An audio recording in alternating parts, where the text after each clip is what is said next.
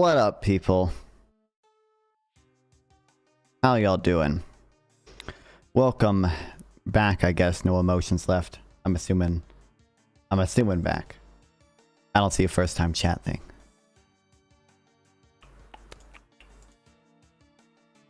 How y'all people doing?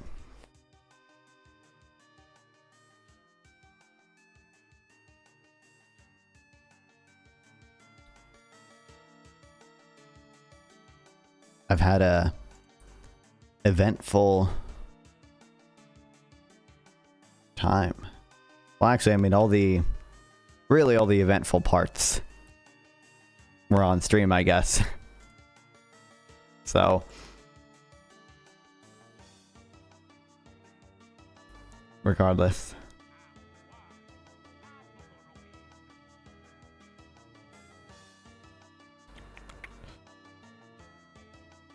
Okay. Gotta do with pick 5. Thanks, Daniel Lomax, for the sub. I'm assuming it's running through the old subs because YouTube sucks as a live streaming platform. But I'll thank y'all anyway, okay, even though you're probably not here. What's up, Rana? Rana Joy Gray 2028. True. Is there something new with her? Miles Kinslow, thanks for the sub.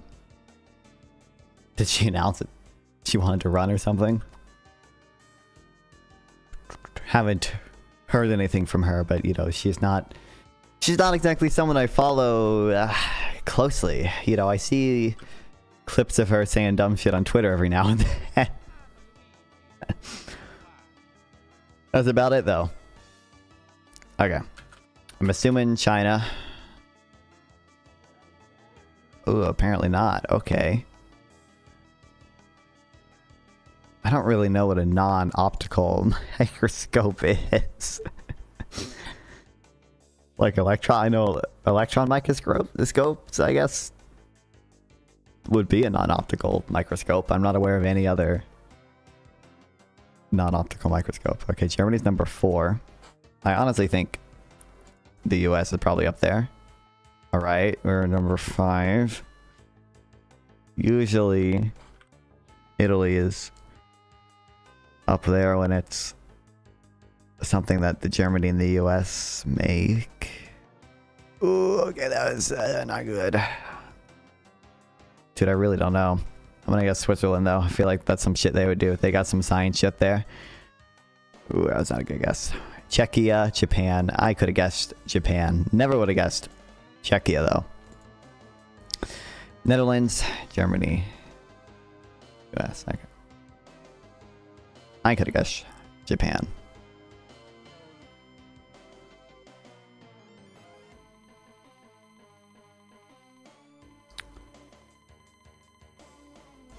Okay. Almost 2 billion gold, precious metal, cotton, and aluminum. I feel like it would be like a West African country, but it doesn't have any oil. And it's only 2 billion.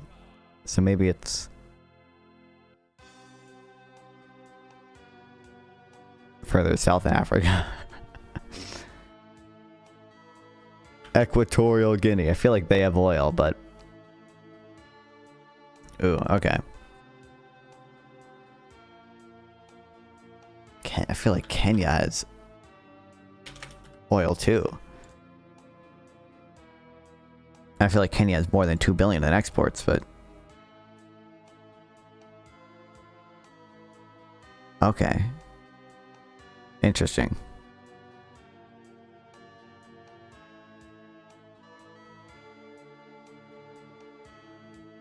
Which is the smallest Stalin country? Turkmenistan? Tajikistan, I think, is the smallest one, I think.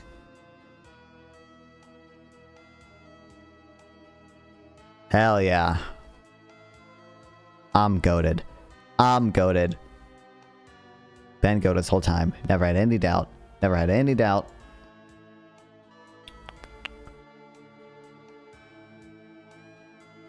Okay, we're gonna play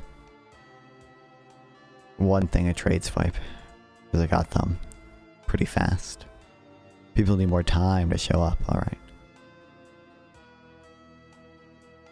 baked goods. From Indonesia, I feel like it's gonna be less. Are you kidding me? Aluminum bars. Probably more. Let's go. Iron pipes from South Korea. Ooh.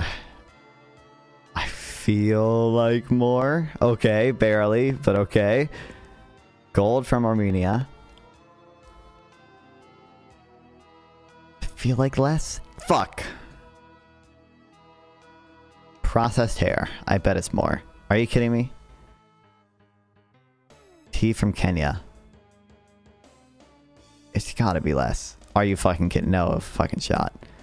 I'm trash. Remember when I said it was goated? I was lying. Corn from Turkey.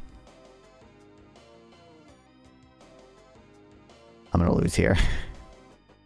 It's over. Oh fuck, I didn't even swipe. I bet Turkey has some corn. I think I would have guessed it would be higher. Alright.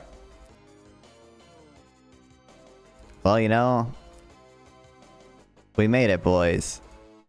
This is how you know, it's how you know I've made it as a streamer. And North was there too, so he's made it as well by association. Today, both Uncensored America and Unfucked Why America were is hosting there we go during the same time slot at the same campus. Unfortunately for Destiny, Omni-Liberal, he has serious troubles drawing out crowds. At least his good friend Myron Gaines doesn't seem to have that same problem. Uncensored America. Hold on, wait. someone send 10 messages in chat real quick so the fucked up party chat goes away. That's like whenever someone uses emojis in that chat, it just gets entirely fucked. Yeah, that's. This looks like there's gonna be. Oh my god, so many more. Oh, I didn't even see so how many more. Oh no. No. Hold on. Dude, it's probably the. Yo, Leanne, thanks for the $10. I appreciate it. Let's go. Hell yeah, brother. I appreciate it. Thank you. And oh my god, there's people on the second floor. Is that a line? That's not a line. That's people. I don't even know. Yeah, first of all, I actually don't even know if he's accepting the. I feel so bad, bro. Bro, I went to this UFA event. You got Hasan watching your stream. Yeah. Hasan watched it. The other people who watched it are like not that impressive because they're like people I know and they're not as big. Like Lonerbox watched it. Vosh watched it. I guess Vosh watching it. I've never spoken to Vosh or anything. And then like everyone in the lower tier streamer space as well watched it. Vaders, he might. I thought it was IRI watch it. No, yeah, I watched IRI watch it because I was curious. There was a why are you the big man of the hour? That did you not know, Emerald? Does he not know? Does he know? It's because you were there for the fight. Yeah, it's because I'm the one who got the footage of the fight, right? I'm the one who recorded it. So everyone who wants to watch the fight is watching my stream. Yeah, I watched IRI watch it because I was curious. There's a website where like you can search through like YouTube transcripts. I just like I typed in my name to see if anyone I like else watched it or whatever mentioned it. IRI was like IRI his VOD came up or whatever and he was like non-fun. I feel like I know that guy. Who is it? Do I know this guy? It was funny because I was on Live and Learn with him like 3 weeks ago or something, but eventually he got it. Okay, he said he felt bad. Okay, I love IRI. IRI's still my goat. All right, no worries. Just a speech. And second of all, there's so many people here. I bet if you wanted to go up, it'd be like no, I don't think this is UBC. This has got to be a different campus. It was USC, but I feel bad because like, like the fight obviously probably does not reflect good on UFA on its own, and B, seen Destiny watch the fight clip or watched someone else watch it. No, I haven't seen Destiny watch the fight clip, but I mean like Destiny he was there, so I don't know if he would comment on it any more than he has already. But the fight itself doesn't probably not look good on UFA, and I've seen people say as much on Twitter and shit. And B, like, it's not like me being there, okay? Me recording and me and North going to Myron Gaines event led to, you know, this fucking edit of them comparing the crowd sizes. And like that is now being shown in a Hasan stream. So they were doing dueling events or something. I guess they were doing dueling events at like a different college campus. See, that's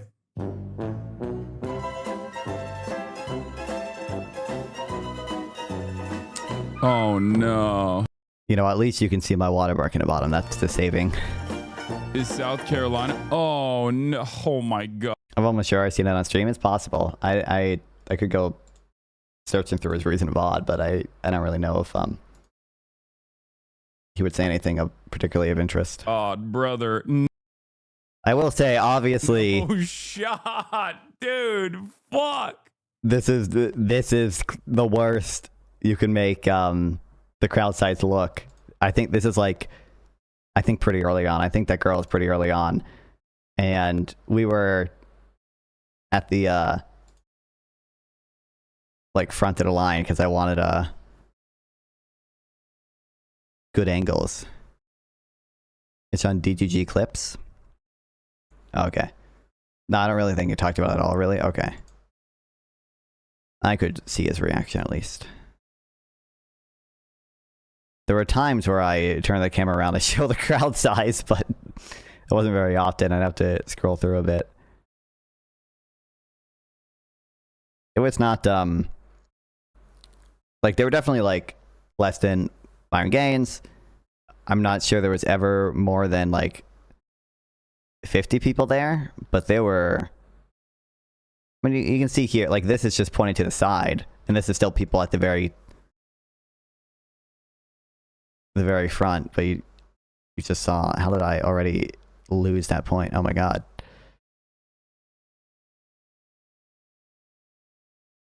Like, these are basically all people in line to debate Destiny, basically. There are more people to the right of us and behind us as well.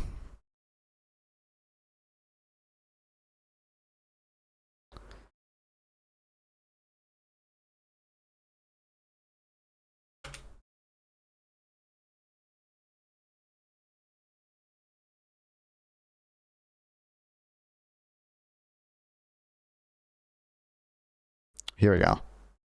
And this is still relatively early on. There are more people later. When are you going to go on another Live and Learn? I don't have any plans to. I don't know why. I don't know, like, what new stuff that would happen to make me go on it again. Bro, I just want to talk about optimal economic policy and why you should donate to the shrimp. And all people talk about and all I get dragged into is how much should the Democrats fucking cook out to the left and yada yada yada. The Gaza voters cost Kamala the election. How much, like bruh. Okay, well this is, I mean, this is, I think, technically before the event even started or whatever, but there are people behind us. That's the point. Yo, that's me. That's me.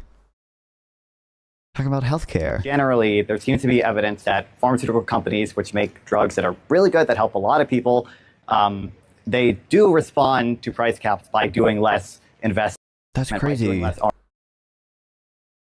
And the audio is fucked because we have two overlapping mics. Yeah, anyway, now I get to, now my footage is used by all the anti-UFA people. Okay, low key though, I'm the Chad UBC frat alpha. Thanks for the follow, Lean, on Twitch. I appreciate you. America Tour and the Uncensored America Tour, Low Kirk Kentually, I straight up event mogged both of them, crowd mogging both. I didn't see what was Hasan's event, by the way. I watched him talking about me. Fools didn't even know that they were doing shit. Didn't even know that they were doing shit.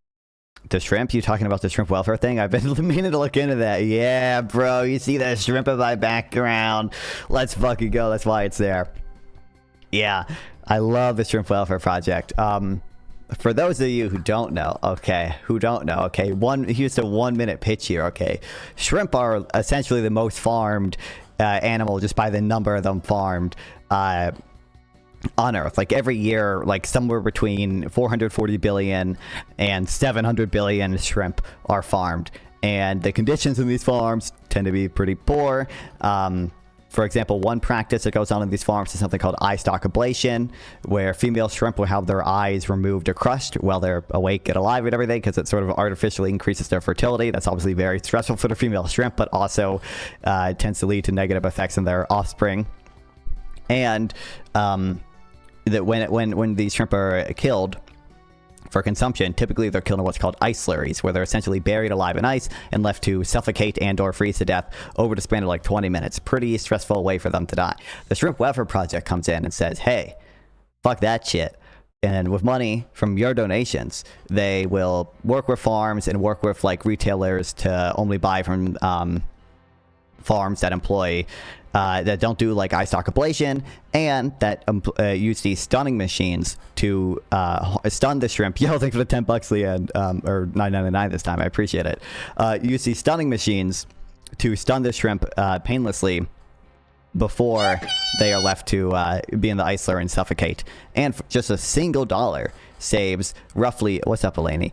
1,400 shrimp per year in expectation, because the stunning machines, you know, degrade over time and they last about 10 years. So a dollar saves roughly 14,000 shrimp from experiencing this painful death, as well as the other benefits they do, like ending eye stalk ablation. And they also like do some like I forget the name is, but like some like ponds in like shrimp farms like have really negative effects on shrimp because of the like algae in them or whatever, and they like remove that.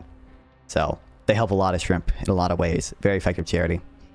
It knocks out parasites too, do they? Shit.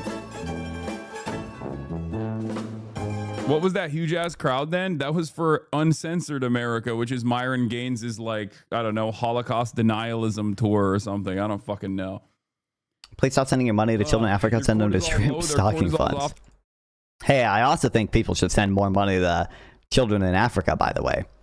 Okay.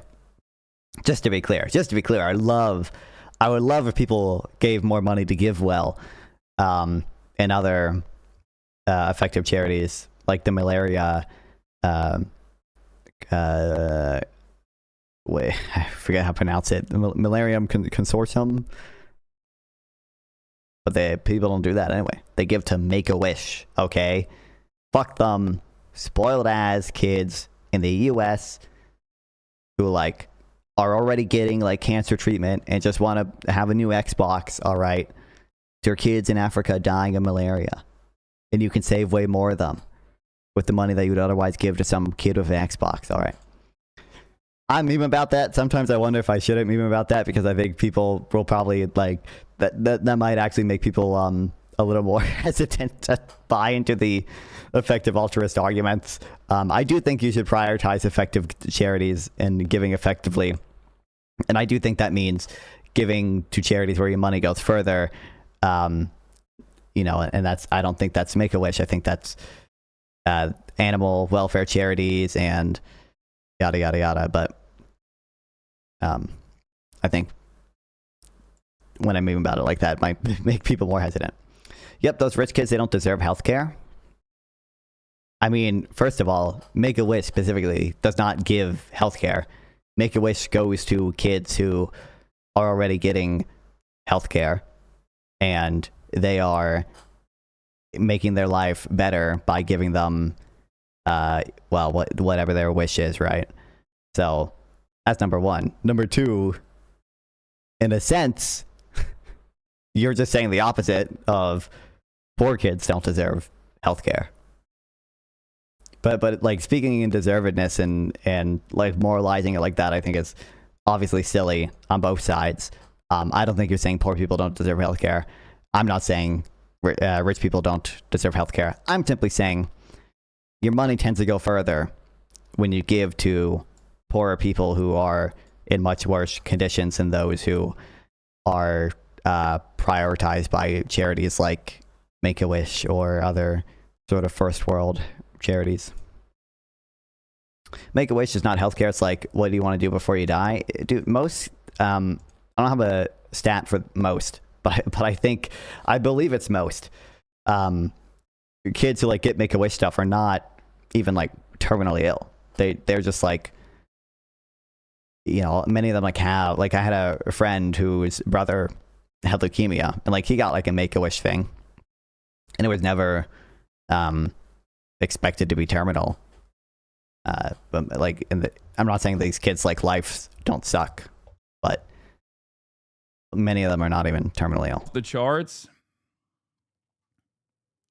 Yeah, I was Krav Magging. What could I even Google to find that? Like Make-A-Wish terminal kids versus not terminal kids. Like I don't know what the search would be. Gooning. I was mewing. I was fucking mewing, dude. Cortisol levels are through the roof for these guys. Especially was just gooning while you were mogmaxing. Yeah. Anyway, booth cells can't hold up to the lectern chads. I have an idea of like 10 policies that'll make Dems rule for at least 3 terms straight. Want to hear it? Sure. How long was this before? You could ask AI, as much as I don't trust AI as a source. I think AI might be best at like finding a source there. Oh. Here we go. The biggest myth and misconception is that we only grant wishes to kids with terminal illnesses. Not true. Yes, Make-A-Wish began with this concept, but quickly learned that the prescription of those hope only Make-A-Wish learned that the prescription of hope only Make-A-Wish can provide was needed by any children between the ages of 2.5 to 18 going through a life-threatening illness. In fact, it was reported recently that 86% of kids who get a Make-A-Wish go on to lead extraordinary lives. I could point to Maria, who okay, blah blah blah, whatever. So like 86% of them don't die, but obviously some of them might have had a good chance of dying. For Pestany started his talk, I hate the guy, but let's not be misleading. I love whenever people say I hate the guy. Let's not be misleading. But it's always funny because like the people that say stuff like that are saying stuff like that because they're like just right there. They're like debate guys. You know what I mean? Like, okay. What's up, momentum? Started 5 people showed up, so there's that. Are you okay?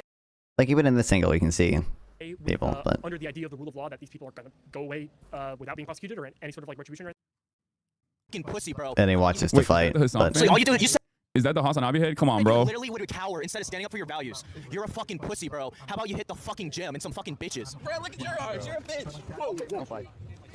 Whoa. Oh, Jesus. End all tariffs in China, even on Chinese EVs. Wholly based. Oh, it got cut off, unfortunately. Keep for semiconductors only. No more bringing back DI. No more mentions of race. I don't know if that, depending on how far you go with that, I don't actually know if that would net voters or not. Public option for healthcare. No trans care for those under 18. I don't think that would net Democratic voters. Tough on crime. I think like not mentioning it as much would, but I think if Democrats came out and said that, there'd be a lot of people who might feel uncomfortable voting for that. Tough on crime policies, vastly improve conditions of jails, 7, build 5 million homes by 2032, end NIMBYism, and make real housing costs stagnate. 8, promote all of the above energy policy. 9, support a first trimester federal abortion floor where all states would be required to support abortion until the end of the first trimester. 10, ban all stock. I mean, those all sound like mostly popular things.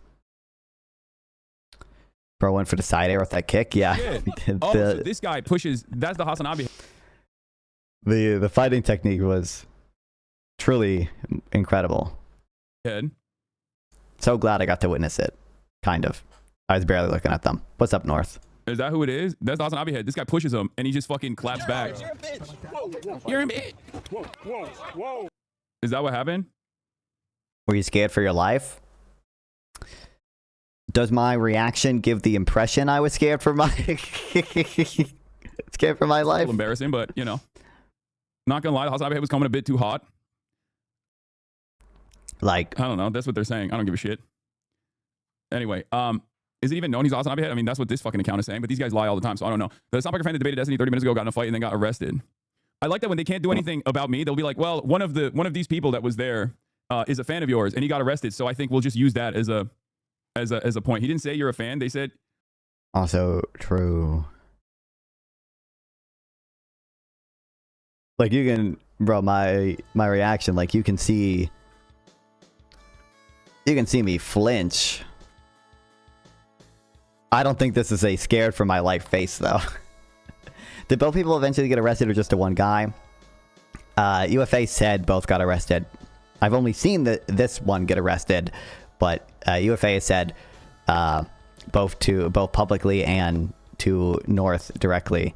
I don't know if I should be. I'm revealing that on behalf of North. I'm assuming it's chill with that. That the other dude did eventually get arrested. For my go to hope you're safe and sound. I am. Also, I forgot to mute the background music. My bad. And welcome back, Rosh. Not fun is from the street guy. He lives this shit every day. Ain't shit to him. This is true. This is true.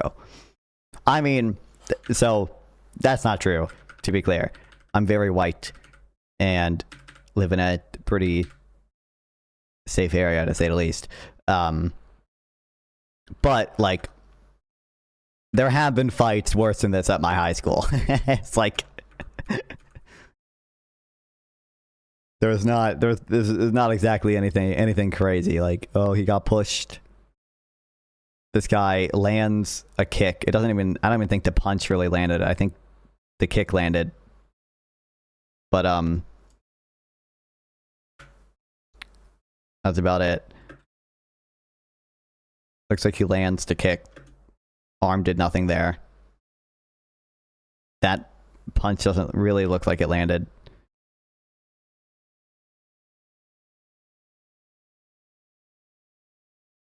And then that's basically it. And then Ethan comes in to save the day.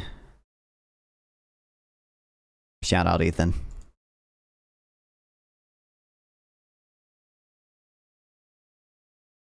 What's your win ratio for street fights? 10-1. I've never been in a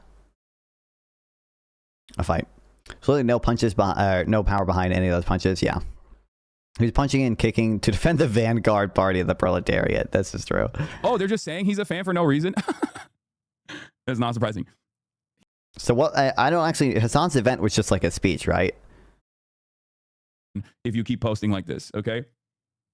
Malfun, can I recommend one video? Sure. Can't guarantee I'll Please stop. watch anything, Green but Party. He's running for governor. He's an interesting guy. You know, just please stop.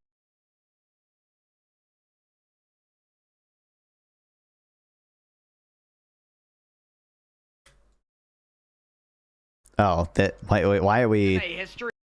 Why is this a recording of the video? I've seen the original video of this. Just made the list. I don't know what's crazy about this. Yeah, I'm going to in trouble. Man, dude fucking came at this kid like he was.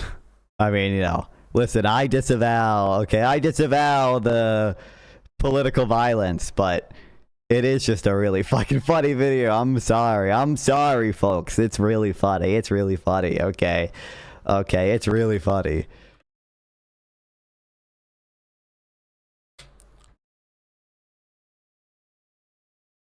Clearly, they love you.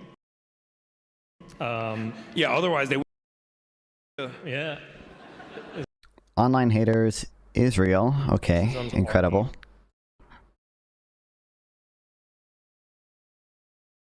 That there's really government. I love non-fun. Thank you, Eleni. And not Just wanted to check it on my go. Otherwise, me sleep non-fun. Well, I appreciate you stopping by, with Rosh. people in general. But yeah, I was never. I mean, you're gonna see my reaction. All right, it's cool because the clip was shown everywhere. Okay, it was on LSF. It was on Destiny subreddit. Okay, but there was never any it like who gives a fuck? It was not that big a deal, bro. You have many Jewish followers who agree with you on a lot of core issues, right? But even among those who agree with you on the issues, there are some that say that I want to make it as accessible as possible. So in an effort to do so, you know, there are going to be moments. Liberalism is falling apart. Oh no. Destiny titled his latest video about it. Yeah, I saw. You know what? He didn't even use my footage. I skimmed through it because I was curious. Okay. This motherfucker. Oops, I just opened the same video. Incredible. What's up, South Drama? Socialism finally defeated at last. By the way, if anyone can find... Hold on. Someone put this on Twitter because there's more people who will see it.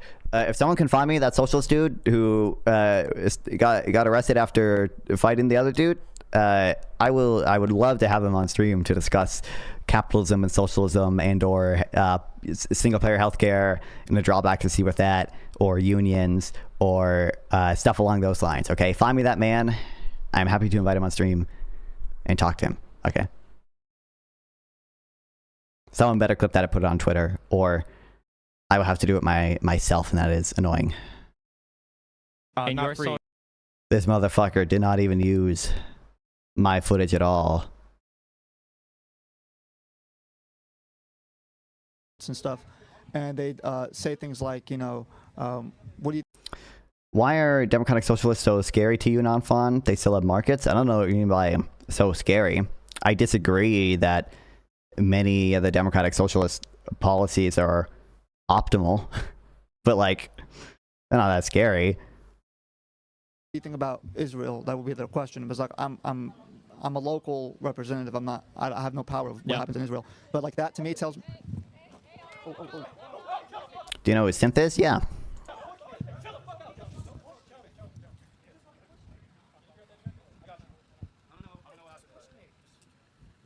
Did not even use my footage. Oh. Way to go, Ethan. Unbelievable. Unbelievable. Understandable, though. I would have charged $400 for him to use it. I'm kidding. You reach out for synth for the better case for socialism, democratic socialism. Yeah, I don't know. I don't know exactly what type of socialism synth does. Then I don't know how much. I know him for philosophy stuff. I don't know him for any econ stuff. But maybe. What do you think of job guarantees for public works? I think it's probably not optimal. Tell me you and Destiny pop bottles in a club after the other event. No. I did go to me and North did go to dinner with a lot of other people from UFA, like Erudite and her husband, and Ethan and Corbin, and who else was there? The Amy girl. Her. Sorry, my bad. Yes, I'm aware. Sorry, my bad. Sorry, forgot. Yes. Her. Vis-a-vis travel to China, baby. Can't beat it. And so you already said this sort of in the lead up about the liberal international order and how that is in a sense in decay, right? And so Stephen Walt of Harvard Kennedy School, he saw this, Mark Carney's sort of fairly recent comments as an example of a significant moment of rupture in the whole liberal international order. Dude, hold on, I should have closed to Hasan Twitch saying him like today. Complain about the event size or whatever, and like the substance person. Fortunately for Destiny, he has some serious trouble drawing crowds. I think this actually, is it this tweet or whatever? I pulled up one of the... Oh, that's just the tweet he was reacting to. But everyone like making fun of it for, oh my god, liberals suck at this, and my event fucking frame logged, and like, dude, his chat is spamming fucking Xi Jinping chat emojis with the hammer and sickle in the background, bro. And again, kind of just repeated it here, that liberalism is essentially falling apart. So, the question is, for you to sort of elaborate on that, to elaborate on your perspective and why you think that is the case, and especially why Canada and the Canadian government's recent position is a good sort of indicator of that. Yeah, I mean, first of all, I met Erudite at Debate Council's Progressive Victory after party. She's super nice. Yeah, it's nice talking to her. I mean, she reached out. I think it's after like she saw the clip or whatever, she was like, "Oh, she DM'd me like, oh, I didn't realize you were there. You guys coming to dinner?" And I was like, well, I'm not a part of UFA, so I'm not really, I don't know of any dinner plans. But she was like, oh, you guys can come. So it was chill. It was nice. I hope that Tried the neolib pillar. Did not work, unfortunately. Mark Carney follows through on that promise, and it's not simply empty posturing. And he's simply saying that so that he can cut a better deal with Donald Trump at the end of the day. Because it is a matter of life and death. It's always been a matter of life and death for those in the global south, because the liberal international order, the new world design post-World War II, was very quickly and very effectively developed as a way to whip up support against this new front in the Cold War against communism. Did you frame mog anyone?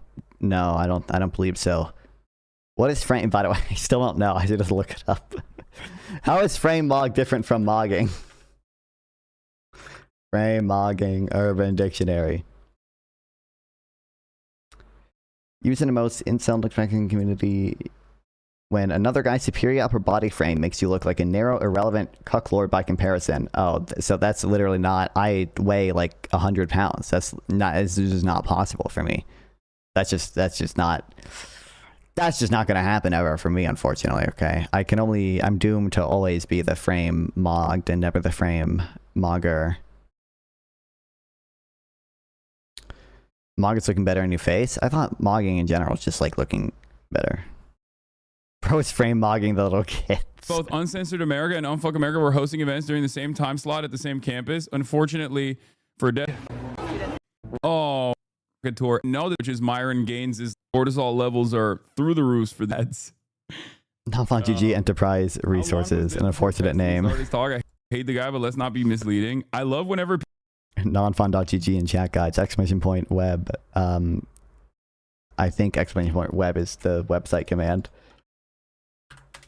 It might just be website.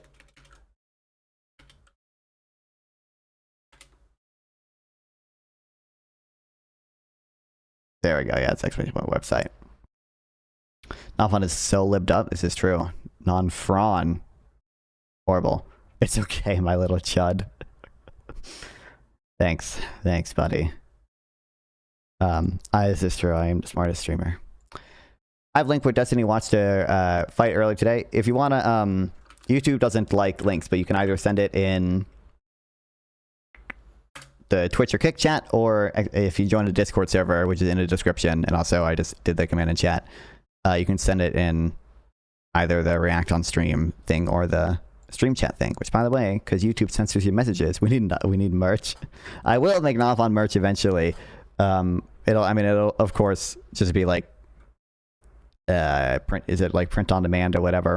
I'm not gonna have any merch stocked or anything. It would just be like, designs that you can order.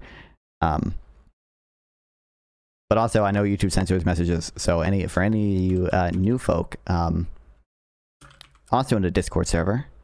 First of all, there's me and a bunch of other cool fans talking about stuff. But there's a Discord channel called Stream Chat, and you can say whatever there. I mean, not whatever. I will ban you for anything too bad. But and it shows up on stream. Thanks for the follow on Twitch. Yeah, send it in Twitch chat. And also, you can use all the emotes for free there. So I have a bunch of like emotes in YouTube and Twitch that are like sub only, but on Discord, you can send all of them. All of them for free. Okay, that's the workaround. Look, you can spam the Conavoy Tinky emoji. To a shrimp in a J-Pal costume. That'd be goated. I could get I should print out a picture of Jerome Powell and like put him in the face of the shrimp thing. What is that Twitch follow gif? I mean, that's my gif for everything. Dude, I can't wait for your carnivore diet only arc. Imagine the chadness. I don't know if you know, Legate. That's yeah, that's not gonna happen. Does he know? Does he know?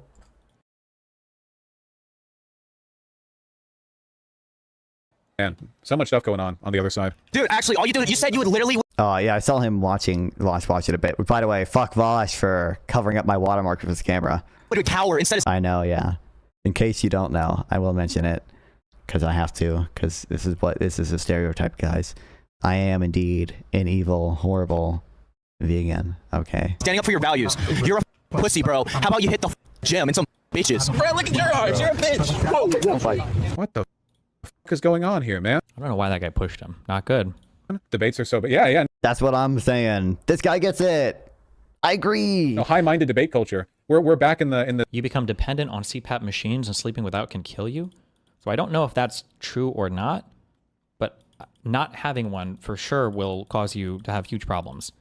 So And they're talking about get CPAP one. machines now. And you can also make lifestyle changes. I think things like obesity or gaining weight, I think can also play into developing sleep apnea. I don't know if there are other things that cause it as well, but.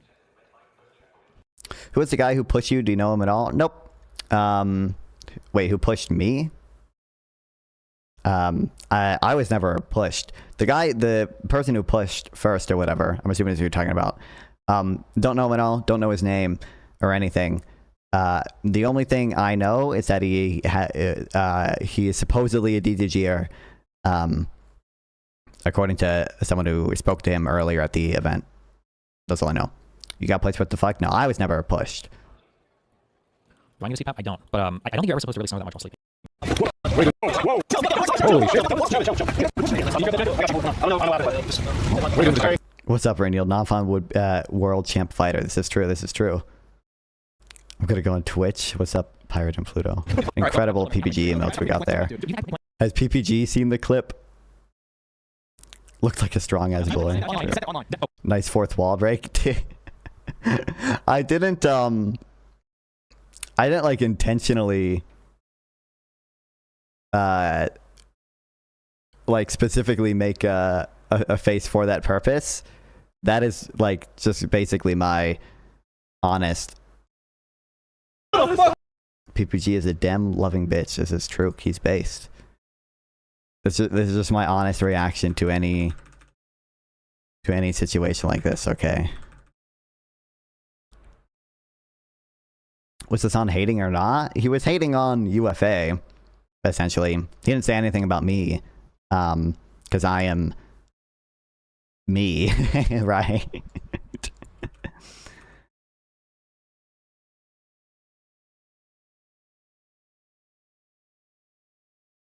This is how I react to situations.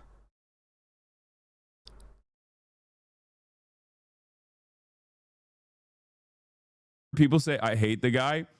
Let's not be misleading. But it's always funny because like the people that say stuff like that are saying stuff like that because they're like just right there. They're like debate guys. You know what I mean? He better not run his mouth out non-fun. Worst mistake you can make. This is true. Like, okay. Apparently, as soon as this, I think cleared a shot for viewers, of course. No, I made sure to get good frames of it. Thanks for the follow. Pirate over on Twitch. I appreciate it. people showed up, so there's that. Are you okay with under the idea of the rule of law that these people are going to go away without being prosecuted or any sort of like retribution or anything like that? Okay, that's pretty good.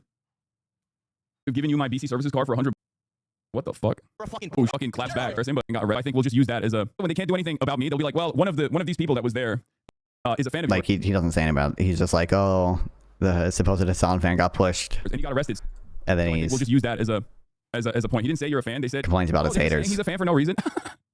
That's not surprising. He said he wasn't. It's not for, it's pretty clear. That guy's quite left leaning, and I believe he said in a earlier event that he was a Hasan fan, or people knew him as one. But I could be wrong.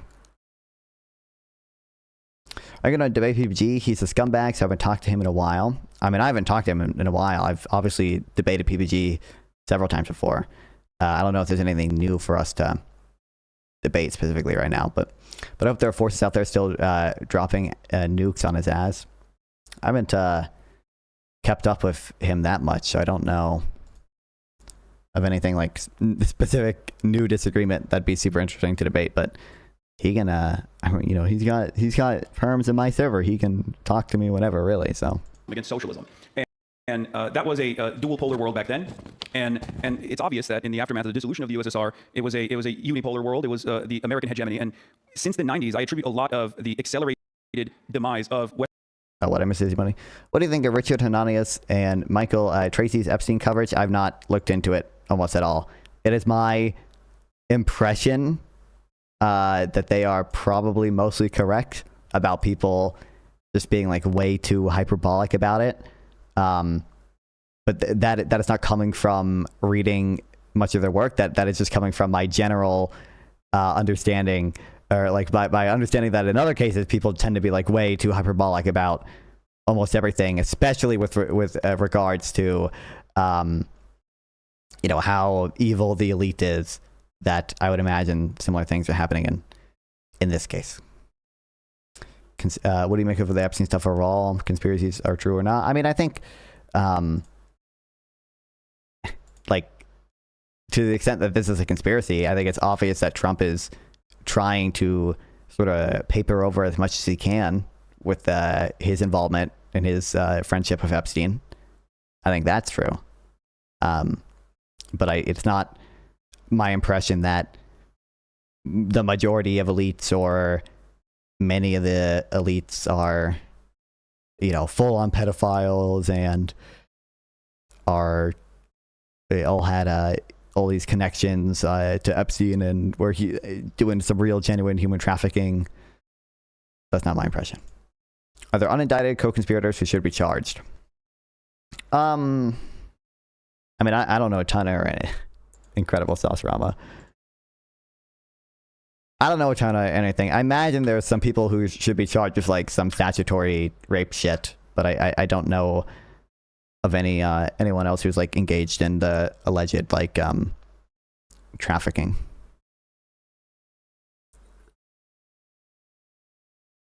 Presumably other people helped Epstein out. I mean, I just have to know more to comment confidently on any of that.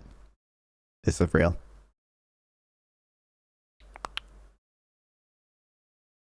Western liberal capitalist countries. I gotta recreate some of these photos with the new background and my clearer skin.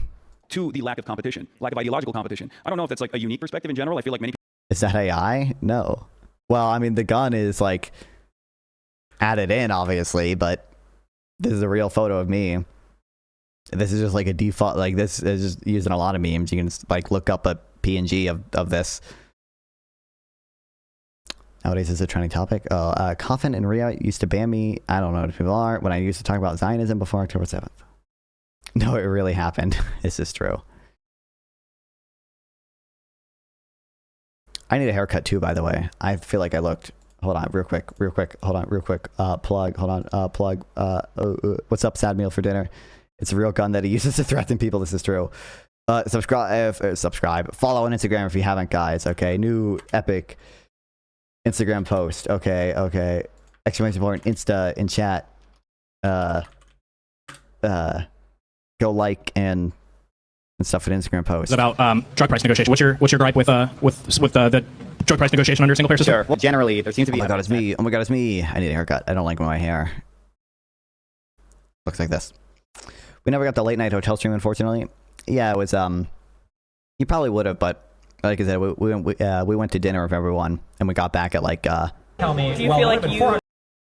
Like 8 p.m. or something, and North was really tired, and I was not nearly as tired as North because North was up for way longer, but I had not gotten my full 8 hours of sleep the day before, so I made my Instagram post and I went to bed. It's a trap. He doesn't follow back. I don't follow. I don't follow back like people I like don't know like in person really.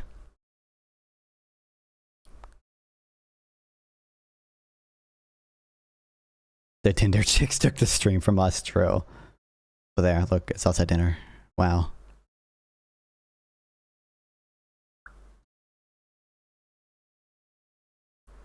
People understand it to a certain degree, whether it be the expansion of welfare states in social democratic countries that are close enough to the USSR in order to not succumb to the threat of a good alternative, a scary alternative that might work. But I think the accelerated Thatcherite, Reaganite ideology of neoliberalism, or some people call capitalism, happened because of that lack of competition. And basically, I'm saying is that capitalists are victims of their own success. They Sigma grindset it too hard, and now they have endless appetite for profits to the best of their ability. And for that reason, they have been dominating the most malleable aspect of production, which is labor. First, they went out and sought out markets that had cheaper alternatives for labor, and then they decided to continue dominating their own domestic labor force to the best of their ability. So I think what I'm trying to get at in this long-winded... Do you know what's funny? I hadn't seen this event before now. I was just curious what it was. And of course, the entire thing just appears to be shitting on liberalism. I tweeted out just as a meme. I've done this a few times. Like when people react to something on something of mine on stream, like I just edited out the like Twitter clip that he was watching of me and put in this picture. And I just make these dumbass tweets. Hasan comments on the decline in manufacturing employment in developed countries. When spending in manufactured goods declines because of the relative price of manufactured goods fall. For example, buyers will use the money they save to buy more services. Paradoxically, therefore, because of this future demand, an important driver to shift towards an economy with growing shares of spending in services is productivity growth in manufacturing. Dude, there are people who, at least one person who thought it was like real. Similar phrases help me because I don't understand what he's saying. I thought it was 1, manufacturing being cheaper elsewhere. 2, less labor consuming manufacturing in the U.S. i.e. we should take 5 workers to make a widget. Now we need 3, which like this number 2 here is essentially, by the way, like half of what I'm talking about there. But like, I think there was, no, I don't think anyone else fell for it, but.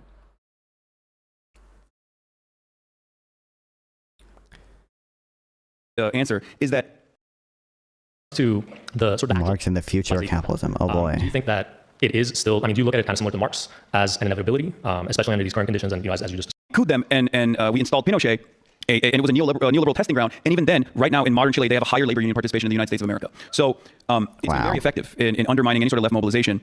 And so for that reason, I think, you know, capital owners are very effective at engaging in class warfare and have been able to delude even regular working class people into believing that they are simply not an exploited proletariat, but temporarily embarrassed millionaires and billionaires. So for that reason, me for real.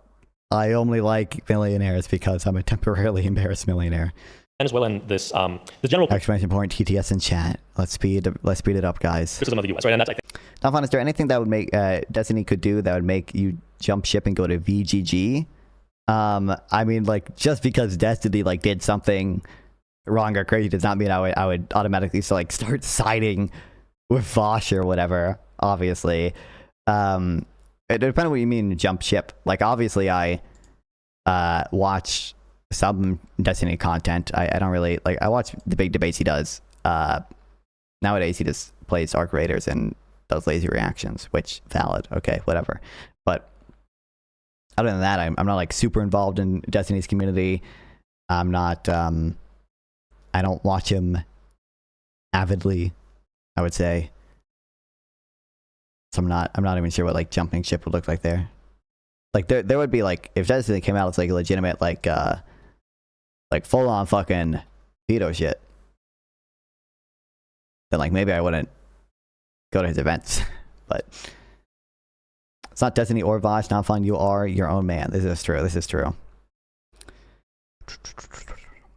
Why did you time out that guy? Well, I didn't time out that guy. Sounds wrong with timing out that guy. But I respect the play. I respect the decision.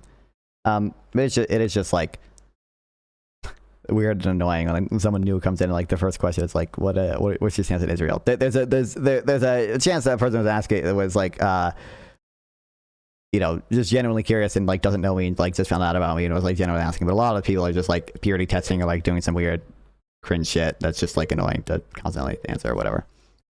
Why are Destiny going full PDF be a problem? He's already professed carnist. It'd be like actually I was gonna say I actually don't think the effect on Destiny would be that big. So I think like whether or not you should interact with someone, like I'm gonna judge essentially based on whether or not doing so is gonna like cause harm.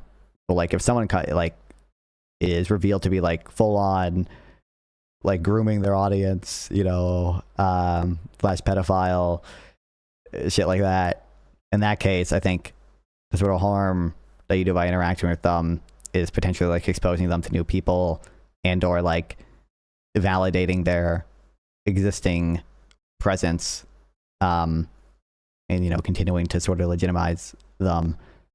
But I don't actually think, because of my size, I don't actually think doing that with Destiny would like have any material effect there. But you know, Voss executes his lolly, Destiny gropes. I don't fuck with that shit. Me either. Incredible. Destiny prone incarnism does harm way more than PDF. I agree, but I don't think it's not like the sort of harm from. Well, no, I mean, I guess I could see the if you're legitimizing his presence on the internet still, technically, I guess that might still have like some effect on the amount of people he reaches with carnism arguments, maybe. I think part of like the thread that runs through all this. So like, you know, you've been, of course, very critical of U.S. actions abroad in general, U.S. foreign policy. And one of the things. Wait, is this questions in here. maybe we get like one part where he's not shitting on liberalism here. Questions from some of my brilliant students at Fordham, and there was this one question from Sophia who asked, this is getting back to on the role of social media, and how speaking about all of these types of issues, including American foreign policy, but also just in terms of political mobilization. This is how the question is framed. So on the role of social media, we're constantly witnessing crises, violence, and collective mobilizations unfold in real time through our screens, which can create the sensation of hypervisibility and participation. At the same time, and I don't know if you want to speak about what's happening on the far right on certain platforms, but the far right movements continue to grow, right? In part through similar digital platforms. So, what do you think about how we confront this kind of contradiction between digital visibility and simultaneous strengthening of exclusionary authoritarian politics? Yeah, I think the far right's mobilization on digital platforms still stems from the fact that they get a lot of financial backing and are not seen as antagonistic to the right-wing administrations. Left-wing mobilization, on the other hand, requires grassroots support and is often antagonistic to liberals, which is the only expression of a major left-flank politics in the United States of America, at least. So, for that reason, I mean, any opportunity that we have as leftists, we should. I can kind of see what he's talking about with regards to like the Daily Wire, but when I hear like far right, I'm thinking like Nick Fuentes and stuff, and like he does not get Nick Fuentes, for all the bad things about him, he is like grassroots, okay? Like he like literally been fucking debanked or whatever. It's like I think like Visa or like MasterCard, okay, all the Jewish financial organizations have him like blacklisted, don't they? And he's like on the no-fly list or whatever. Like all the shit you can say about Fuentes, I don't think he gets like funding that's not like from his audience. Should seize on. So I do think that the digital grounds for organizing is still good, as long as there's still. Directly allows people to excuse themselves eating meat, and maybe someone eats more meat than they would have otherwise. Way more directly impactful than vague PDF stuff. Well, I said if he came out as like if it was revealed that it was like full on, like direct PDF, and like if he was caught like DMing a straight up minor that he knew was a minor, like from his audience, and like somehow like abusing the power dynamic that exists because he's a streamer and because of the age gap to like do crazy shit, rather than just like much bigger online stuff that happens more often. As long as there's still a focus on meeting one another in the real world and participate in regular society. Otherwise, all you're doing is posting on the internet. And as a prolific poster myself, I recognize that it might feel good at the time, but you're not really accomplishing any serious results doing just that. Think about it. Or what's the Democrats versus Republicans part? Conditioned, at least in my experience, to go, oh, you don't like American military action, you're an outsider, you're an enemy. I'm very fortunate that I have a wonderful audience that has been much more open-minded than I ever thought they would be as far as hearing this perspective. Having said that, that's how I use this duality to my advantage. My experiences growing up in Turkey that allows me to develop a different understanding of being on the receiving end of American intervention, and then my experiences in America as an American citizen make it easier for me to communicate with Americans. So I have one audience question that is specifically about this, actually, which is on the differences between Democrats and Republicans in the United States. So you've often said that when it comes to, for example, coming back to the question of Gaza and Palestine, that also on questions of foreign policy, that a lot of times Democrats and Republicans don't really seem that far apart, that there isn't like a major difference between them. So for people who get really mad when you say that, they get so mad, and it's like, well, okay, where's Chuck Schumer? Like, where's Hakeem Jeffries? But you got some people who, as you say, they get kind of angered by that, and then there are people who kind of like might find, they have sort of like a criticism of that, right? And this is sort of what has been popping up in some of the questions of the audience. So for people who say that that kind of tends to flatten the differences, right, or it is equating like Democrats and Republicans, like what's your response to that? Do you think that we should also think about what actually separates them, or do you think that it's actually necessary to frame it that way, that they're not that far apart on a lot of issues like that? Yeah, I mean, from the perspective of Hossam Shabbat, who unfortunately was assassinated by the state of Israel under the watchful gaze of the Biden administration, it doesn't make a difference whether or not he's flying the LGBTQ banner or is anti-woke, right? From the perspective of the victims, it's all the same. It's more death and more destruction. And obviously there are differences between the Democratic Party and the Republican Party, but when it comes to foreign policy, I'm not actually flattening that experience. It's just I'm looking at it from the experience of the recipient, the victims of empire, and from their perspective, there doesn't seem to be a lot of difference. Otherwise, I don't know how this is what's frustrating. Catching him proudly munching on a sentient being's corpse versus catching a kid, which is worse. I mean, technically, I'd probably rather you eat one animal than molest someone. But I think over time, the molestation, the carnism would be worse. I wonder why people get mad when... Right. From the perspective of the victims, it's all the same. It's more death and more destruction. Whereas just saying from the perspective of the victims, it's actually, Biden and Harris are actually the same. I don't even know what he means by from the perspective of the victims. For the set of people who get killed, maybe, obviously it probably doesn't make that much of a difference to them whether or not, the Raytheon, the LGBTQ banner, or whatever, it's a female drone pilot, guys. I think the better, the better point that a lot of people make is that the set of people being killed would probably be smaller under Kamala Harris and or Biden or most Democrats. And obviously there are differences between the Democratic Party and the Republican Party, but when it comes to foreign policy, I'm not actually flattening that experience. It's just I'm looking at it from the experience of the recipient, the victims of empire. And from their perspective, there doesn't seem to be a lot of difference. Otherwise, I'd ask the people in Yemen if it felt different when Obama was bombing them, as opposed to Donald Trump bombing them, as opposed to Biden bombing them, as opposed to Trump bombing them again, right? It makes no difference to them whether it's a Democrat or a Republican, because every president has to bomb Yemen, I think. I don't know if it's in the Constitution or not, but that's just what they've been doing so far. And that's basically what it is. I think a lot of Americans don't want to recognize that. And they also don't want to understand that what I want is a real anti-imperialist party. How many times did Biden strike Yemen compared to Trump? Like, I don't know if I don't know if there's going to be like good numbers on civilian deaths, but like Biden, struck Yemen like twice or something? And like Trump had like a full ass like mini war against them, bro. Yemen, civilian casualties, Biden versus Trump. Why do you think there's so much Indian hate? I mean, I don't know why specifically Indians. I think it's a feature of probably them being like the most kind of salient. Wait, gee, what the fuck? Kind of the most salient immigrants coming over in like skilled sectors. Do you have any Indian friends? No, I don't think so, no. Trump's Yemen bombings killed nearly as many civilians as 23 previous years of U.S. attacks, analysis shows. This is just the first thing that came up when I looked it up. Analysis of Operation Rough Rider by the monitoring group Air Wars has concluded that 224 civilians were killed between March and the end of the campaign in May, compared with 258 between 2002 and 2024. It argues that the higher death rate after 33 strikes signal a change in policy on the part of the U.S. And is a potential sign for what could happen in Iran if Trump decides to join the Israeli bombing campaign against the country. Like, bro. Party. Them again, right? It's not like I'm not collapsing the difference. I'm just looking at it from the perspective of the victims. And I'm not going to mention that Trump killed 224 civilians, which is way more. It's almost as many as happened in the last 23 years. Are you fucking kidding me, bro?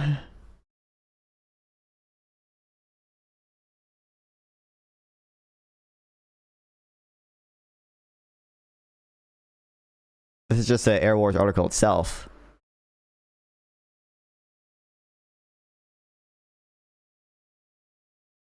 I wonder why people would be upset about that.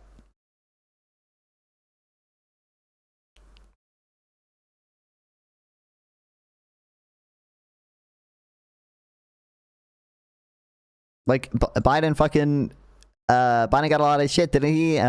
Because he initially removed the Houthis from the states, or like the terrorist list, right? And then he re-added them later after they started attacking boats. Biden removes Houthis from terrorist list. Like dog.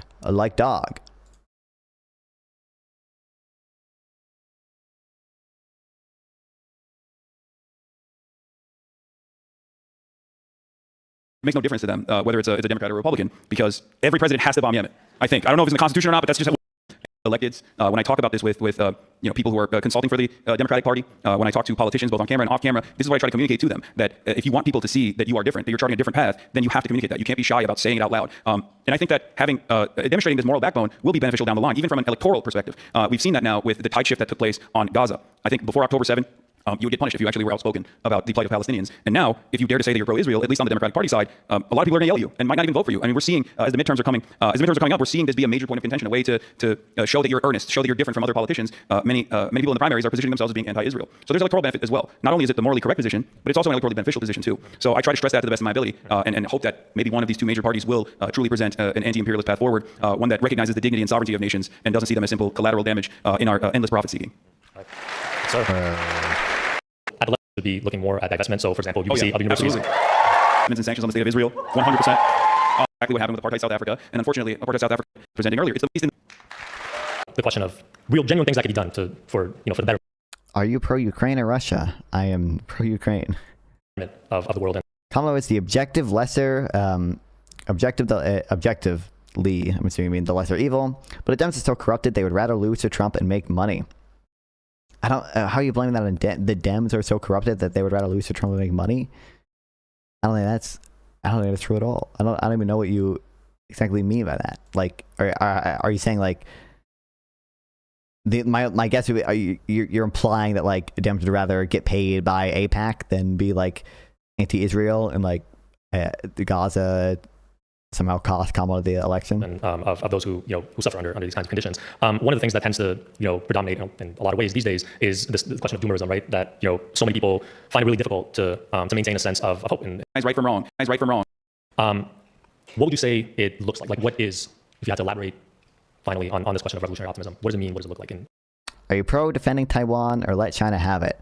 I like, in principle, want to defend Taiwan, and I want to do as much as we can to keep Taiwan independent and have a liberal democracy without going to war with China. I just on like utilitarian grounds. I just think, I don't know exactly what conflict with China would look like, but like I think it has the potential to be bad enough that it's just probably not worth it, depending on how far we go.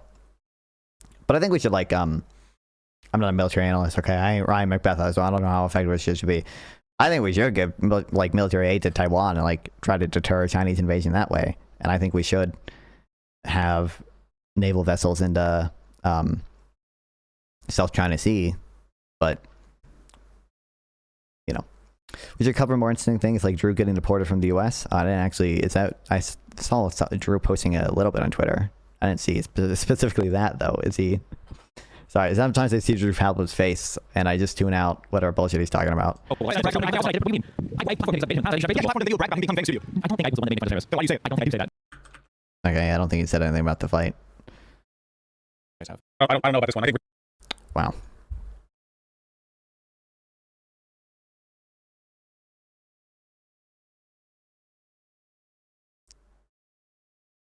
Like I've seen, wait, you got community noted? What the fuck? 10 years, I've decided to move into Billy Eilish's 6 million Malibu beachfront mansion because no human is illegal on stolen land. Thank you, Billy, for your generosity. Billie Eilish. Then he quote tweeted that. Drew performance art update. Billie Eilish got me deported from the US. I think her legal team contacted DHS. I spent 30 hours at LAX immigration trying to explain that my shit posts were just a joke. I didn't actually plan to be personally move into her mansion.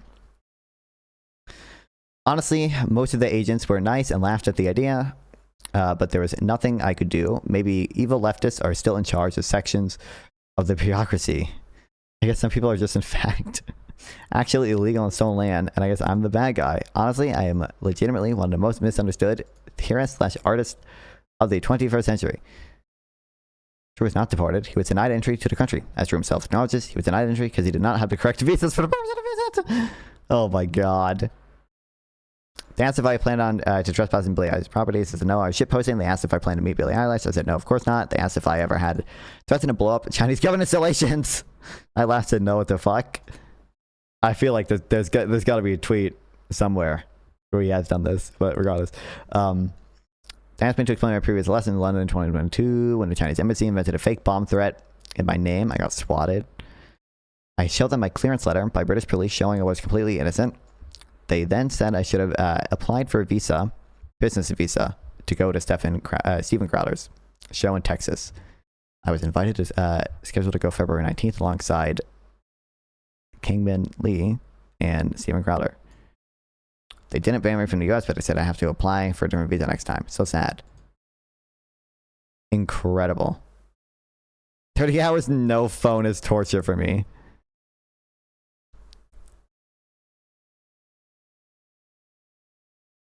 Absolutely incredible.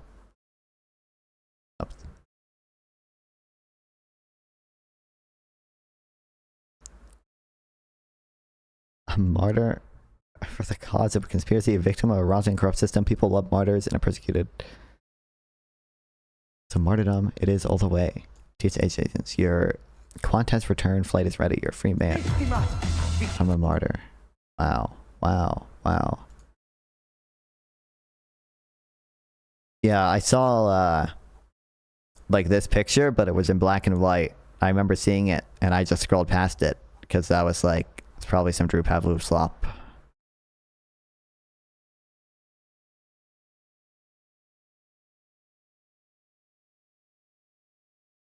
Absolutely incredible. Bro, got Lauren Southern lol. Yeah. Dude, I can't believe he... Yo, thank for another fucking $10, Leanne. I appreciate it. Hell yeah. Oh shit, wait. If I... It actually shows the little emoji guy down there when I click on the featured chat thing. My alert doesn't show that, which is unfortunate, but this does. Let's go to... I appreciate it. It helps me pay for my restream.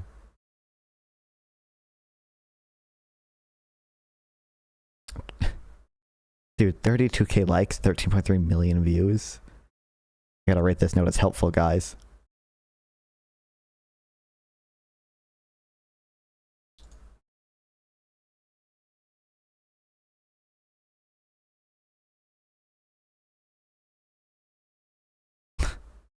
CBP finally deported a dangerous migrant trying to come into our country. Based.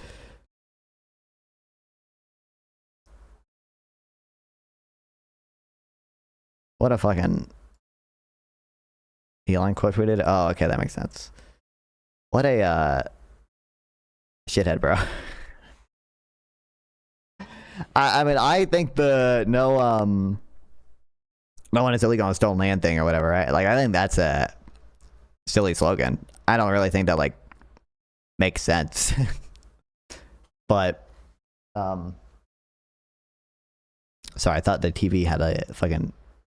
thought it was broken. Thought I had a black spot that was just like a bunch of dead pixels or some shit. I think that's a silly slogan. I think it doesn't make sense. But like, why are we why are we lying about why they removed us? Like what? Like what? Like why? Like what are we doing?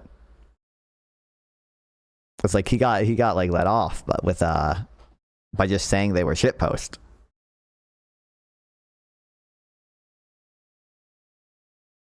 Anyway, this is funny, dude. The fucking Anthony Pomp guy, truly incredible person, like incredible crypto grifter dude. It's like beefing with wonks on Twitter now for some reason. It's hilarious. I've never seen him do this before. He usually like just posts slop. Would you advocate moving to Gazans to alleviate ethnic tensions if it turns out too hard to de-radicalize them? There'd be a margin, I guess, at which I would, but I think it'd just be too... Pomp is back? Was he ever gone? It'd be hard for me to see a case where like that was worth it. I don't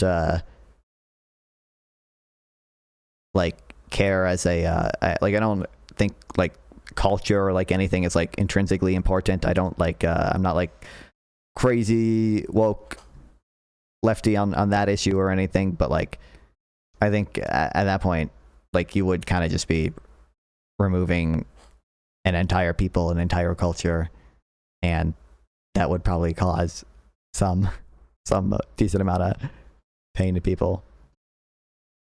But he's posting the Trueflation memes. And like, we got to go Matt Darling. Every inflation reading this year has been under 2%. The Fed continues to hurt the economy by not immediately cutting interest rates further. What percent of the Dem Party doesn't believe in interior enforcement for the majority of illegal immigrants?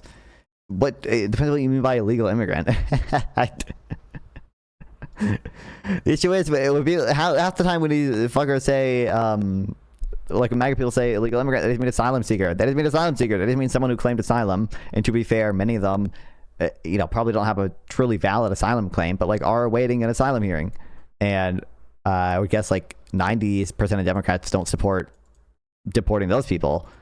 But if you ask like what percent of Democrats support removing people of like a criminal conviction or something similar to that, it'll probably be like 80% plus support it. In retrospect, my prediction of Pomp being the next Fed chair was a little off. I mean, listen, it wouldn't have been, I wouldn't have been that surprised still. Okay, don't know her. But thank God. Thank God we got not the worst fucking person on earth. Except PLSPC and other Senate metrics. These metrics are inaccurate and likely culprit of the Fed's inexcusable mistakes. What's the best evidence of their inaccuracy? CPI estimates 40% of their inputs bad. This is like, do you support abolish ICE? As a principle, yes. As a matter of like political strategy, it's I'm like ambiguous on that. I think it's hard for me to judge like sort of how bad that slogan could turn out being, and it's difficult to judge how, whoa, you support abolish ICE. I think yeah, I mean, I think ICE is clearly pretty fucked up at this point, bro. And I mean, I liked the way like Pisco framed it to me in Live and Learn, because this was appealing to my civil service minded brain. Okay, my bureaucracy loving minded brain was like, I think you know, when you do things like the Doge cuts, when you like shut down agencies and shit like that, like there's just a lot of like institutional knowledge that is lost. And you don't believe in immigration enforcement? That's exactly what I said. And I think the sort of reverse is true, in that there's a lot of institutional knowledge embedded in ICE right now that is essentially like, you know, racist thuggery, if I'm being incredibly bad faith, but you know, just more generally a lack of respect for you know, rule of law, and just some sort of I don't think it's like racist, but I'm trying to find a better word. Prejudice on the basis of the sort of inflammatory rhetoric that a lot of MAGA type people say about immigrants. How do you know that's true though? Is there data on what exactly? There's not data on like the specific thing like I mentioned. Like it'd be hard to even quantify, you know, obviously how like much of that is there. I think there is data on like, you know, just how many, well, some of this isn't strictly speaking data, but like you can just look at like obviously their use of administrative warrants is something new and kind of crazy. I think you can just look at how many more videos there are of ICE doing like incredibly overly aggressive and fucked shit. There is data on just the number of like internal deportations and raids going up, obviously. So I clip on Reddit and shit was so funny. I even had to double check if that was really in the video. Yep. What's the drama? I mean, just the just like the fight, obviously, and then some of the different, like Hasan was comparing the crowd size between UFA and like the Myron Gaines stuff, and there's been people like just criticizing UFA for being super ineffective at fighting fascism, and they're so cringe and can't even get a crowd and don't do shit, but whatever. Just that stuff. I think that in the case of culture of ICE, I don't think it would be hard to quantify. We can quantify the degree of racial discrimination in institutions like all the time, like hiring practices. I think that's not exactly the type of thing. So when we're like quantifying racial discrimination, like hiring practices, right? Like the methodology for that is like submit like a bunch of equally qualified applicants, but some of them have like historically, you know, African American names, and some of them have like stereotypical like white names, right? And it's like we see the different like outcomes there. With ICE, it'd be more difficult to sort of, you know, you'd have to look at the behavior of them and the arrest of people and stuff I raised. But like I don't even think it's you know, I think it's going to correlate with race, obviously, because most illegal immigrants are going to be, or you know, legal immigrants as well, are going to be from the, you know, Latin America, South America. But a lot of it's just like, I think, a general anti-immigrant belief system that they are going to get from, like I said, what I think is the like inflammatory rhetoric that people on the right spout all the time. So then why can't you guys just say you want weaker interior enforcement? Obviously splitting it up into two different departments would make it less powerful. I don't know what you mean by less powerful, Easy Money. Like, ICE would not be, well, ICE wouldn't exist if you apologize, but like, it's true a Democratic president would like not be doing the same type of, you know, raids that like ICE is doing now and stuff. But it's not like they wouldn't have the, I don't think anyone would argue that they like should just absolutely not have the power to do so. It's just like a matter of policy of like how confrontational you are and how, at what margin you like strictly enforce things out, obviously. But to 40% of their inputs, it is true CPI imputes a lot of their data now, but that just has to do with cuts that they have to make to the I forget what it's called. Not it's a the, you know, the data collection of prices, because they just have less staff now and they have to stretch their funding further.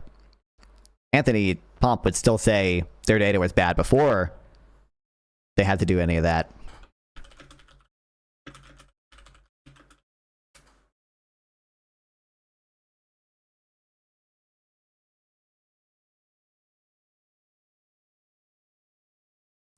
Where I thought they had a historical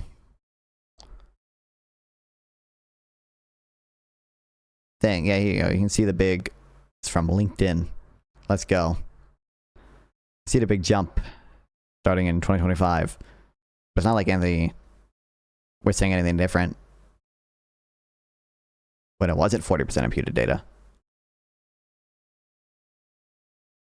Saying I won't deport anyone who hasn't committed crimes is just de facto open borders. Why can't you guys just say it? I don't think that's de facto open borders.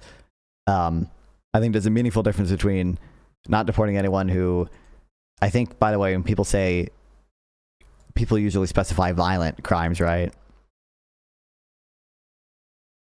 But I think there's a difference between that, like not doing internal deportations of people who haven't done violent crimes or whatever, versus letting anyone in to the country and not having any restriction on what you can do, you know, when you're here. I don't want to say any restriction, because I think you can have like open borders and still have differences between the rights of immigrants and stuff or whatever. But I think typically to have to put open borders is there aren't the same type of restrictions, you know, you have to suffer through when you're an immigrant versus when you're a full-born citizen with regards to labor protections and housing and all that stuff that requires some amount of citizenship or permanent status.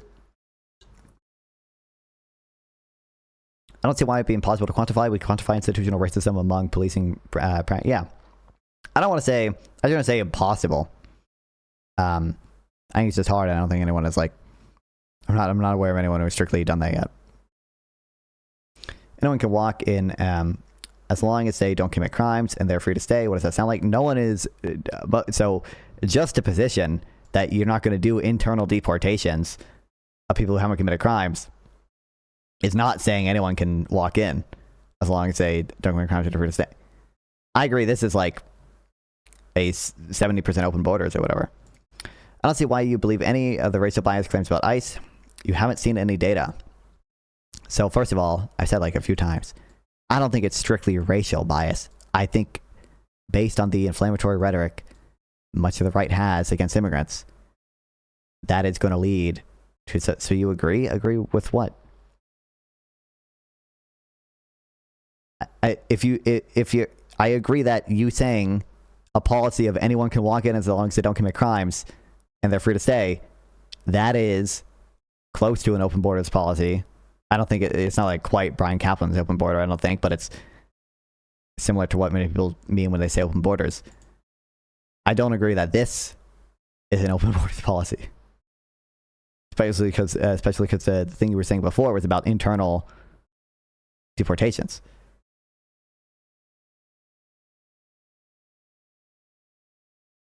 interior enforcement.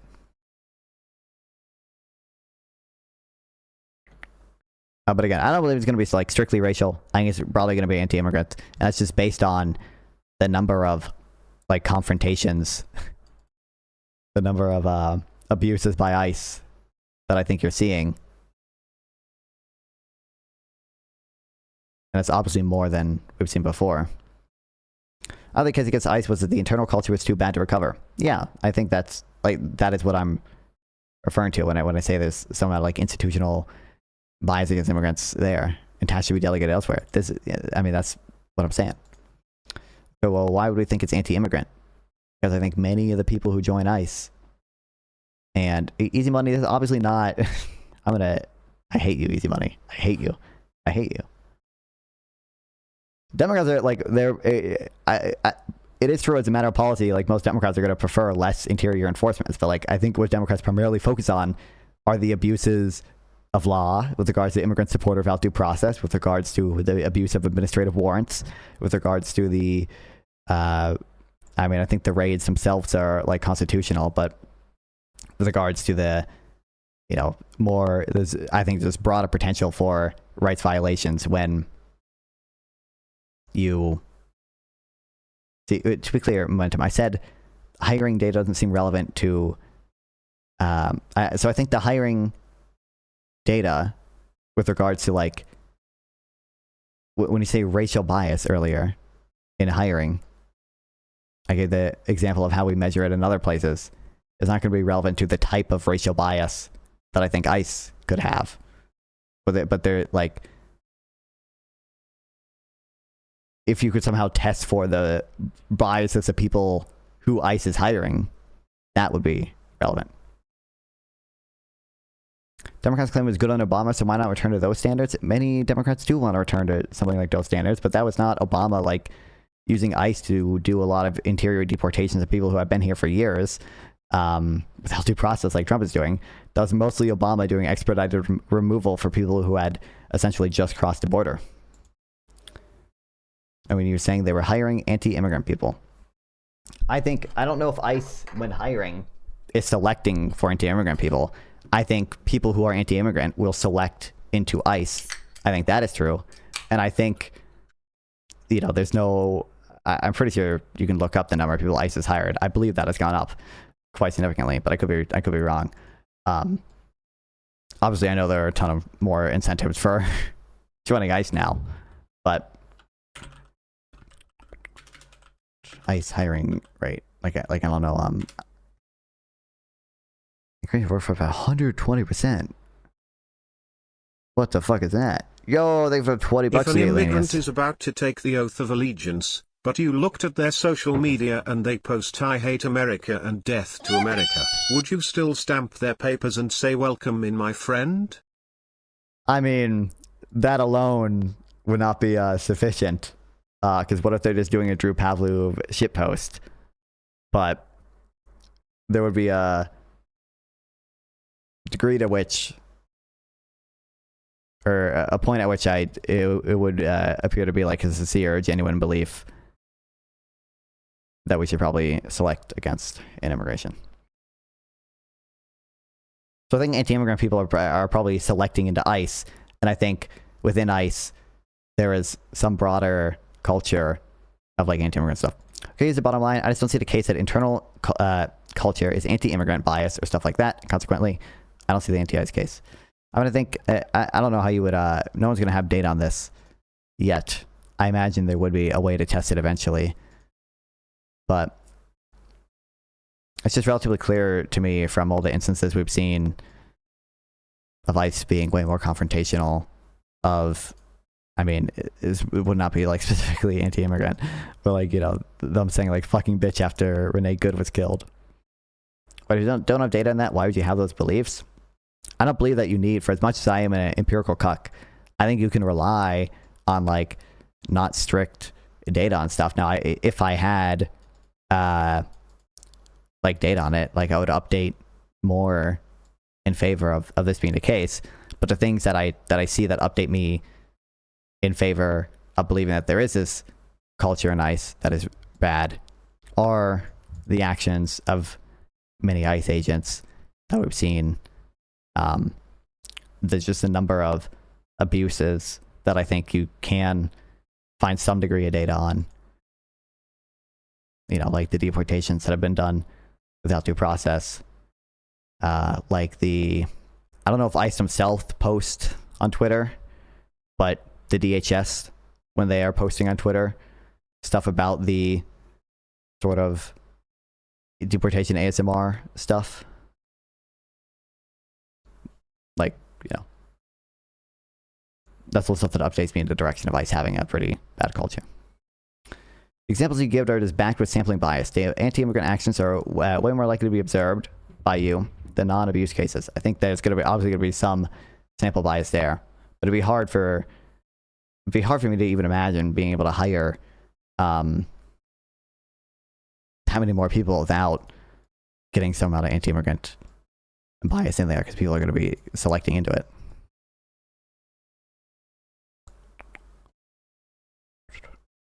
Okay, anyway. It relies on archaic data collection methods like physical humans manually inputting food prices into tablets at grocery stores or calling homeowners and asking them what they could potentially rent their home for. Hilariously bad. It's funny. We got the owner's equivalent rent hate. I agree, Anthony Pop. Owner's equivalent rent is bad. This is true. We should use spot prices for rent. Let's go. What's up, Camel Tony? How cooked are we? In what sense?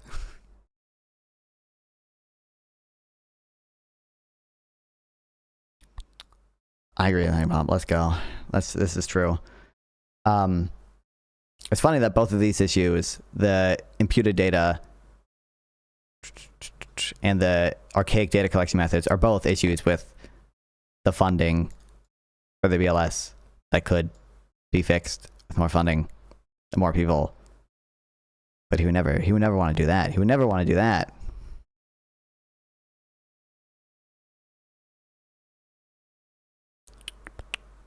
Whereas I thought there was another Matt Darling response. So yeah. Fact of 40% estimated should be the entire argument. It's not. You're mistaking 40% imputations using neighbor cell imputation for 40% of cells are imputed. Oh, I didn't even know that. This ain't normal or increasing accuracy. Note that again, this is about the type of imputation which is occurring. I don't even know. I thought it was 40% of cells were imputed. Counting examples of methodology just way undercounts non-abuse cases. Well, I think you should kind of look at you should try to have some percentage.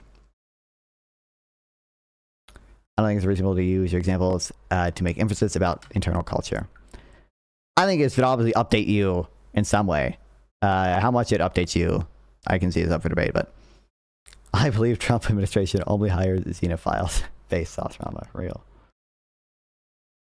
I mean, listen, I think you make, to be clear, I think you made, I think you, your points are like valid. So, like, you in chat has updated me to be less confident in my assumptions there. But I'm not aware of any data that exists on that yet. So I don't know, that would just leave me more agnostic. Thanks you as well, yeah. Like, you know.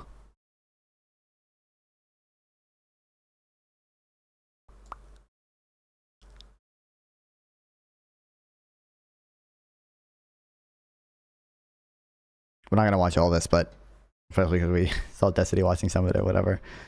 Can't believe Vosh covered democracy and my watermark with his webcam.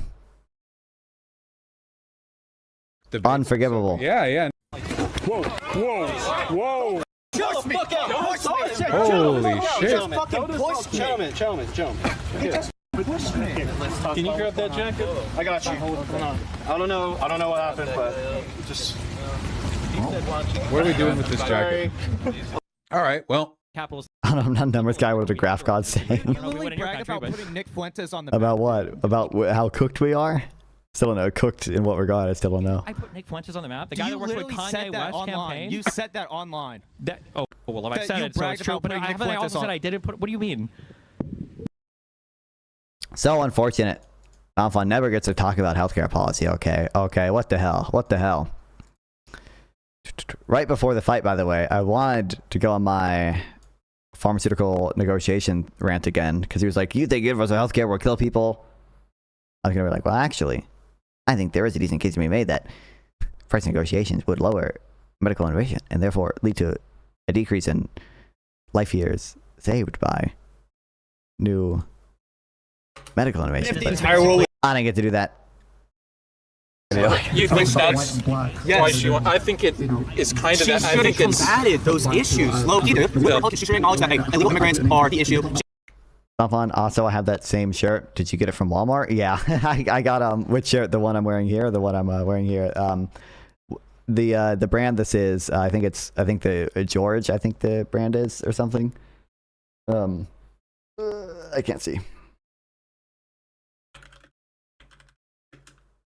These are just the Walmart brand flannel shirts, and I have like 4 of them. Yeah, they're called George's. Yep, that's my official Thanksgiving shirt. She shouldn't embrace corporate America, stuff like that. Which corporate America stuff though? Wait, just before.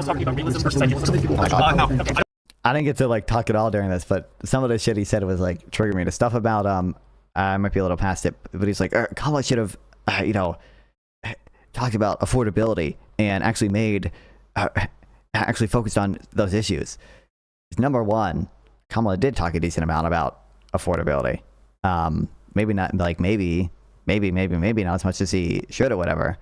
Now I also think it's funny that probably the actions of Biden with the American Rescue Plan probably decreased affordability to some extent. Never got to talk about that as well, but I don't believe idealist, not materialist.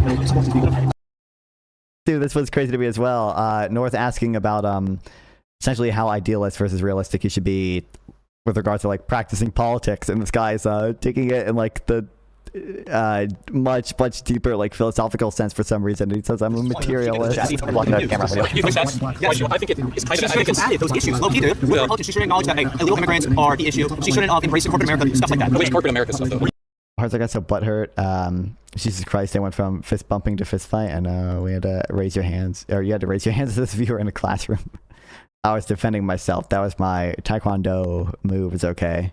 Wait, just real quick before. Stop it. No, I don't believe idealist, not materialist. I think you're using materialist. No, that's not fine. Yeah, you like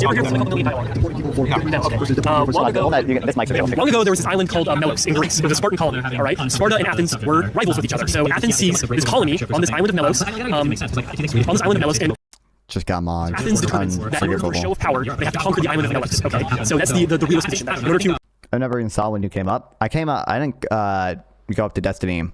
I did talk to Andrew and Ethan about healthcare. Demonstrate their power, they have to conquer this island. Now, when they go to Melos, they say you can either willingly subjugate yourself to us, or you can fight us, or we're going to kill you all. So there's a realist and there's an idealist position there. You can either stand up for your principles and your self-determination, and you can lose, because Melos couldn't stand up to Athens, or you can be the realist, and you can live, but everyone, you're no way you're going to win, you're going to die.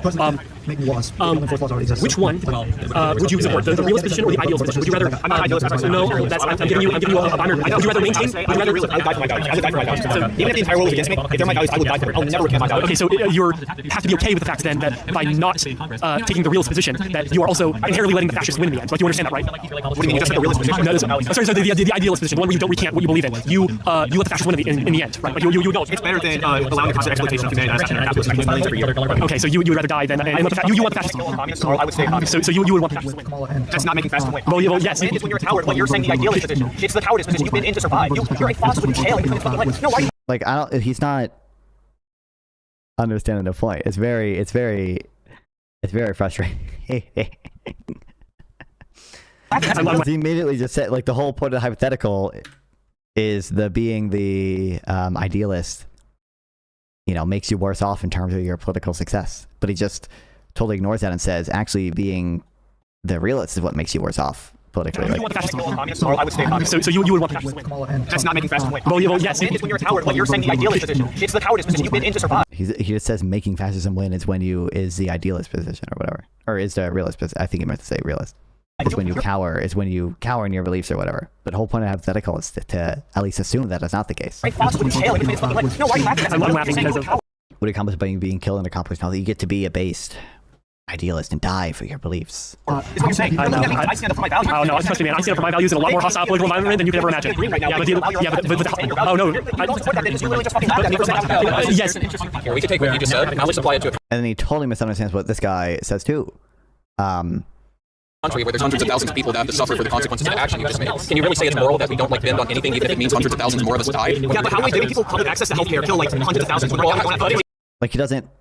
His critique is, you know, is it moral to in a country where other people are going to be affected by your decisions, vote based on your like hardcore beliefs about, you know, all this lefty shit, if it means you know, Republicans are going to win in some places and other people have to live with the consequences of that. And he mentions the ACA here, I think. Well, I do think that it's the fact that you're willing here. I'm not talking about.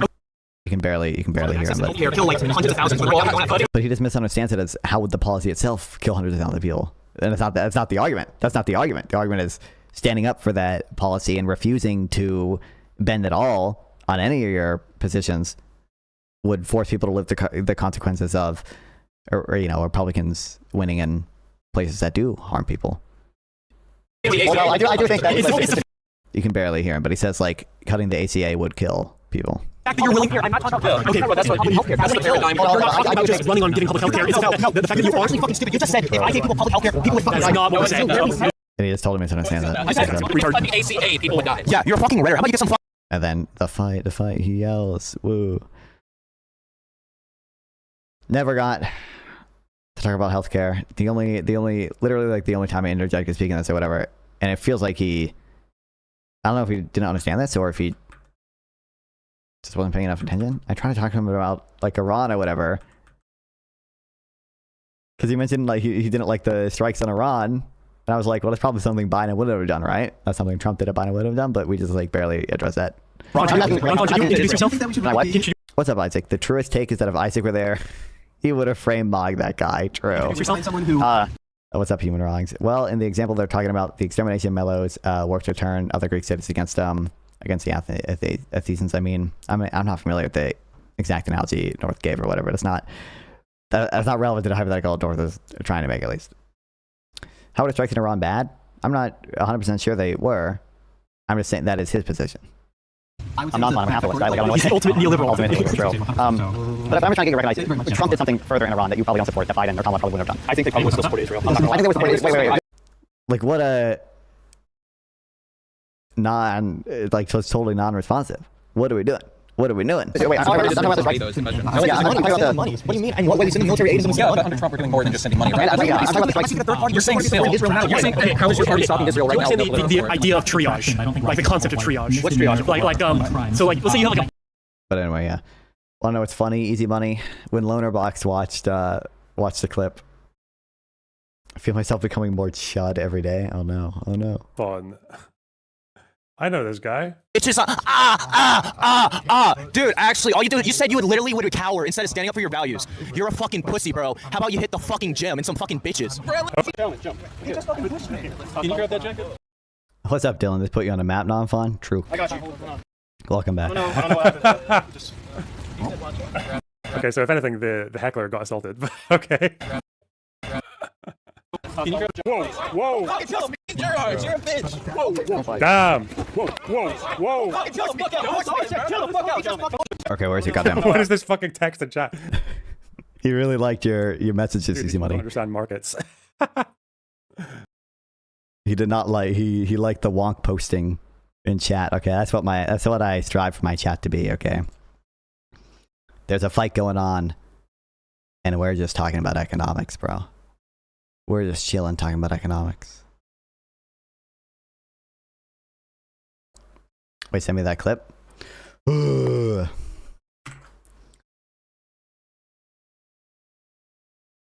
I sent it in general in my Discord server.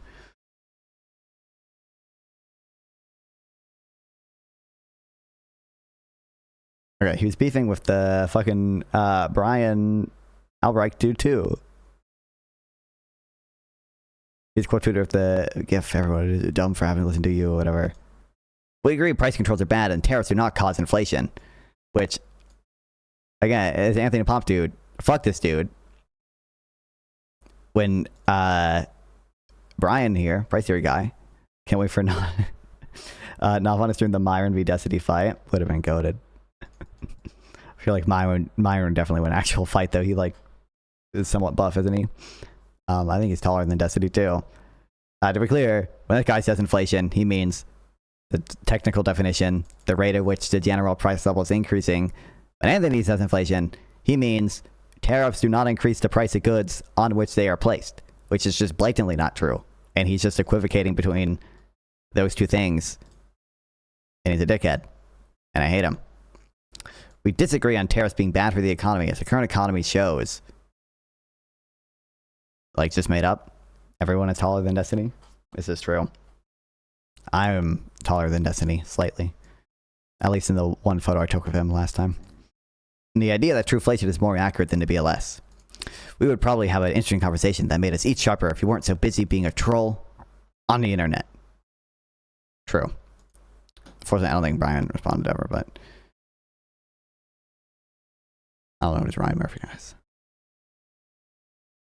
I don't know why my crypto shill god is spending time to beef with wonks on Twitter now. I never thought I'd see the day. The biblical Gandalf me. Yeah, wait, do you have that saved? I don't think I have it saved. That was a funny one.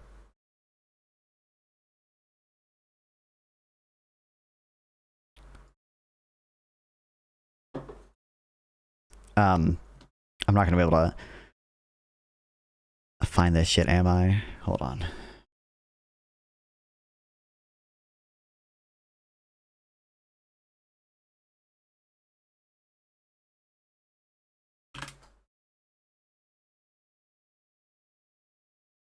I found it.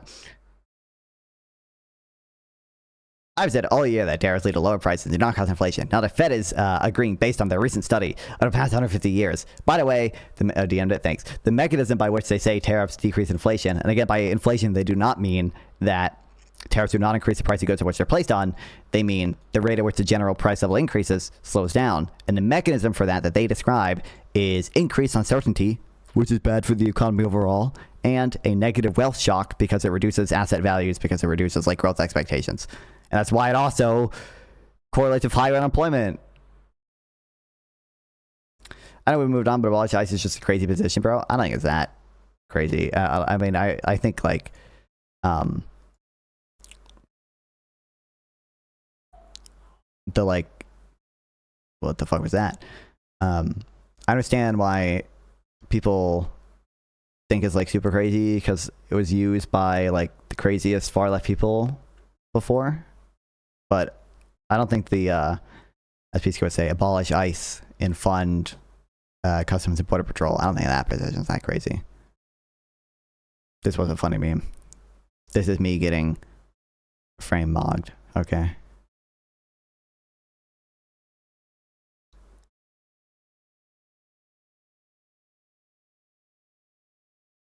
Total dishonest shithead. Pumps claimed tariffs and raising prices on a product being tariffed, which is not contradicted by the studies he's tweeting.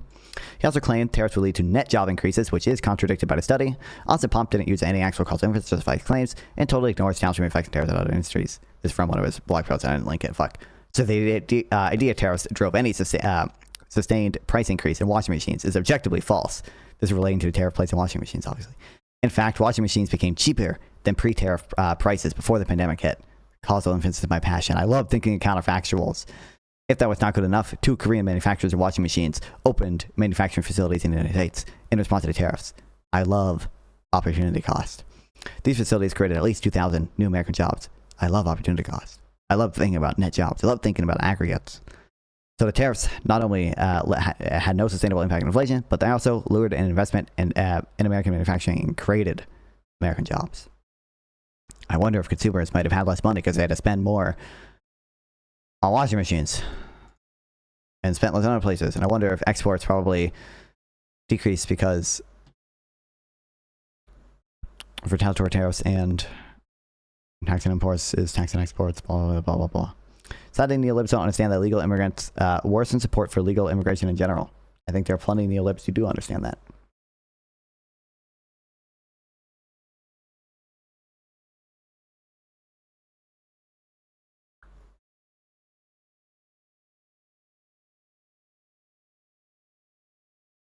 on last Twitter thing because I quote tweeted this too, and it reminded me of this. Easy money. Neoliberals when a factory in a working class town, home to 20,000 families, stays open instead of growing GDP. Instead of GDP going up 0.01%. Dog, kill me, dog. By the way, 0.01% of GDP is like $31 billion. And if you divide that by 20,000 people, that's like $1.5 million. So even in this hyperbolic example, I don't even think it would be that crazy to think GDP going up 0.01% would be worth it, because that's 1.5 million per family there in terms of just benefits to other people. So, or well, benefits to the whole economy in terms of GDP, right? That's only 1 year, but obviously, neolibs. I don't understand what this is referencing. OT. What? Now, did you read the newest BB article? Are you more realist yet? I've always said I lean towards more realism, but I did not read the newest BB article. I'm not going to read it on stream, but reasons in moral anti-realism. I don't think there are any reasons to do anything if anti-realism is true. Oh boy.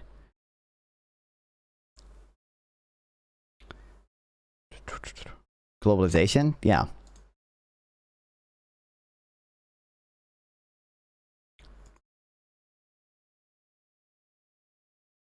But obviously, everyone follow my Twitter too. X in a chat, okay, for base tweets like this.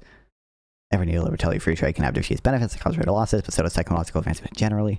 Trade can be thought of as a technology of producing imported goods with fewer resources by converting our exports into imports. Did you know? Did you know? Did you know? You can look up, is it David Friedman? David Friedman, I think it's David Friedman. Iowa car crop. But no one is forcing the factory to close. Wow, I thought you would be on the other side of this easy money. I thought you loved, I thought you hated that neolibs don't understand the plight of factory workers in the Rust Belt. Obviously no one is forcing the factory to close, true, but the point is, the policies that neoliberals do cause the factory to close, which harms these families, but has very, you know, I want to say very small benefits, but they have very diffuse benefits. It's hard for people to see or care about.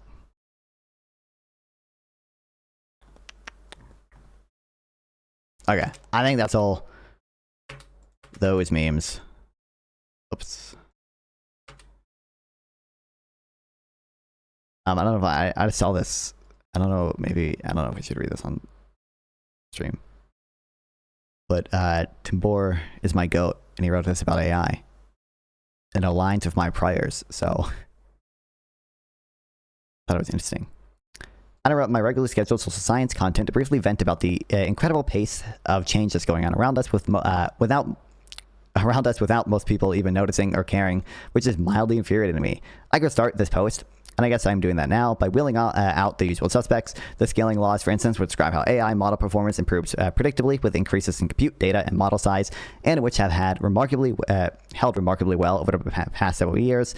The Stanford AI Index 125 reports that training compute for frontier models continues to double roughly every 5 months, datasets every 8 months, and power consumption annually. The inference cost for a system performing at GPT 3.5 level dropped 208-fold between November 2022 and October 2024. And now it's 2024. Who cares about 2024? In one sense, everything has already changed since just 2024. Now, when I listen to BB's newest AI debate with, no, I did not. I saw that was mentioned in the post I just looked at, but no, I did not. I don't have strong opinions on the P-Doom thing. I tend to think it's low, but like low at like below 50%. But I don't have a super nuanced or complex thoughts on that.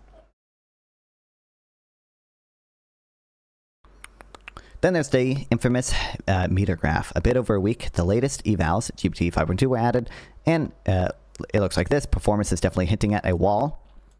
Just not the kind of wall you think. It's a vertical wall, not a horizontal ceiling. In other words, look at where we're going. We need a smaller sigmoid, so forget about exponential progress slowing down any day now. Real, whoa. Of course, in the meantime, we've got newer, better models, Opus 4.6 and Codex 5.3. Not finding missing out, man. BB producing a lot of interesting content lately. I mean, I follow Beth and Bulldog decent amount. I just don't watch. I just don't look at everything. But I mean, both of those things sound interesting to me. So I will probably read/listen to them at some point. Wait, hold on. By the way, also, small gripe. Substack used to have a thing here in the 3 dots that would say open in Substack Reader. Because Substack, what the fuck, has both the post on like the website itself and also on like the Substack. I don't know what to call this. Social media side of Substack. And on this, you can hit the play audio thing and listen to the audio. And on this, you can't. And if I want to listen to the audio, I could just click here and hit open in Substack Reader. I'm going to open this and I could hit play audio. But now I can't do that. Now I got to go to their profile and find the post. And it's rough. Okay. Evil, horrible. Nafun no longer, officially no longer his biggest fan, taking that title. Sorry, little bro. Damn. There's an infinite amount of love in my heart for Bethan's Bulldog. Okay. Yes, there were some issues with Meter, but you can't just wholly discount it. Or if you really want to discount it, take a look at the remote labor index composed of many diverse freelancer tasks. As one of the top super forecasters, Peter Wildford notes, performance is doubling roughly every 4 months, meaning that if trend continues, we get virtually full RLI automation by late 2029. Man, why does Gemini suck? Is that Obsidian? No, that was just Substack's like Substack's website as opposed to hosting your website on Substack. I don't know how to describe it, but like this is like someone's blog hosted on Substack and like it's your own page and everything. And then like this is Substack's website that you can also read blogs on, but it's on the Substack website as opposed to like their website with the, it's confusing. They should consolidate it somehow, but I don't know. I don't know what the correct solution would be. I just missed my button. There will be no consequences for China ignoring all the best practice climate regs. I mean, there are also not really going to be major consequences for the US ignoring them, right? We might be more willing to listen to other like democracies and stuff, but like what are the consequences other than obviously climate change itself from the US not doing them? Like maybe the EU like refuses to do some shit with us, but I don't think anything crazy. So I just could cite the steady improvement on benchmark tests that were once considered AI proof and which no one intuitively felt would fall just a few years ago. The progression has been from models that couldn't reliably do basic arithmetic to ones that are now producing novel mathematical results and substantially assisting with actual and more automating scientific research. I wish I had saved this. Fuck, I don't know if I'll be able to find it. I heard the mathematical proof thing or whatever, the novel mathematical proof. What do you think about Lance Bush? I mean, I don't know a ton about him. I'm mostly familiar with him on the basis of Econoboy when he used to be a streamer. Retire in peace, brother. Him talking about Lance Bush with me and anti-realism stuff. And I think I watched not one of his debates, but one of his like debunking videos on YouTube where he's just like kind of responding to a TikTok. And he came off intelligent to me. He came off smart, and I think he made good arguments in that video. Now it was not particularly hard to make good arguments against what's it kind of like LinkedIn? I have no clue. It's a Substack, that's all I know. What was I saying? Oh, it wasn't he was like responding to like a slop like Christian TikToker. So it wasn't like incredible that he had good arguments or anything, but he came off as intelligent. I think he made good arguments in that video. It was stuff I agreed with in that video because he was simply arguing again. He wasn't like arguing super hard for moral anti-realism. He was more just being like this guy is like just totally straw manning anti-realism and not understanding the claims that we're making. But this, I wish I saved it. From what I remember, like the whatever most famous mathematician dude did think this was like a super novel proof or whatever, but there were other people who were a little bit below him. Why did they delete all the 3 Wonks episodes? Because they kind of like retired, and I don't know exactly why the 3 Wonks episodes also were deleted, but he wanted to step away from the internet, obviously, and 3 Wonks was something that still had him and everything. Luckily for you, youtube.com/econoboy archive. Luckily for you, Momentum, youtube.com/econoboy archive. Someone out there, no clue who, guys. Some brave soldier downloaded all of Econoboy's videos and 3 Wonks videos and 3 Wonks streams, and some of the Econoboy streams did not get to download all of Econoboy streams before he unlisted or like privated most of them. But they're all on Econoboy archive, youtube.com/@Econoboy archive. It was me, guys. You're welcome. This is true. This is true. You are welcome, guys. I gotta hide his neoliberal ways. This is true. Yeah, they couldn't. The Midas Touch people couldn't see the 3 Wonks neoliberal takes. R.I.P. Econoboy. I know, like Alienus. Retire in peace, brother. Like I said, Econoboy archive. It's got the older 3 Wonk streams, the 7 Econoboy streams that were not privated before some mysterious person out there downloaded a playlist. All the Econoboy videos, including the ones that he privated, because he still has some videos up on his channel, and then all the 3 Wonks videos.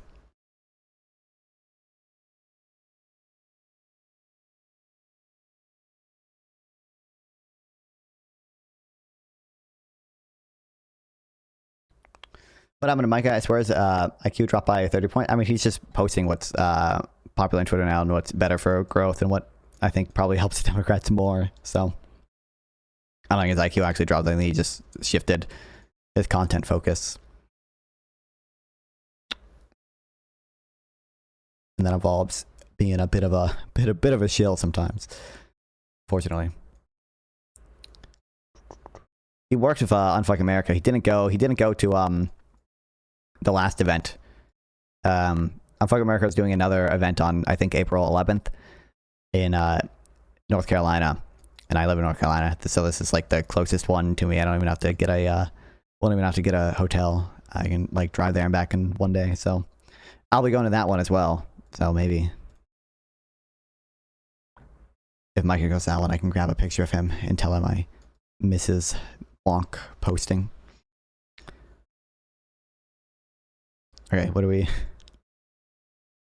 Anyway, okay, my understanding is that, of this is that there were other mathematicians who said, actually, this was a, sort of a... It was a proof that had, like...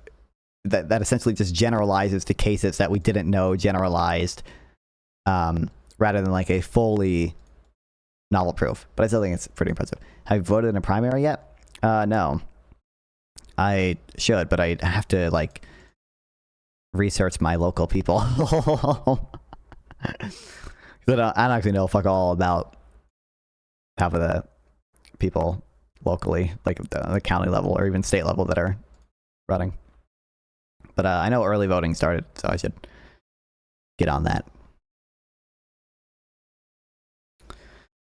Could quote Nobel Prize winners, like literally, with literally 1 million plus citations, top computer scientists and industry leaders, with the latter having strong incentives not to scare us, like Jeffrey Hinton, Yoshua Benigo, Isla Sutskever, Demis Hassabis, Dario Amidi, something like that, and so on, who have all expressed serious concern about where this is heading and would like it if progress stopped immediately, or could point to what's reportedly happening at places like Institute for Advanced Society, where, according to one account from a closed meeting. Leading physicists agree that AI can now perform something like 90% of the intellectual work they do. One of the world's top coders, Andre Karpathy, recently discovered how his workflow changed over just a couple of weeks in late 2025. I rapidly went from about 80% manual plus autocomplete coding and 20% agents to 80% agent coding, 20% edits plus touch-up. I really am performing most programming in English now. I can walk you through the prediction markets. Meta calculus forecasters as early 2026 predicted as of early 2026, averaged a 25% chance of generalized AI or AGI, which is good as humans, at most economically viable tasks by 2029 and 50% by 2033, down from a median estimate 50 years ago. 2020, just a few years ago, 2020. Okay. The manifold prediction market puts the probability of AGI before 2033 at roughly 50%. Simo Savetsi, a group of super forecasters with a strong track record, gave a 28% chance of AGI by 2030 in their old 2023 estimates. When you do, a fun game is search for the word Israel in their campaign website base. I don't even think, dude, my town is, well, on a state level, people would have it, but my town is, I don't even think half the people would have a fucking website, bro. They might have a Facebook page. And even my county.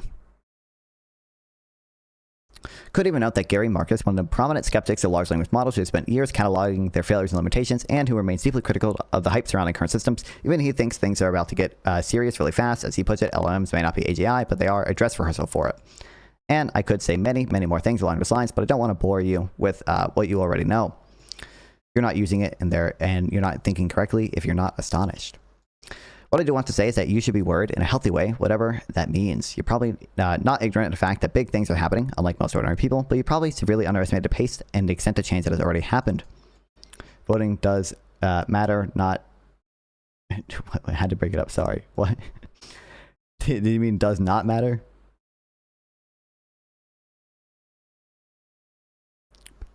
Technically, my vote, in terms of like impact on the election results, is going to matter the most for like the primary of local and state level offices. Might not matter the most in terms of impact with regards to like how it actually affects, you know, everything overall. But well, it makes me feel good. Real. You should also not be trying to extrapolate the current state, and more importantly, the actual trajectory if we've been on for the past 3 years, and at least if you're not freaking out, but you should be extrapolating it. I am into being somewhat doom or pilled on AI, though for what it's worth, not on any other issue, which usually doesn't go over well with people, and so don't over-index on that. Yes, I think there's uncomfortably high, though not extraordinary high, probability of all this going very wrong in a medium term for humanity, but leave that aside, I might well be wrong about that. What I'm less likely to be wrong about is that even just current LLM capabilities are ridiculously good. Well, most people are wholly oblivious to the fact. That's such a strange in-between limbo state of being for me. I'm just waiting for the moment when normal people finally start realizing how crazy what's happening has been. But okay, I can sort of understand normal people. However, for academics and researchers, being oblivious still in 2026 is totally baffling to me. Makes me feel good. That matters to me. Real. I obviously think, like, you could view it from just to like, oh, the chance of my vote actually being outcome determinative is so small. But, you know, it's something that takes pretty little time to do. And certainly on the primary and stuff, even if it's not outcome determinative, it is going to affect how, I don't want to just say sentiment. It is going to affect the sentiment of people by, you know, what margin you wouldn't buy with regards to like how people view how popular certain things are and everything. But it's also going to affect the decisions of campaigners and the politicians themselves with regards to how much political capital they think they have and stuff like that. It's irrational to dedicate any time to that. Why?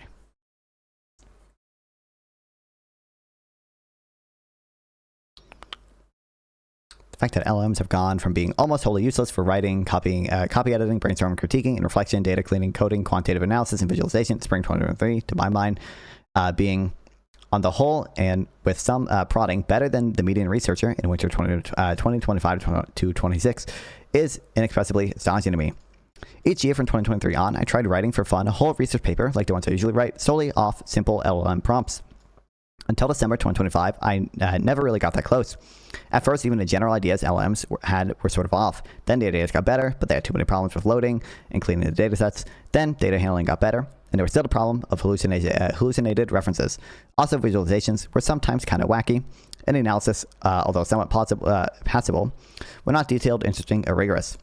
Slowly, especially over 2025, all that improved bit by bit, again in my experimentation and judging by perhaps my own flawed standards. Why does it matter if it takes so little time? I waste a lot of time on a lot of, yeah, I spend, voting has a much higher impact than my Instagram Reels scrolling. And I don't think it's irrational for me to scroll on Instagram Reels, okay? Well, maybe at some margin it's irrational for me to scroll on Instagram Reels, but I will say, I don't know if I did some shit wrong, but I tried out Claude, and it just, for whatever reason, was not nearly as good as ChatGPT for making my graphs, bro. ChatGPT was able to, I showed this on stream before, but where'd I fucking put this shit, bro?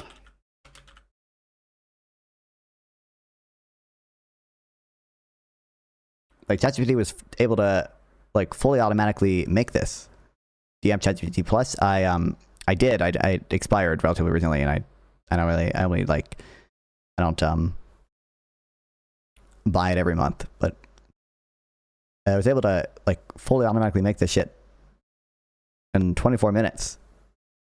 And I went through and verified that the data is accurate. But Opus was just, like, not able to do it, even when I gave it the data myself, because I wanted it. This is using data from 5 different regional Fed banks. And first I had Opus just try to do it all on its own, because ChatGPT was able to do that. I was curious.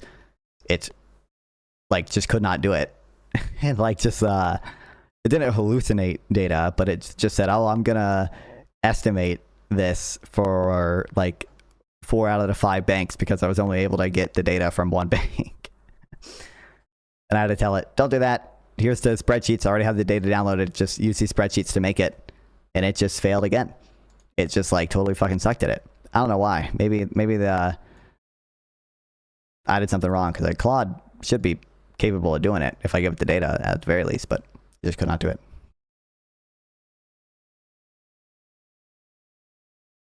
I live in R plus 40 town. My vote matters very little in the local, but my state, R plus 1, massive matters there. Yeah. You live in NC2, Dylan Thomas, right? I believe you said that before.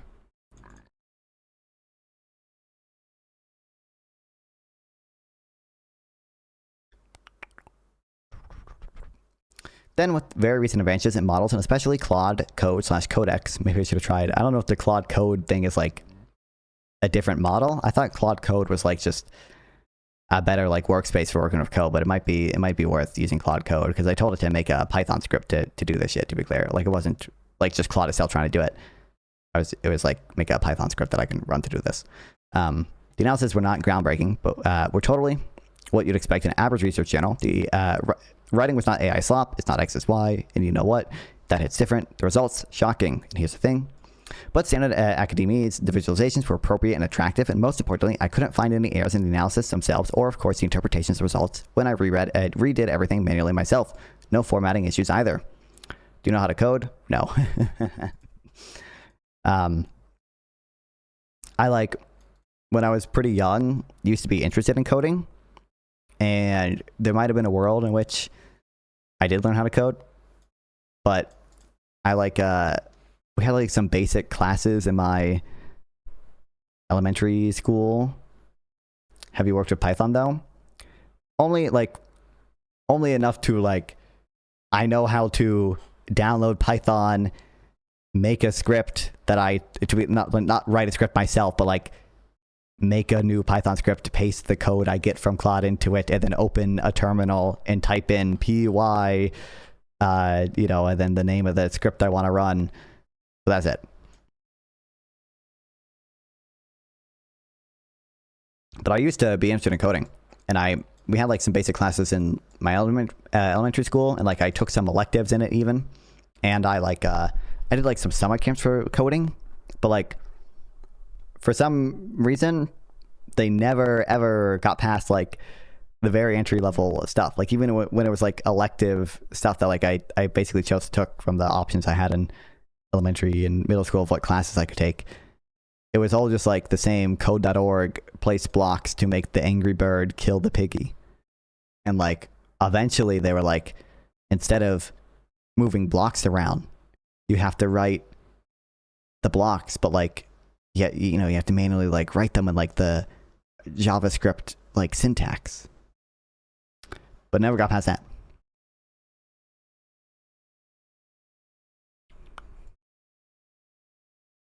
I imagine I'll learn a little bit because it's important for some econometric stuff to be to know Python and be able to make graphs with Python and R and stuff like that. Be able to just process data with it. But as long as ChatGPT keeps working, maybe I don't.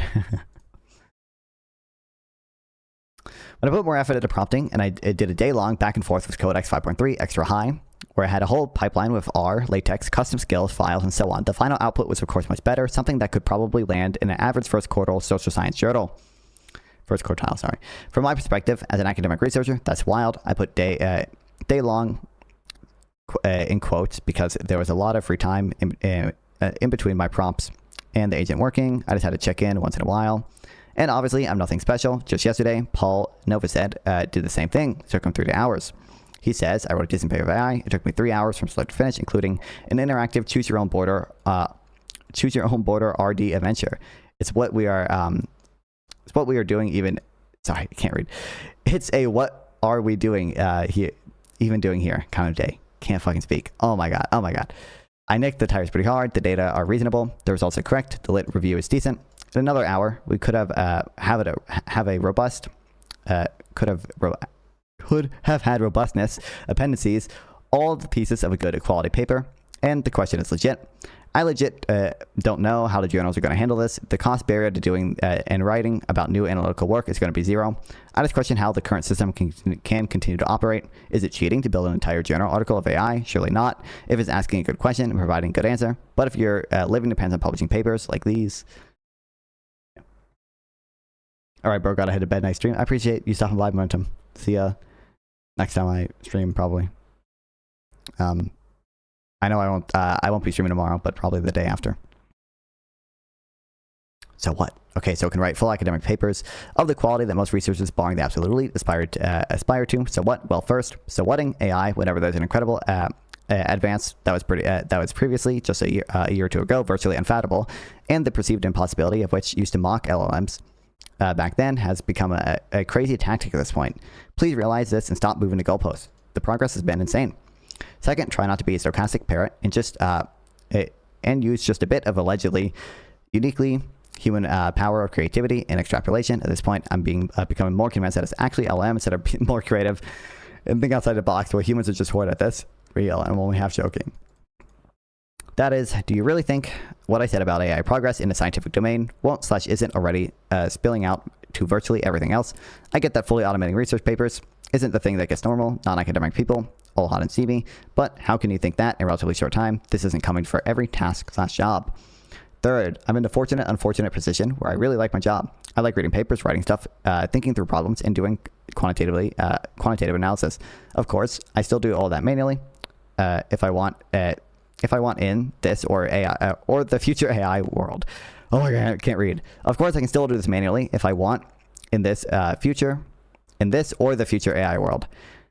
But I don't think it's actually that easy. For one, I'm not sure I'll retain the same passion for reading, writing, analyzing in a world where doing so manually is completely unnecessary and even a significant hindrance and a cost. Moreover, in a world where I and everyone else can get spoon-fed detailed information that I'd otherwise get through manual reading, and where problem-solving analysis is just come pouring out of a machine with a few button clicks, and in 3 minutes, I'm not sure I'll still intrinsically value the underlying process. Even if I refuse to use AI for the supposed purposes of personal gratification that I get from reading and writing manually, I'm not sure that'll still seem worthwhile and enjoyable to me. Perhaps it should be worthwhile and enjoyable, like hobbies are, but my introspection is telling me that things are going to go at least sorry, going to at least get much more complicated, if not wholly broken down in this respect. And I'm feeling this already today. Just wait for 2029 or 2030. I can't even imagine where we'll be by then if progress continues. And I don't see any clear signs of stopping it right now. I do think, I have thought about like, what the fuck does just like debating retards online look like when everyone can get an actual accurate answer from AI? Like, I think you'll always be able to use AI in a bad way to like maybe prove a poor point. And I wonder how well it will look to or work to like use AI in a better way to prove a real point. Because like as AI gets better, presumably the response is to make an argument for why immigration restriction is super necessary are only going to get better. But so are so is the answer to the prompt. You know, make a literature review of all the recent empirical work of the effects of immigrants on native-born workers' wages, both within skill sets and within spatial, I don't know what to call it, within spatial areas. Within skill sets and using a spatial approach. And I don't know what that word looks like. We can get an answer to that in a minute. Both sides there. I hope I'm still debating people in 2030. I guess it's only 4 years from now. I probably will be. But I hope I'm like iCal. Rest in peace. Where I'm a 60-year-old dude still on Admiral Gibbs's panels. My overall feeling currently was well expressed by an ex-rando the other day. I like this interrogum where I can do things with AI that I think are interesting and worthwhile, but I don't. But I worry that it's going to be a short-term time before my added value can't fucking read. Oh my god, it's reduced dramatically. Or as Noah Smith put it recently, it occurs to me that this represents something momentous, the end of an economic age. My entire life has been lived within a well-known story arc, the relentless rise in both wealth and status of a broad social class of technical professionals. That rainbow may now come to an end. The economic changes, not just on careers, education, and the distribution of wealth, but on the entire way of our cities and national economies are organized, could be profound. Or Eric Levitz, just yesterday. The bull's case has gotten stronger. Today's AI systems are already powerful enough to transform many industries, and tomorrow's will surely be even more capable. If celebrations of the singularity are premature, preparations for something like it are now overdue. Check for yourself. If what I'm saying doesn't resonate with you, do yourself a favor. First, check if you've been a regular and intense user of paid Frontier LLM models for the past 2 or 3 years. Also, check if you spent the last few hours with the latest AI agents like Claude, Code, and ChatGPT Codex.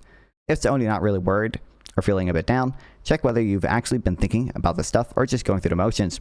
Really try hard and be honest. Now, if you're actually explicitly thinking about it and didn't engage in any goalpost moving and weren't dismissive of uncomfortable conclusions just because you can't face them, then fine. Perhaps I'm thinking about it incorrectly, or perhaps we're just different people. That's okay. But if you haven't been intensely using the technology or seriously thinking about issues surrounding it, and obviously worries about water and silly stuff like that don't count. There's a link to the Andy Masley, my goat. Then you should consider changing your ways or simply not opining on what's happening. Some reason accessible to psych resources. That's in Bulldog. My goat.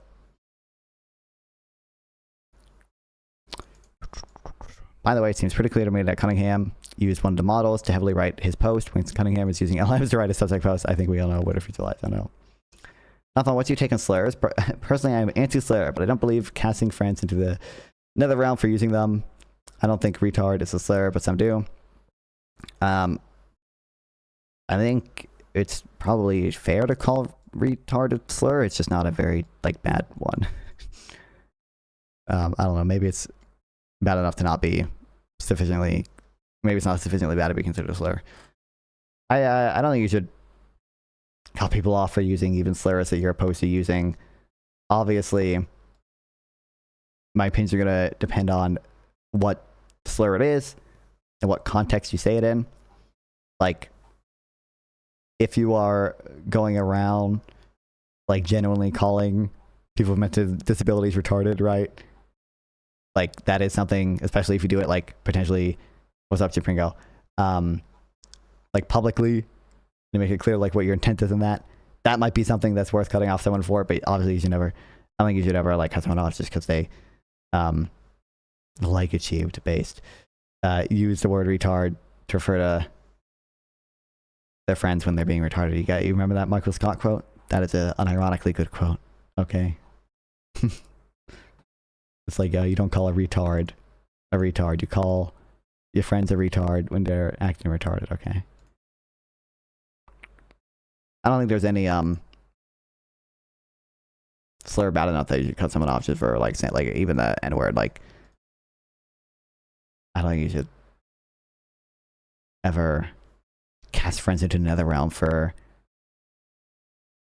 using the N word in a context where they're like not intentionally being racist and are just like saying it for a joke or like rapping along to something. We talking about slop? Wait, do you mean about slop or do you mean bot slop? Because we were just reading about AI, but that wasn't slop. We haven't done that much slop.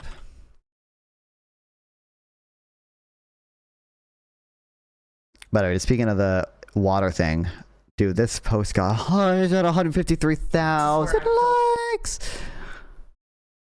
Up water for storage. This like fucking screen recording of a More Perfect Union video about someone being like, oh, this sentiment to my water because AI Flush the toilets. so you can see AI shit and everyone freaking about the AI water thing. This whole video, they don't mention it at all that the AI data center has not even been turned on yet. It is simply pollution from construction of the AI data center. And it is something that can happen with the construction of anything. Now, in fairness, AI data centers tend to be pretty, like, I mean, you can see how big, like big footprint wise, but it's just an issue of construction that can in principle happen with anything. It's not even specific to AI. It's not really an issue with AI in the data centers and shit. It's just with construction.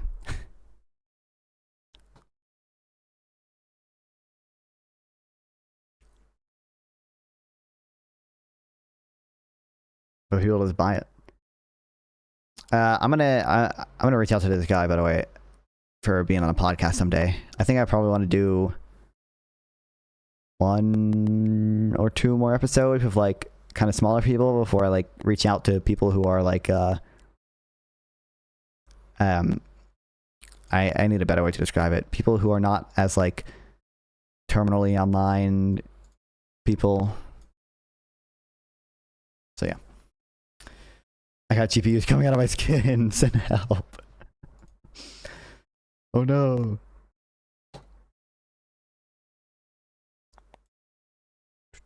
Okay. I saw Destiny I think you watching this. And I watched the first section of just like Hank Green talking on my own, and then I didn't care to watch the entire interview. But then I saw Destiny watch this today, and some of it triggered me a bit. have essentially covered what a lot of the major financial outlets have been talking about. Even in the first week of February, Ken Griffin of Citadel came out and essentially said what you were saying, where he's like, I'm really worried that the economy is bending a knee to the Trump family. They've really enriched themselves. So the fact that somebody of that stature and somebody of that level of power is coming out and saying like, hey, it seems like there's some level of oligarchy going on, you're correct in your statement. Yeah. I feel like the weak case is pretty clear. The Trump administration desperately wants and needs the economy, or at least the stock market, to keep chugging along. The stock market. So what I'm getting, I want to know what the economist Hank Green thinks. I mean, you should be able to. They should go over it from the interview or whatever. I don't want to listen to full. Put a Hank ranting again or whatever. Basically, I mean, you can see the video. Title of the video is "Why the Economy Hasn't Crashed Yet." He's been on political archives of late. I cannot condone. Why not? I like Hank Green's political arc. I think in the context of Trump, you should be doing that. Like that. Like I respect people who see that. Have you seen the Obama interview with BTC? I've only seen the clip on Twitter where he says aliens are real. Only that part, but not the full thing. Basically, I think it's like, oh, the economy hasn't crashed yet because, well, it is mentioned like the oligarchy point one, kind of the taco stuff with regards to Trump needs the stock market to be high and stuff to sort of legitimize him because he feels like he's going to lose support in political capital and more people are going to be upset and business leaders aren't going to support him if he doesn't do something to support the economy. And then secondly, people are getting cushy deals with Trump, and there's a lot of rent seeking and stuff like that sort of keeps companies' value up and in good favor with the Trump administration. Just in like little details, like Trump has exemptions on electronics like smartphones and computers and semiconductors. It had its biggest daily gain since 2008. So that's the basic weaker claim, that Donald Trump will do whatever he can to keep the economy humming along. And also he has proven to be good at exercising a lot more power than previous presidents. And so the markets believe that this very powerful force will continue to support it. I've heard a lot of people say that there's something happening in the direction of Donald Trump needs the economy to hold on to his power. But there is another portion of that cycle, which he has. He's marketing himself from the beginning as edutainment. Other people who offer facts shouldn't cross that with their feels. It could. So if Hank Green was like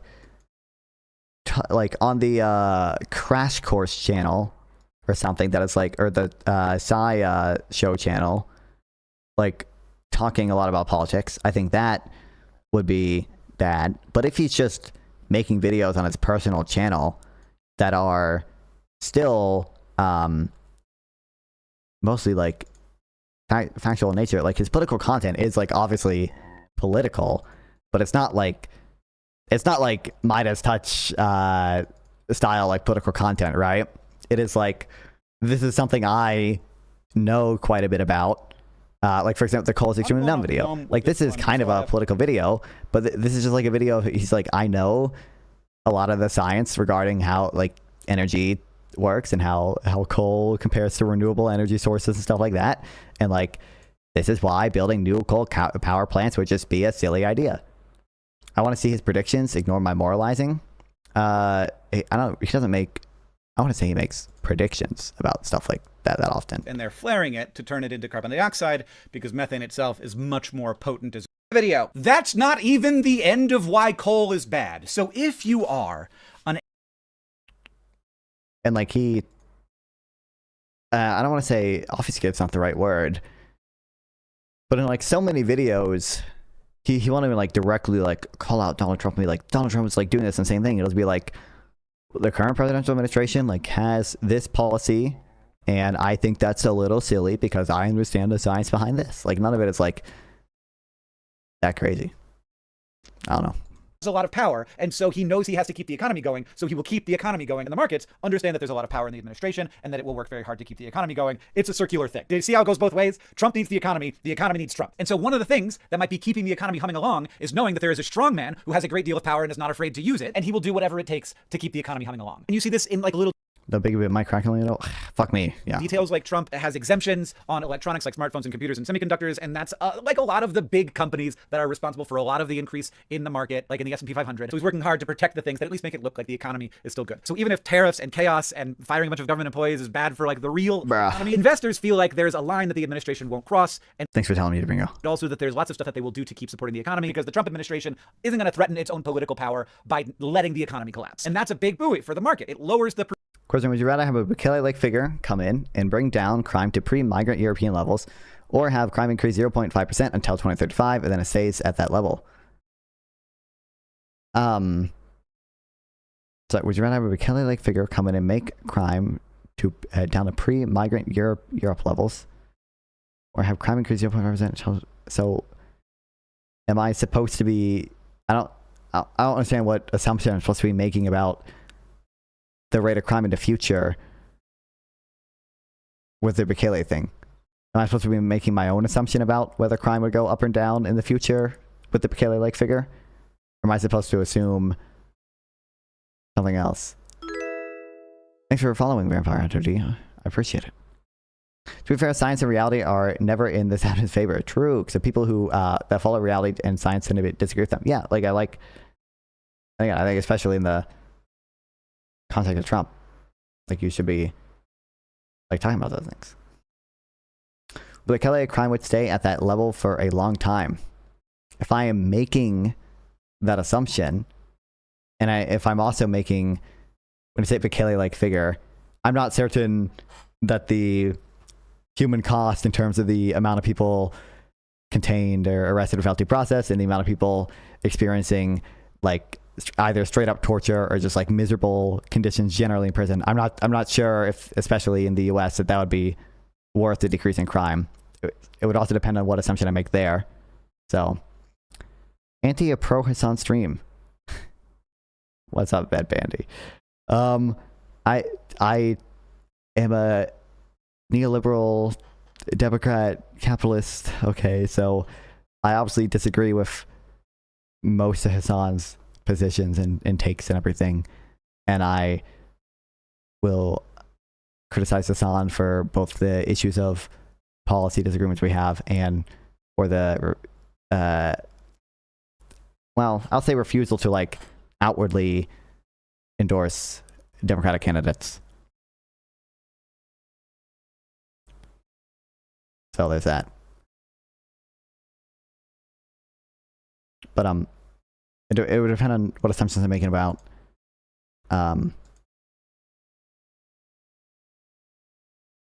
like is the Bukele like figure doing the same shit Bukele is doing in El Salvador?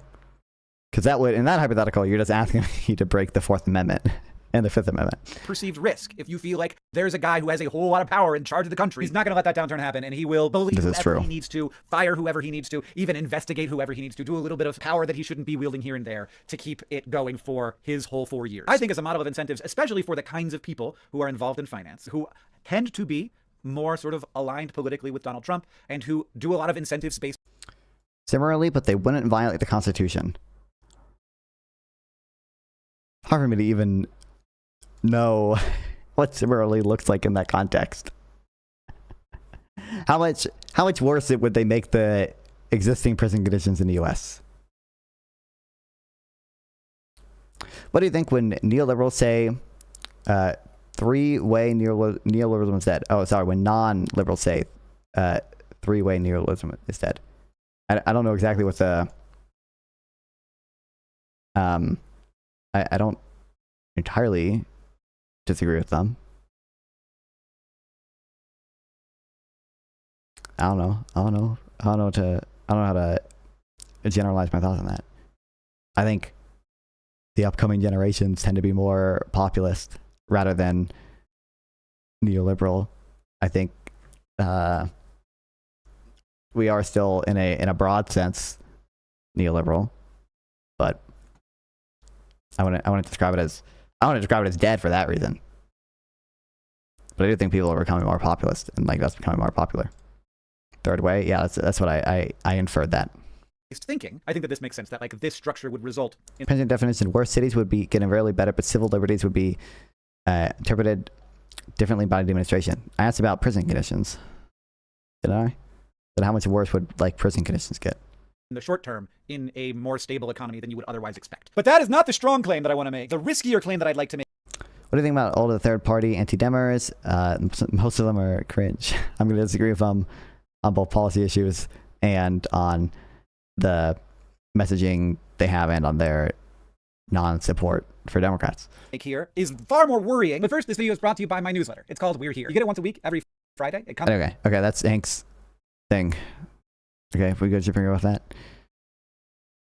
Stock market the high is bending a knee to the Trump family. They've really enriched themselves. So the fact that somebody of that stature and somebody of that they would say the same. If the prison conditions would stay the same, I would probably like the Bukele thing then.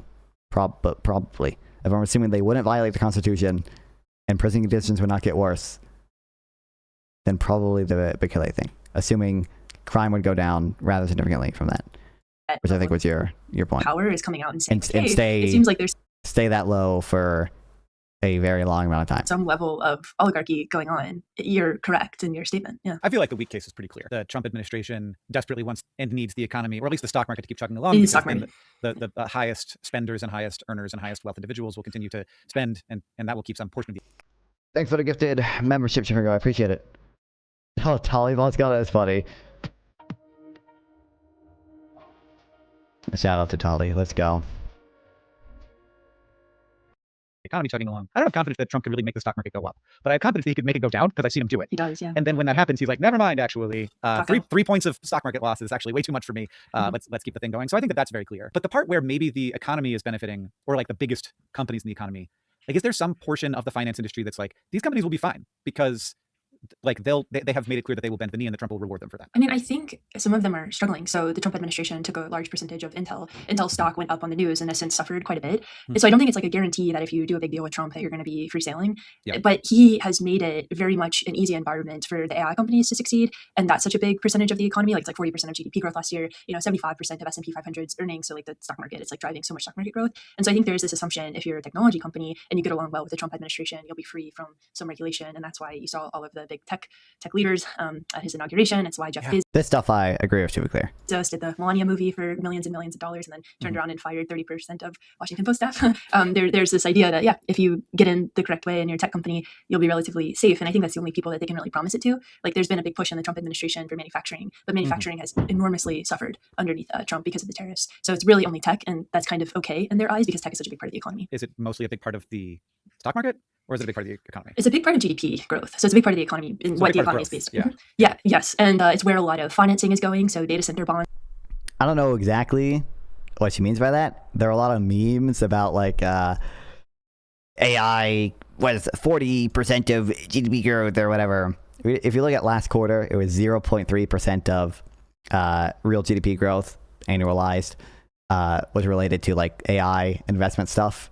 I don't know. I bet if you just look at technology companies generally, that's a big portion of like our overall, like the overall market cap of the S&P 500. But I haven't got any debates coming up. I don't believe I have anything scheduled. Yeah, I don't think I have anything scheduled, but like I said, find me the Hasan fan who got in the fight. Okay, I'll debate him. All right, someone find him, track him down. Bonds are a huge part of the bond market currently, and AI companies are taking out a ton of debt, which is usually a little bit of a red flag. So it's a big part of the economy in terms of growth, but not a big part of the economy in terms of jobs. So like most jobs being added are in healthcare and social services, which do not get the same sort of investment that AI is getting. In part because like all of that's Also, I think they talk more about this later. Okay, let everyone hates stock buybacks. Okay, stock buybacks are so evil, and then. What these AI companies come along and they don't do stock buybacks. They do all capex, baby. Okay, Amazon's not doing stock buybacks anymore. They're doing all capex. They're all investing in AI. Okay, 100% of their cash flow is going to fucking data center construction. Okay, and other AI related capex. But we're mad about that too. Okay, can capitalism get any wins? Come on, dog. Come on, bro. Relatively low margin in the long term because of the people, because of the jobs. If you have to pay a bunch of people to do the work, then that costs money, and as people's salaries go up, that costs more money, and that's all stuff that we want, but it cuts into the margin. Yes. Whereas the tech industry traditionally, even before AI, has been like tremendously like world-shakingly different in terms of the number of jobs created per the number of dollars created. So like far fewer jobs per number of dollars made. But then AI is like a whole nother level of that, where it's like, well, maybe the software can do all of the jobs, which is maybe not entirely untrue. I think there's actually a lot of jobs that will be done by AI. Yeah, that's the big scare in the market right now. Anthropic, which is one of the top AI labs. As of February 2026, the Magnificent Seven stocks, Apple, Microsoft, Nvidia, whatever, accounted for approximately 34%. I'm assuming this is like AI summary, but it's probably relatively accurate. 34%, 35% of S&P 500's total market cap. Clinker. Oh yeah, Clinker. Yeah, I assume. Hi, do you know if economists' positions will be hurt by AI? In the like super near term, I don't think significantly. Over the next 10 years, I do think so. Labs released this like legal AI assistant, and the stock market had a pretty big sell-off across the software. Stock buybacks aren't always evil. I agree. But last minute dividend payouts to private equity can be shady AF.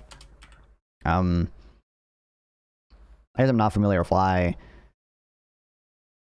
would they not, why could they be shady?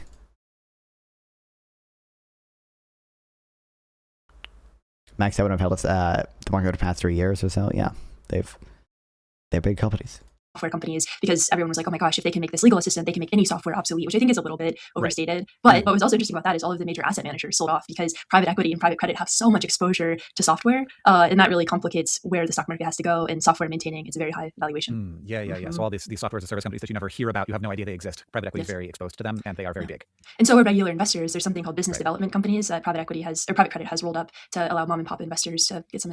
What's your thought on stock buybacks? I think that they are not inefficient. I don't think they necessarily reduce companies' capex or investments. I think that they are a decent way for companies to deliver, gains to their shareholders, or I should say, legitimate way for companies to do that.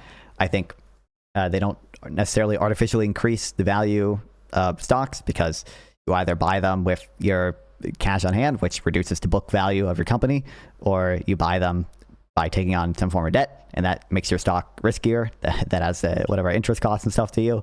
So I don't see evidence that they reduce investment or that they are like some illegitimate way of getting gains to shareholders that it would be like any significantly worse in dividends. The thing that I think is, I think because like oftentimes CEOs or managers like performance and or pay is based on stock prices and like reaching certain goals with stock prices. There can be cases where people try to game that system and sort of inflate the stock price. I say inflate, but there are reasons like expectations. You're sending a signal to investors when you do stock buybacks that you have faith in your company, like as an insider, anything is going to do really well and you're undervalued, which is like that grants investors legitimate reasons to believe your company is valuable. So I think there are cases where CEOs and managers would try to game that a little to get a higher payout and or meet some performance benchmark so they don't get fired or something. I don't think they get fired, but demoted or don't get a promotion or whatever. But I don't believe that's super common. I just want to see no reason AI won't be Internet Bubble 2.0. It definitely will. It will definitely win in the long run, but it's been oversold and it's under delivering. I think, we were just reading about it, but if you just look at the trends that have held up for several years so far with regards to how much compute we're building, with regards to the cost of the inference cost falling, even assuming those trends slow dramatically, there's a good case that many AI companies are undervalued. And that we could have something, if not literally AGI, but some type of AI that could automate a significant portion of people's work or entire jobs. So, co-ops or corporation, what is better for the broader economy according to you? Corporations typically, I think with co-ops, you have issues with labor market friction with regards to people having to buy in to co-ops and sell off their shares when they leave them. I think you have issues with capital allocation and that many workers seem to favor shorter term increases in their wages and stuff as opposed to like longer run capex investments. I think just overall you have worse labor allocation, worse labor mobility, and worse capital allocation and capital mobility. If you're forcing firms to accept labor and capital together, there are going to be some firms with a really high return to capital on the margin that can't really get a large amount of capital without also bringing in an inefficient amount of labor, and vice versa. There are going to be firms which have a high return to labor on the margin that aren't going to be able to bring in a ton of labor without also bringing in a ton of capital that they don't have a very high return on. That capital that's brought in would be better allocated to companies that do have a really high return on capital. Putting all my money behind non-fund bot. It's real. Jump bonds, and that's complicated. Yeah. I do actually. I have a account named non-fund bot on Twitch. it's getting like really spooky. I have this sense, and correct me if I'm wrong, that there's a lot of money out there. There's a lot of money. So like Apple has a lot of money. Warren Buffett is sitting on a big pile of cash. I think that there's a. You see Michael Burry over SP, less than SP. What? talking about how they altered the depreciation cycle for chips. I mean, I didn't, but they're saying they need the latest and greatest at all times, but accounting for longer chip lifespans. A lot of assuming there's more of that net worth folks who have money and they're not sure what to invest it in. And for a second there, it was like everybody got to get into the AI. But now you're saying AI companies are taking on debt, and that to me indicates that they can't sell their just shares for super expensive and raise that money that way. Their valuations are pretty inflated, so they're turned into the debt market. They've already gotten about as high as it's gone about as far as it can go, as they say. It's pretty high, yeah.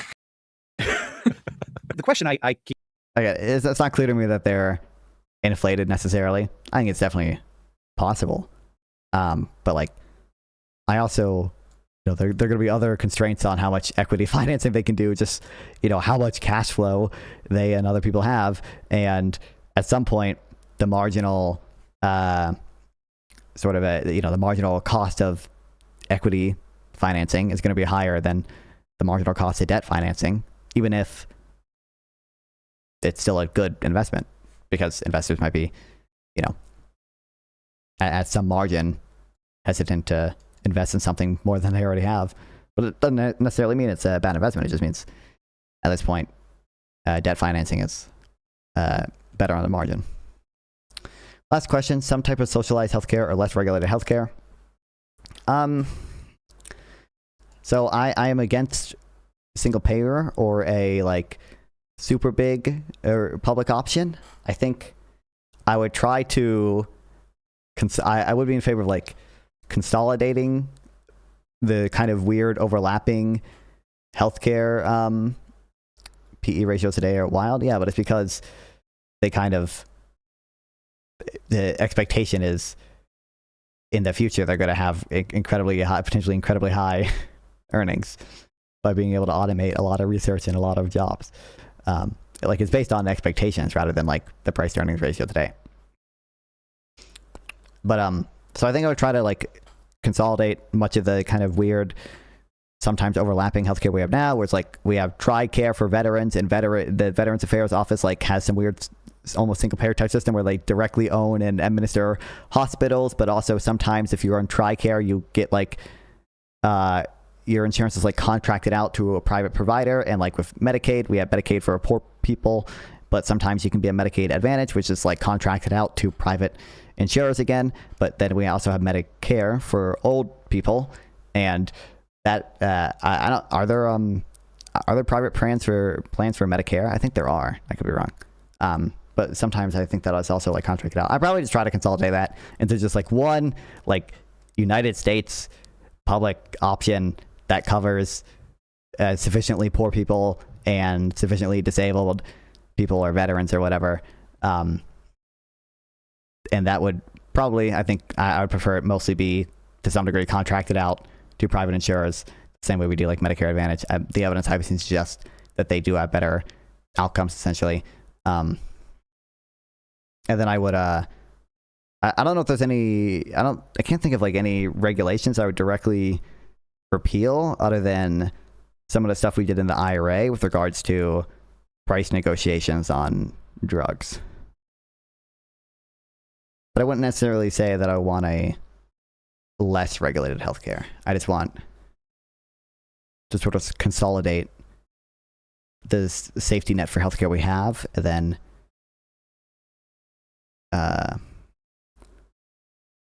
change some of the regulations. But I can't think of any other than the IRA thing I just mentioned that I would really get rid of. Keep noodling on. And so every time something, I'm anchored to it right now. And so every time something comes along, I'm does this explain my question? But the question is just why is the economy still going hot? It seems like things are fine. And I don't just mean the stock market. I went to the mall this weekend and the mall was full of people shopping and going to the arcade. The arcade where my son loves to go was sweaty in there. There was so many people running around. I was I gotta leave. I feel like I'm COVID in here. It's very hard to tell when you're on the internet, because of course the internet story is always going to be the scariest story. Nobody's going to talk about how they're doing well. That's not going to be fun to say, for one, because there's always people who are not doing well. Sure. And so we're somewhat dependent on government data. We're somewhat dependent on lots of analysts doing analyst stuff to figure out if things are going okay. Does it seem like things are going okay? I mean, I've been studying this phenomenon of the sort of the disconnect between consumer sentiment, so how people are saying what they feel, and then broad economic data for a long time. Because people will say that they're feeling really bad, but they'll go out and spend. Like retail spending is up. You know, consumer credit. People are using their credit cards actively. They're spending money on all sorts of things. We're seeing them spend a lot more on, you know, like food, groceries, rent versus maybe clothes. Right now, the economy is pretty substantially weakening. But the United States has a lot of access to credit, and so people have a lot of access to credit. And so I think the theory that a lot of people will float with the strength in the economy is that people are able to use their credit cards, able to use products like Klarna, which allow you to pay in installments. But then also a lot of the spending and a lot of the growth outside of the anecdotes is from higher income consumers. So 10% of Americans, the top 10% wealthiest, drive, you know, over half of consumer spending. So this number is not true. There's a good Twitter thread of this. This is how I first found out that it wasn't true. It is basically a meme number. The original post was deleted because Matt Brudek, I think, is a good enough guy to get rid of the post when he's epically wronged. Is it up across all deciles? I don't know for sure, but I believe so. But this is just a quick little thing here. Okay, we're not going to read all of it, but this graph's been floating around every couple of months. The top 10% of earners account for 50% of consumption. Anyone familiar with economic statistics should intuitively feel this must not be right. Why does it feel wrong? Because the top 10% get about 50% of pre-tax income. They get 30 to 37% of disposable income after tax and transfers, depending on the source. And we know the rich have a higher savings rate and so consume a lesser share of their income. Taken together, these facts mean that the top 10% cannot be 50% of consumption. They do not even receive 40% of disposable income. And with consumption income ratios decreasing in income must account for the top 10% must account for less than 40% of consumption. So how does Moody get to 50? Here's how. We're not going to read all this, but basically they take data from the San Francisco financial accounts or whatever, or the survey of consumer finances, I think it's the thing. Compute in the SEF, the share of assets held by income group K. Multip, thanks. New method for the follow over and kick. I appreciate it. Multiplied by the net acquisition of I in the quarterly finance accounts. Sum across all assets and liability. Call this savings of K. Subtract from income of K to get consumption. Hang on, are we saying that they are buying more, or that because things cost more, they're spending more? So, what she's referencing is, I'm assuming, she's referencing this, but what people mean, they're usually referencing just real personal consumption expenditures, which is adjusted for inflation. It could, in theory, kind of represent both, but if you just look at kind of the, you can somewhat account for that by looking at just like the percentage of income people are spending on, for example, like food and clothes and essentials, as compared to, you know, non-essential goods or whatever. And that is, you know, that to my knowledge, like spending the percent of income going to food is still going down for the median person. And if you just look at real personal consumption expenditures, retail, I think they have well, this is for goods. I thought they had one specifically for retail.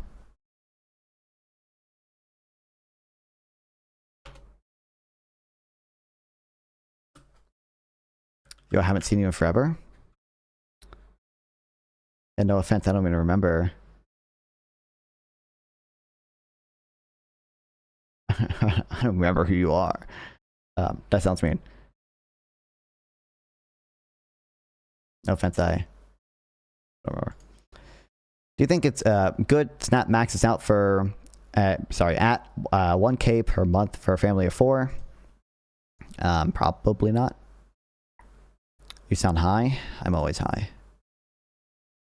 Trust. Don't fact check.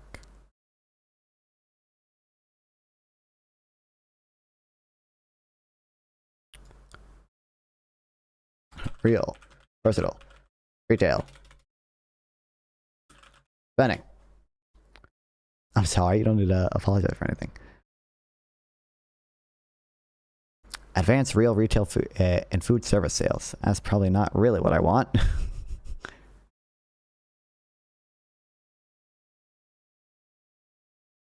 This is relatively flat since 2021, though.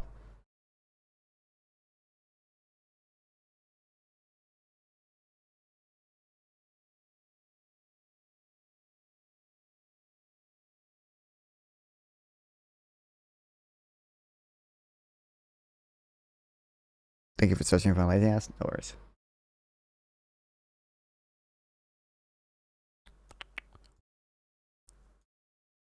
But it is adjusted for inflation when it is real personal consumption expenditures. This is specifically for goods, and of course you can, like I said, look at it by sort of sector, and obviously some of them reflect off in what direction, as in it's probably not enough for a family of four for it maxing out.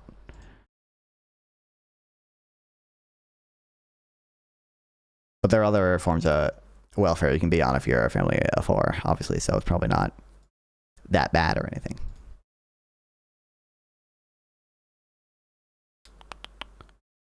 But yeah, okay. Using a national personal savings rate from financial accounts of 7%. This can be a range as Z is the amount there of consumption they are. Are you on Snap? Nope. But it's completely wrong and constructed and by construction, not a measure that can be released every quarter. For example, you actually think $250 per week is not enough for a family of four? We know these were primarily a feature of lower income missed the thing. For example, think of the excess savings after COVID. We know these were primarily a feature of low income households suddenly receiving stimulus checks and saving away more than usual. Moody's methodology would, by construction, miss that, attributing most to high income households. Overall, other sources suggest that the top 10% receive 30 to 40% of disposable income. Their savings rate is 20 to 25% relative to the national of 7%, so they represent between 28% and 35% of consumption. 250 a week is like a half-time job. It's like a non-negligible amount of money. It's like obviously going to help them, but I don't think 250 per week for a family of four seems somewhat low to me. Get a job? Well, I mean, it decreases as you're in. That's the max. I'm assuming that's if you're essentially unemployed, because it decreases with income.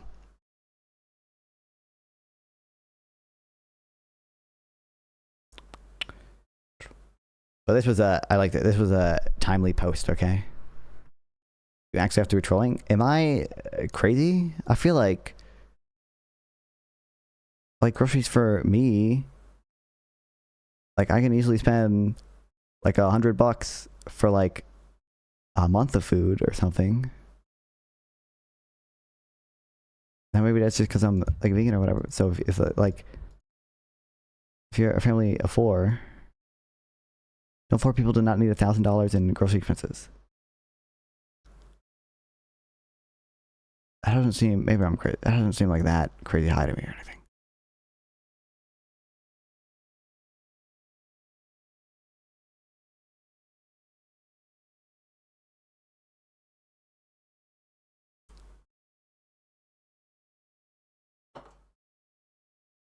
$250 per week is easy if you plan and cook.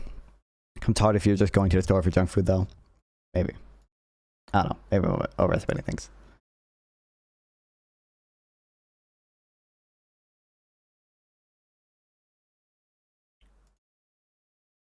And so that is also keeping the economy afloat and ties into your asset price theory, where everybody's assets have exploded in value over the past couple of years. If you own a home, if you own tech stocks, so people are wealthy because of that, and so they're able to go and spend money in that way. And so that does provide a floor to the economy right now. Does that answer your question? Oh, it gives me great context. Yes, I don't think there's an answer to it.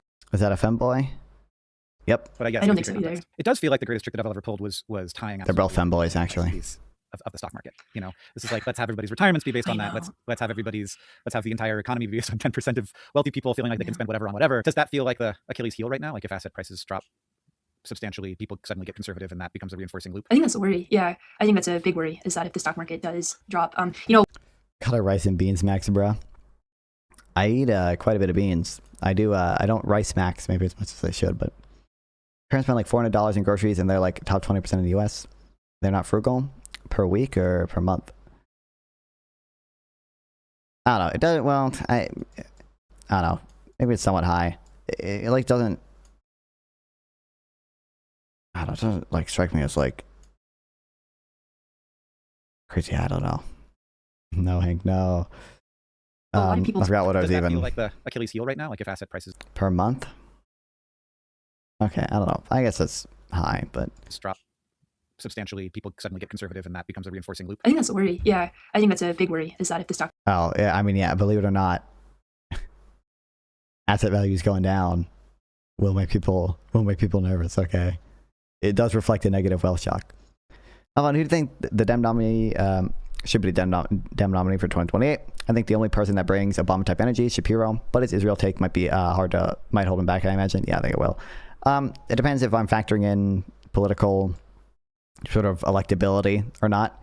I think probably Shapiro or Bashir would be like my picks just in terms of policy.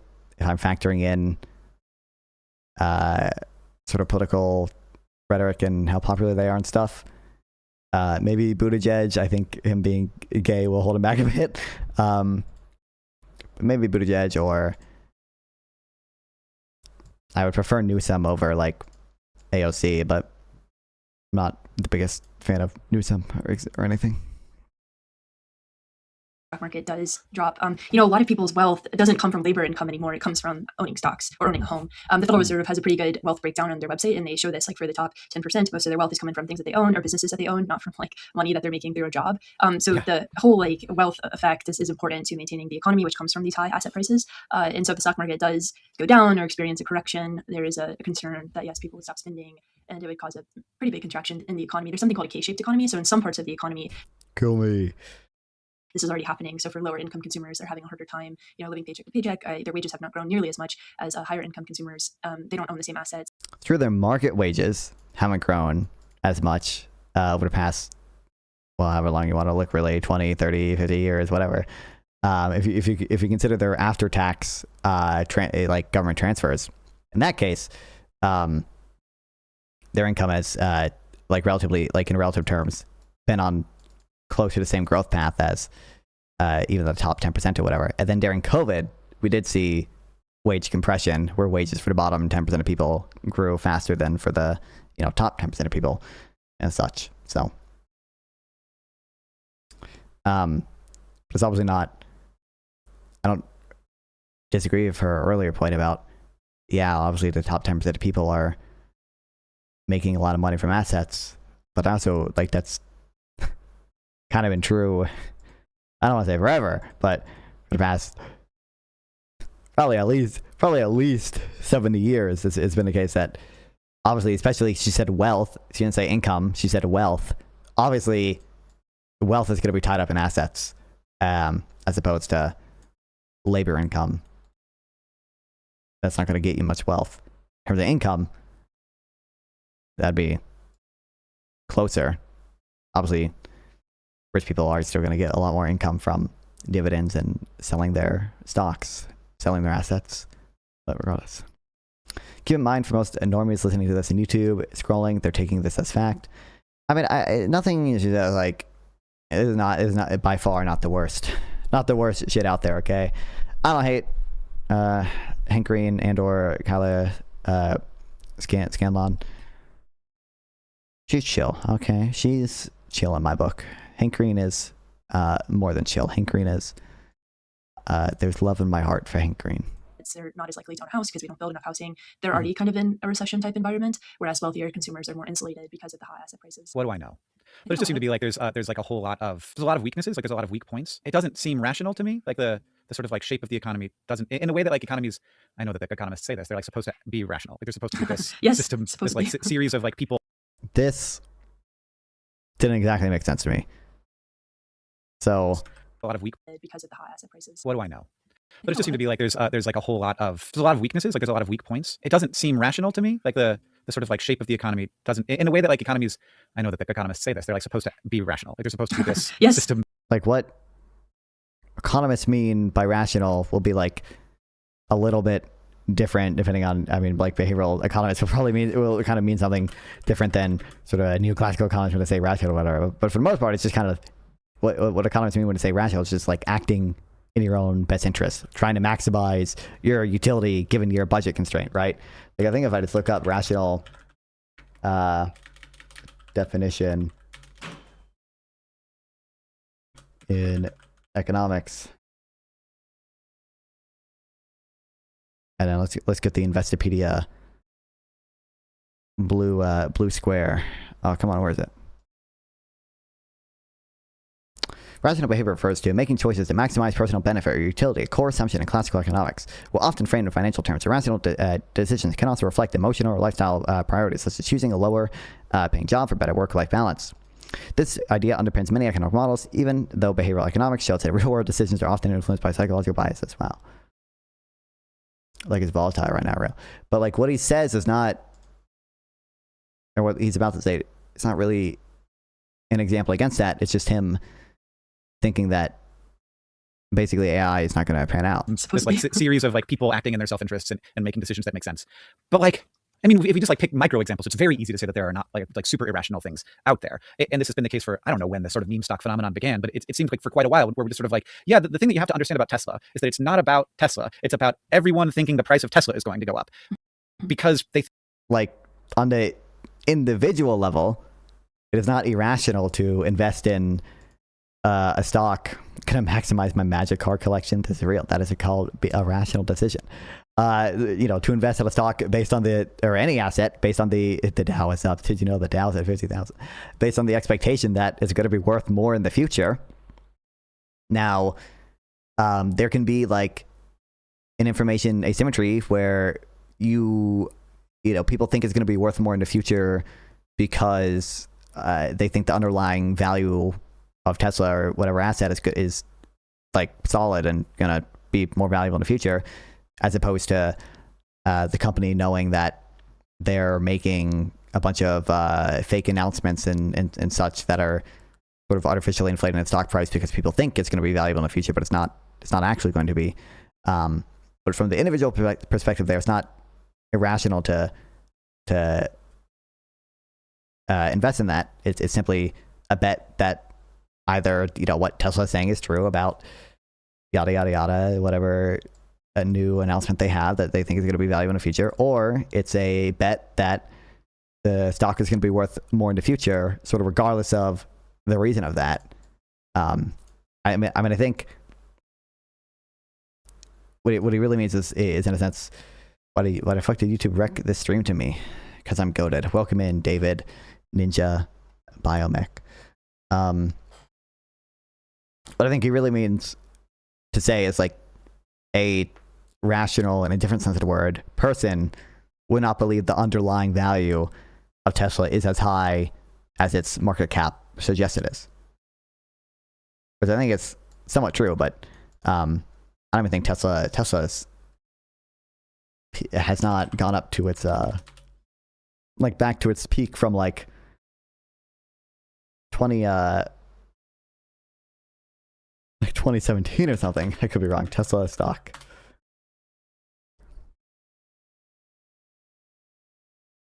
Max. Oh no, it peaked again in like 2026. Okay, I thought it this is 2025. I remember it was back in 2021. I remember like it this like long like decline here, but it's going back up since I was wrong. Since 2024, it's continued to go back up. Jesus Christ, you saying 1K for a month for family 4 isn't enough. I'm radicalized me. I might register Republican now. I mean, maybe like, I don't know, it just didn't initially strike me as a crazy amount. Now that I thought about it a little more, it's definitely like, I think it's enough. It still doesn't like strike me as like particularly crazy or wasteful, but I think it's enough. You're not going to be starving or anything. I didn't think of it. I wouldn't say, I don't think I ever thought they were going to be fucking starving or anything, but we're back below the meme number. Well, yeah, but it wasn't that long ago, right? Like its all-time peak was literally right here, right? December 12th or December 19th, 2025.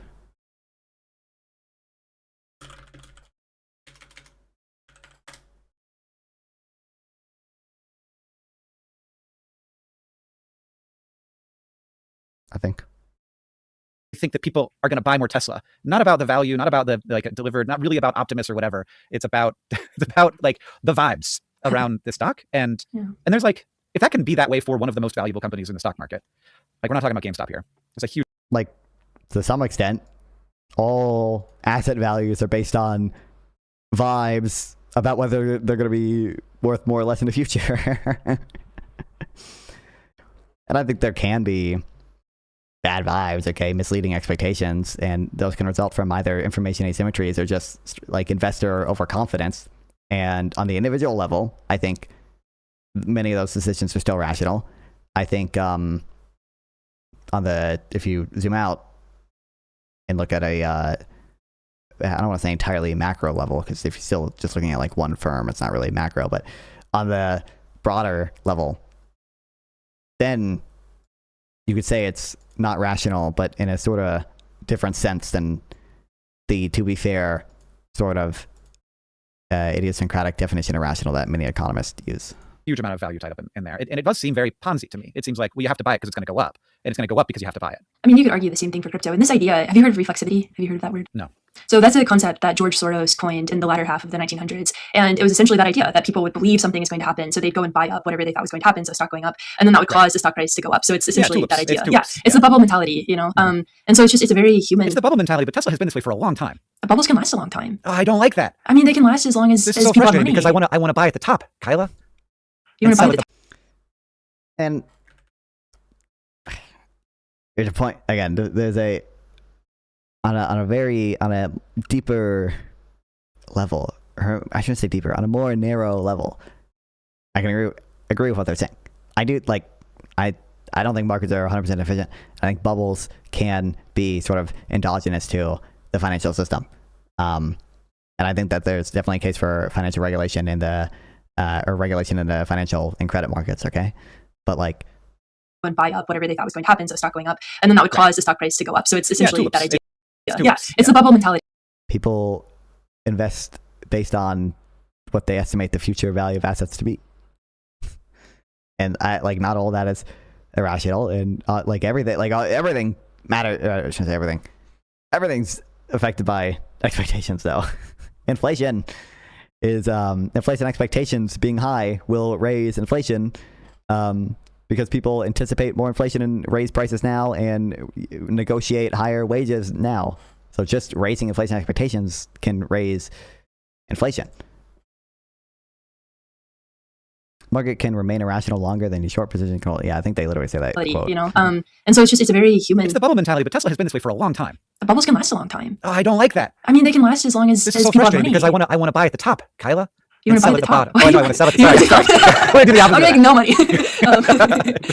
Because I want to know when the bubble's going to pop so that I can buy puts or options or whatever the thing is that you make money when things go down. Well, then you get into Keynes, right? Markets can stay irrational longer than you can stay solvent. That's it. John Maynard I should Keynes. tattoo that on the inside of my eyelids, yeah. It's a good one, yeah. So that's the other funny thing is like economists and market analysts have been talking about these ideas forever, but because there is so much access, which is both a good and bad thing, like you can buy whatever you want on Robinhood.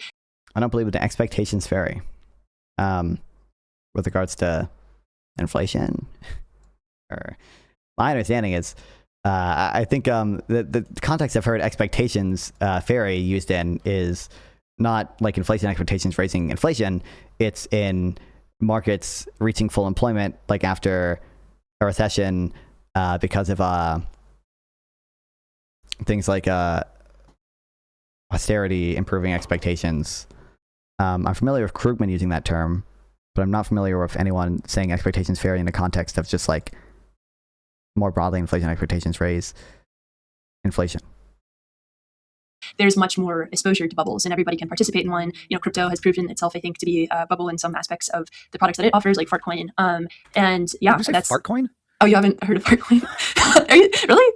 Oh no. Or maybe I think Krugman is the confidence fairy. What the expansionary austerity types are claiming is that the indirect effects of austerity on confidence will outweigh the large direct depressing effects of cutting government spending now. That's a very tall order. Consider a very simple new Keynesian model like the one I used in my old Japan paper. This model assumes indefinitely lived consumers with free access to capital markets, assumptions that would seem to be very favorable to the notion that changes in expected future policy matter. Yet even there, a perceived permanent fall in government spending will at best have zero effect on output if there's any notion that cuts are temporary. They'll be contractionary. And add more realism, and the odds of expansionary austerity get even worse. By contrast, the expectations-based monetary policy has no direct effect on the economy today, so any positives from expectations make it favorable overall. You don't have to believe that effects are really big in order to believe they might be there. Now there is room for skepticism over the effectiveness of credibility promising to be irresponsible, which is why, from the beginning of the crisis, I've always favored using fiscal policy as the main answer, with unconventional monetary policy as a supplement, but the Fed should be doing what it can, and finally, it seems to be moving in that direction. I'm familiar with it being used in that context, but yeah, stuff like rate tax revolution is why people say econ is pseudoscience. Is that really the reason?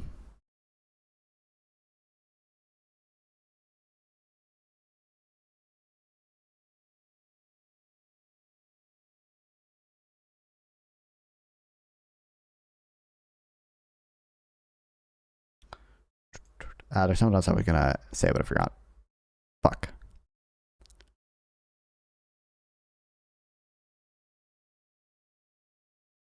Fuck.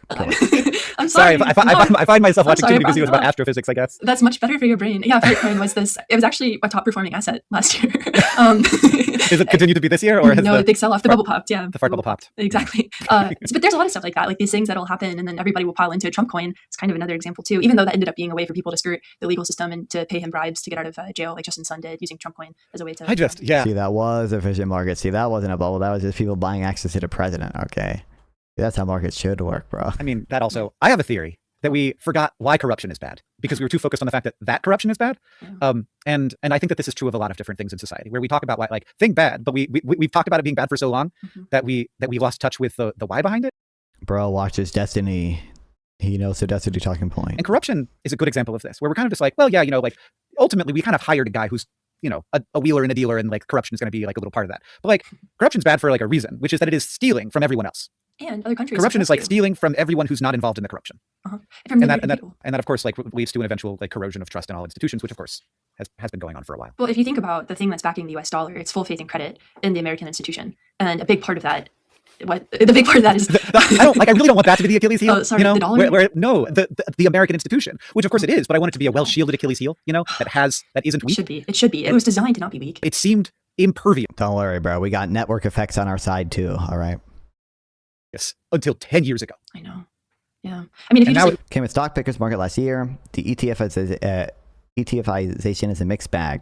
Yeah, I've read a little bit of like Nicholas Decker's stuff on. I think he's written about just more companies going public in general, and then the rise of there's a more general term I'm looking for, but yeah, of ETFs and of just passive investing in general, as opposed to more people the more active investing that people and even hedge funds used to do more of.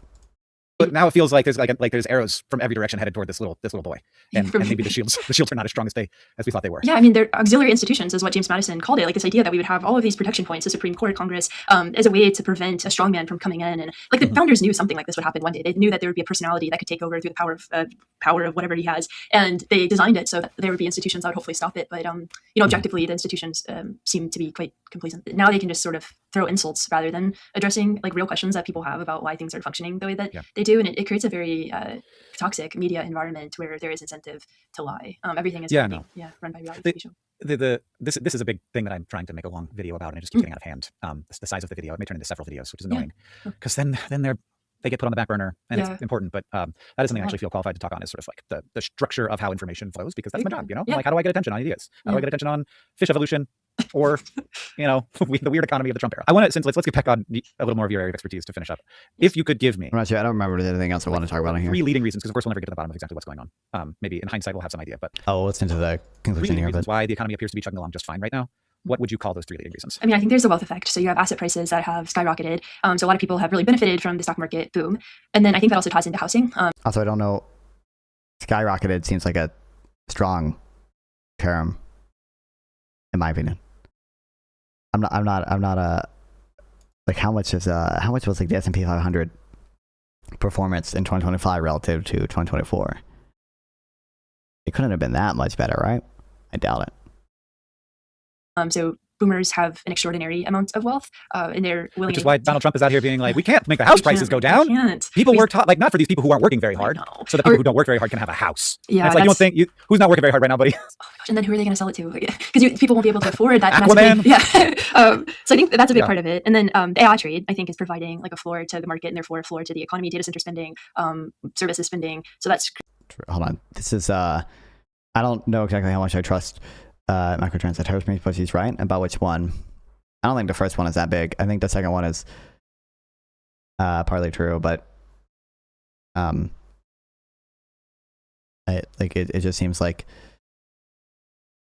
I don't want to say trivial, but it's like the economy is doing well because it's doing well for people who have a lot of wealth saved up, which is old people. And it's like, yeah, if the economy was doing it, I don't even know the causality there seems, I don't want to say backwards, but like weird to me too, because like, well, how do you know, like, isn't the economy doing, isn't it evidence that the economy is doing well that people still have whatever?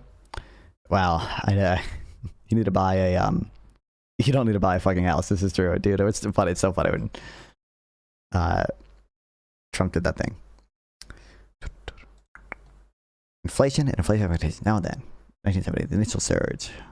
Expected. Inflation 1 year ahead. Wow. I mean, I think this is to be fair. Or to be fair is maybe the wrong word. I think inflation expectations are more disconnected from inflation nowadays, or like will be more disconnected from future inflation nowadays, because one, people's inflation expectations now are shaped a lot more by the media environment and partisan politics than they used to be. I think there's clear evidence for that in how Democrats and Republicans' inflation expectations will change based on who's president and based on tariff announcements and the such. And then two, I don't know how big this effect is. I'd have to read more to have a lot of confidence in this. But two, labor just has less negotiating power nowadays. So I think there's that one paper that I definitely brought up on that's passive adaptive expectations even more, or that proves adaptive expectations even more. Haha. Well, I think like you understand, in the past it could have been the case that they were more directly related to future inflation expectations because they were more active, or I don't know what the term is, more realistic, as opposed to nowadays where they're shaped much more by the media environment than actual economic conditions. Ooh, Guild, the Phillips curve. Hey, murder, misery. But labor does have less negotiating power nowadays, which makes the sort of wage price spiral mechanism there less powerful to the extent it ever existed, which I am somewhat skeptical of. Conventional wisdom has it that the sound monetary policies of the 1980s not only conquered the great inflation, but also buried the Phillips curve itself. This paper provides an alternative explanation. Labor market policies that have eroded worker bargaining power might have been the source of the demise of the Phillips curve. We developed what we call a Kalekian Phillips curve, the slope of which is determined by the bargaining power of trade unions. We show that a nearly 90% reduction in inflation volatility is possible even without any changes in monetary policy when the economy transitions from equal shares of power between workers and firms to a new balance in which firms dominate. In addition, we have the decline of trade union powers to reduce the share of monopoly rents appropriated by workers, and thus helps explain the secular decline of labor share and the rise of profit share. We provide time series and cross-sectional evidence. There's that. But to be fair, this updates me, easy money, have no fear, okay? I would have to think about how much it should update me, but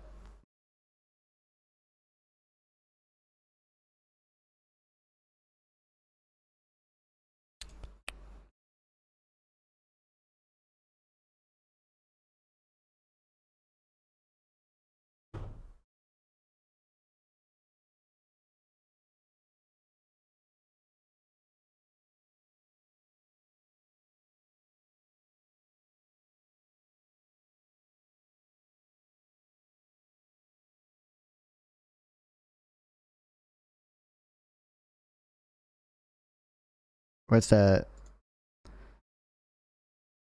Ooh, can I find the source of this or anything? Whatever.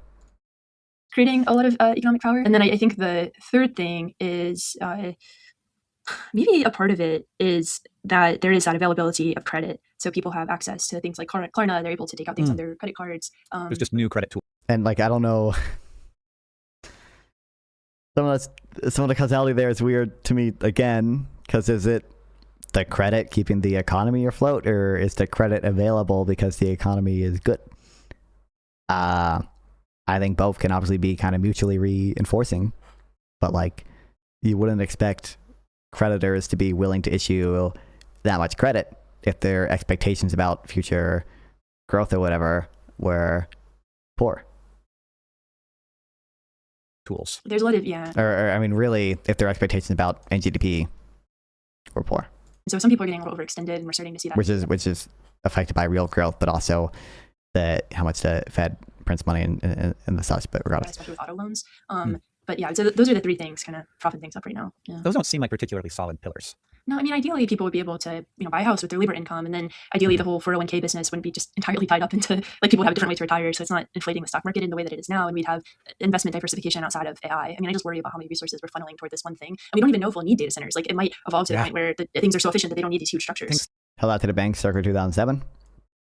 I mean, I think, I don't, so the issue there, I think, was more that banks were using subprime mortgage bonds as a financial instrument, rather than that they were like necessarily, or rather than like the financial market as a whole was like too willing to issue credit. There's obviously a deeper issue fundamentally with the subprime mortgages. I agree with that, but the reason why that spilled over so much was because the CDOs and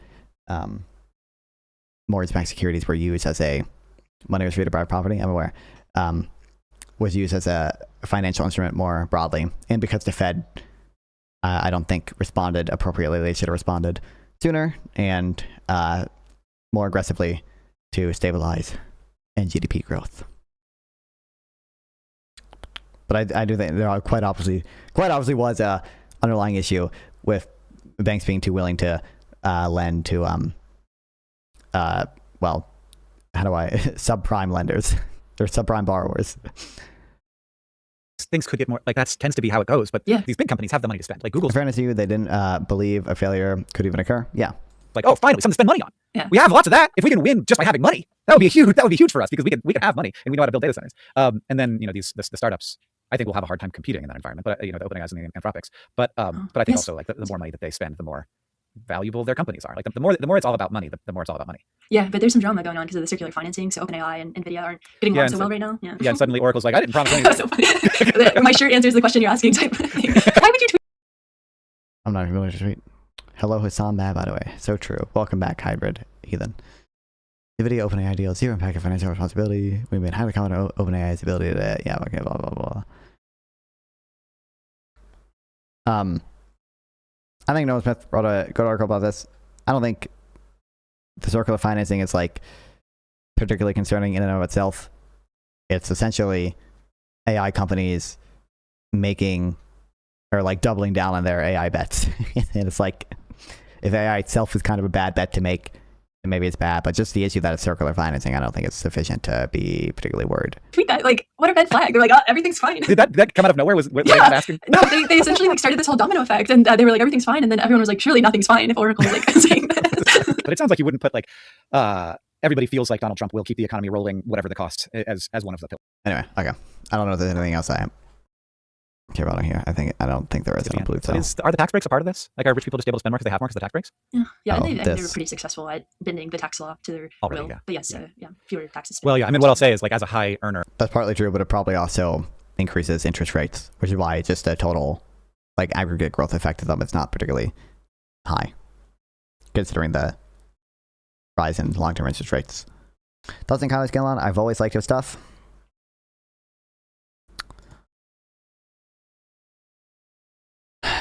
I don't dislike her necessarily.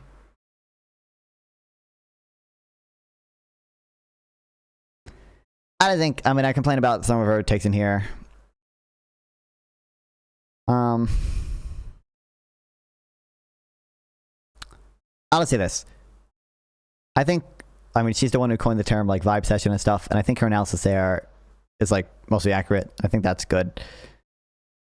Other than that, I have not seen anything particularly nuanced from her, and I often disagree with her takes about how well people are really doing. Like, I complain about her takes. Like, for example, she mentioned in this, like, oh, the top 50 or the top 10% of people are responsible for 50% of the consumption.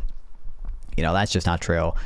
And I think she's kind of overly friendly to some of the populist slop takes of like the paycheck to paycheck memes and such.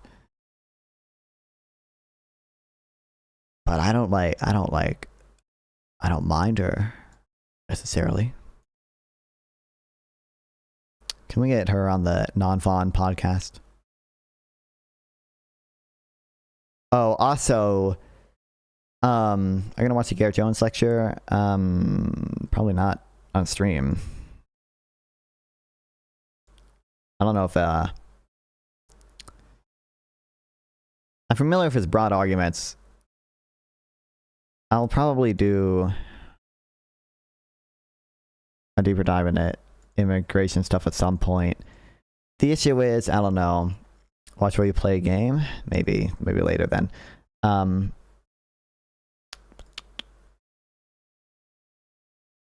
issue is, like, you could spend a lifetime just, like, debating and learning about, like, what the effects of the Marielle boat lifts, you know, were on wages. You'll have to have her on a Goon Fawn pod. This is true. She is hot. Okay, so I wanna do the econometric stuff. I'm slowly doing that. I want to speed up the pace at which I'm doing that. And then I want to do, I just want to max out the, I say max out. I'm never maxing any of this stuff out, bro. It's too much to know. Too much knowledge out there. But I want to max out the econometric stuff a bit. And then max out some of the healthcare stuff and trade slash tariff stuff. Like, I just want to I want to be able to have a better understanding of all the studies I cite for the trade stuff, and I want to be able to have a better read more and have a better understanding of just all the healthcare stuff I talk about. And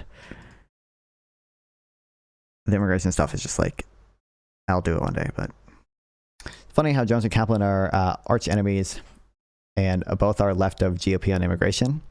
Well, yeah, because so a couple of months ago, I was invited to speak at the like people. Why is he? This is crazy. He's political policy discussions. It just kind of never does. He's not. Oh wait, this is in front of like this is in front of a live audience, right? Okay, never mind. I thought it was okay. I thought it was just like filming this, because this is just like a you know, video like slideshow, but he's got an actual projector here of like the slideshow back there, and he just overlays this. Okay, I was confused. I was like, did he like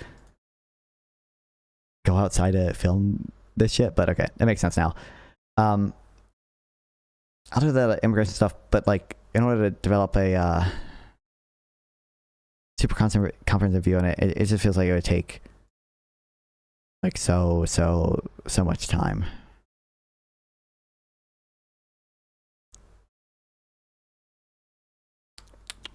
But yeah, like the GOP, first of all, Republicans are like well, probably most Republicans by now are just like populist. And obviously libertarians are going to oppose that type of like populist stuff on both sides, guys. On both sides. And a lot of them are just racist. A lot of them are fucking groypers. Immigration deserves your time. It is a question of the century. Bruh. Maybe. Anyway, also, this was a annoying thing I don't like about her. I've seen both of these things, and I understand doing this, and everyone does this, I think, to some extent. But she seems like she's very, very willing to agree with in your ending. No. She seems like she's very willing to kind of agree with whoever is like hosting her. Like Jon Stewart and Tyler Cohen are people who have very different beliefs about economics. As Jon Stewart has especially recently demonstrated. But in both of these interviews, she's very conciliatory to her host with regards to being much more sort of libertarian adjacent on Tyler Cohen and much more progressive on Jon Stewart. Kyler bought the vibe session thing that was corny and proven wrong. She came up with the vibe session thing. She coined that term. I also don't know what you mean by was proven wrong. I think if you, from my understanding, you can talk about median household income all you want, but it just is at the end of the day true that consumer sentiment used to track much better with sort of a basket of indexes like unemployment, growth, and inflation. And nowadays it seems much, much, much more responsive to inflation than it does from unemployment and growth and other things like that. I wonder if politics always kind of been mostly driven by populist vibes. Kind of curious if this is a real new phenomenon. I mean, it's hard for me to say because I'm 20 years old, but I think my intuition is that it's been increasing. I think it's probably always been largely kind of not necessarily populist vibes, but like vibes. Like I don't think people were having like incredibly nuanced and intricate debates like in the 70s much more than they're doing it today. But I do think the populist vibes are more common today, and the media environment is just simply worse in the sense that there's kind of less gatekeeping on who can be a pundit. No, people are always more sensitive to inflation. They might have always been more sensitive to inflation, but it's recently they've been like much more sensitive to inflation than previous business cycles.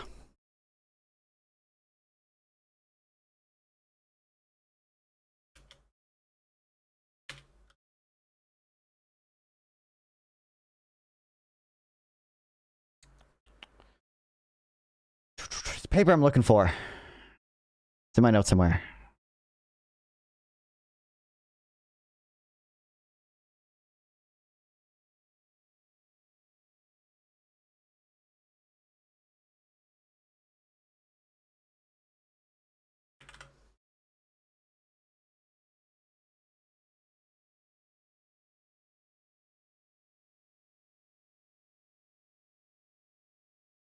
Fuck it, I have to find it. I feel like it was a Larry Summers paper.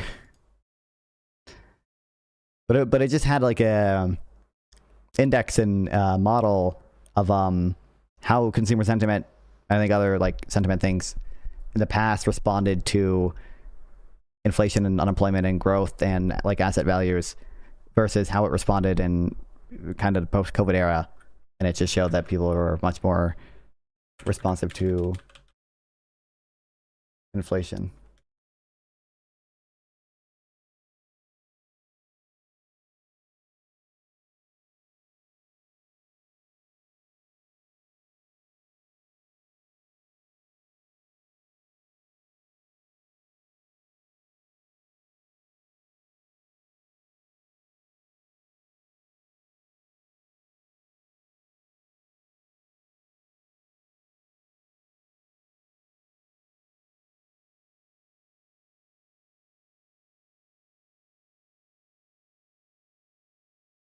Fucking hell. I don't. Post-COVID consumer sentiment versus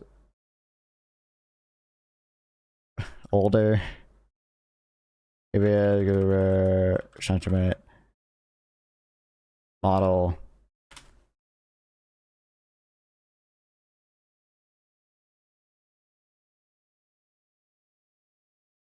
I mean, obviously, Zer probably had something to do with it, but that doesn't change the fact that vibe session was an incredibly annoying and self-congratulatory term.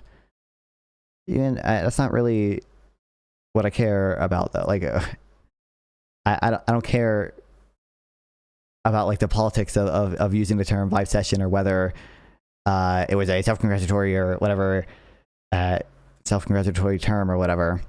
I think like you understand, you probably face some type of like equivalent criticism of easy money when you make claims that are sort of to some degree like anti-populist or whatever. Like when you make claims about, you know, healthcare and the ACA that people will just like emotionally kind of view as like, oh, you're saying you want poor people to fucking die, right? And that's not what you're saying. I recognize that's not what you're saying. Okay, you're just making a claim about the cost versus benefits of employers being able to assess risk compared to the benefits that people get with pre-existing conditions. I'm saying here is kind of I care about essentially what I just cited. If I could fucking find it, I can find it for later. Okay, I'm not gonna spend all day on stream looking for it, but about how much consumers responded to, or sentiment responded to, inflation as opposed to other measures with post-COVID compared to previous business cycles.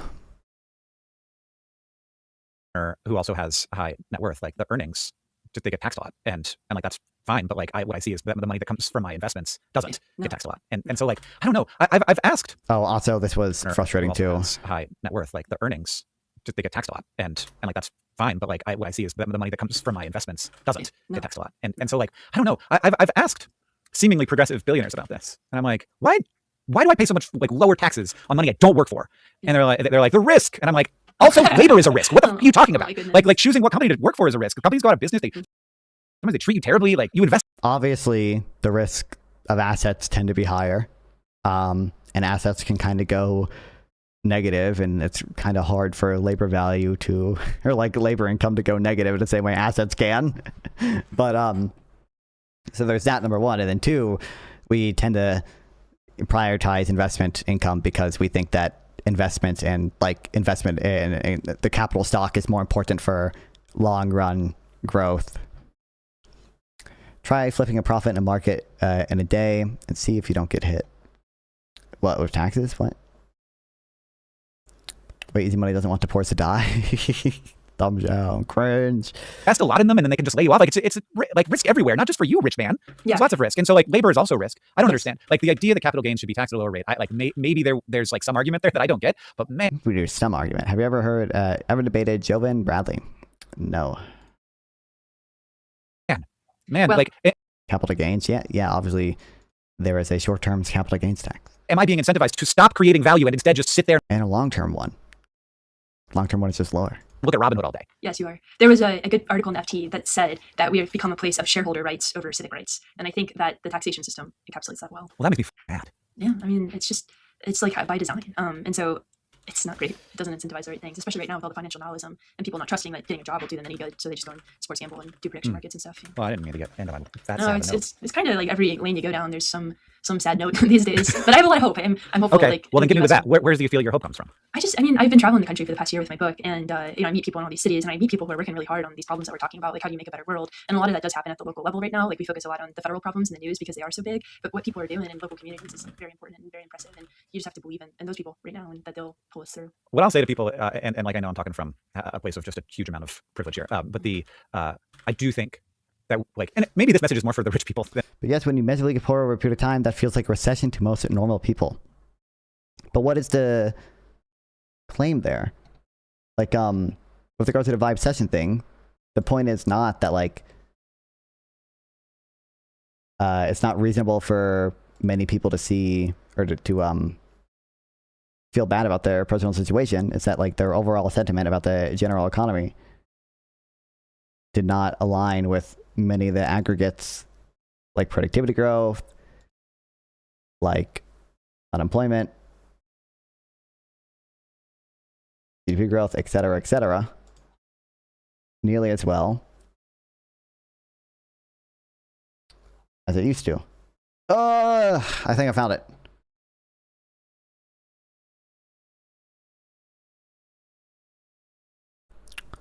Actual unexpected consumer sentiment given unemployment and inflation. Like this is their old model.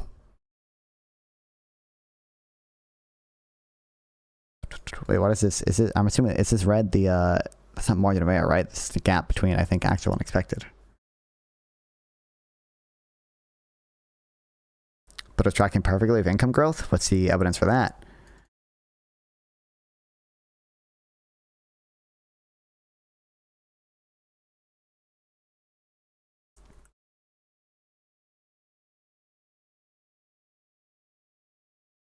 Yeah, hold on. It might have been because I think it was in the same paper as this this other graph.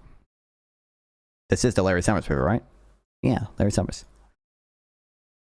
I think this is it. Unemployment is low and inflation is falling, but consumer sentiment remains depressed. This has confounded economists who historically rely on these variables to gauge how consumers feel about the economy. We propose that borrowing costs, which have grown at rates they have not reached in decades, do much to explain this gap. The cost of money is not currently included in traditional price indexes, indicating a disconnect between the measures favored by economists and the effective cost borne by consumers. We show that the lows in U.S. consumer sentiment cannot be explained by unemployment and official inflation. Are strongly correlated with borrowing costs and consumer credit supply. Consider that where borrowing costs, which have historically tracked the cost of money, are at their highest level since the Volcker era. We then develop an alternative measure of inflation that includes borrowing costs and account for almost 3/4 of the gap in U.S. consumer sentiment in 2023. Global evidence shows that consumer sentiment, to be fair, is attributed in borrowing costs and not just consumers becoming more sensitive to inflation, but consumer sentiment gaps across countries are also strongly correlated with changes in interest rates. Proposed U.S. specific factors do not find much supportive evidence brought.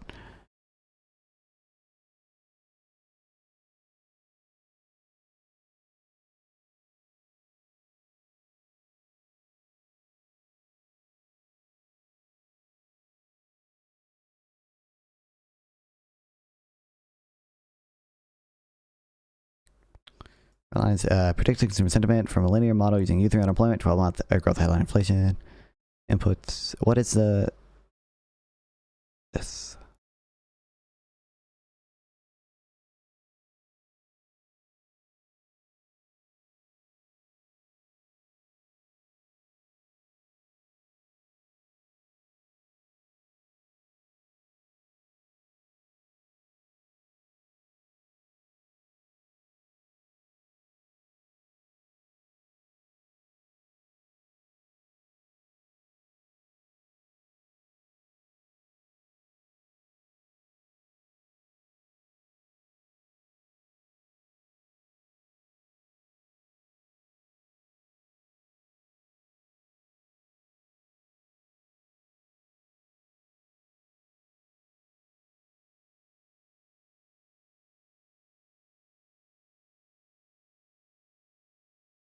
Oh, this is a working paper version. It's the exact same.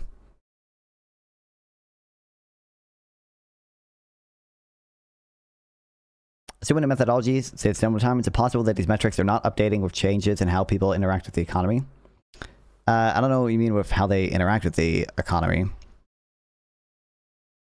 You'd have to specify a bit. So they attribute it to higher borrowing cost, which might, like, maybe like interest payments or like just credit as a percent of like cash balances has been increasing. So like maybe in that sense, maybe. I don't know what to say if everything around me suddenly gets more expensive and my wages don't become higher after a decade of... I don't understand. This is not... Okay, easy money, I'm going to crash out. This is, I don't... what claim did I make that you think that is refuting?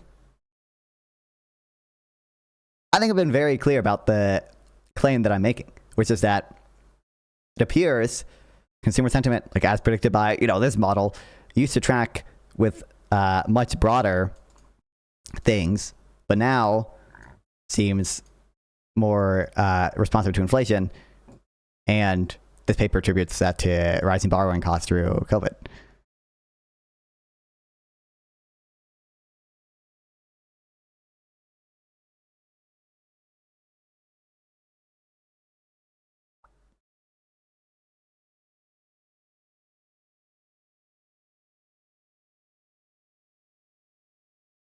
I guess using the alternative CPI that accounts for borrowing cost.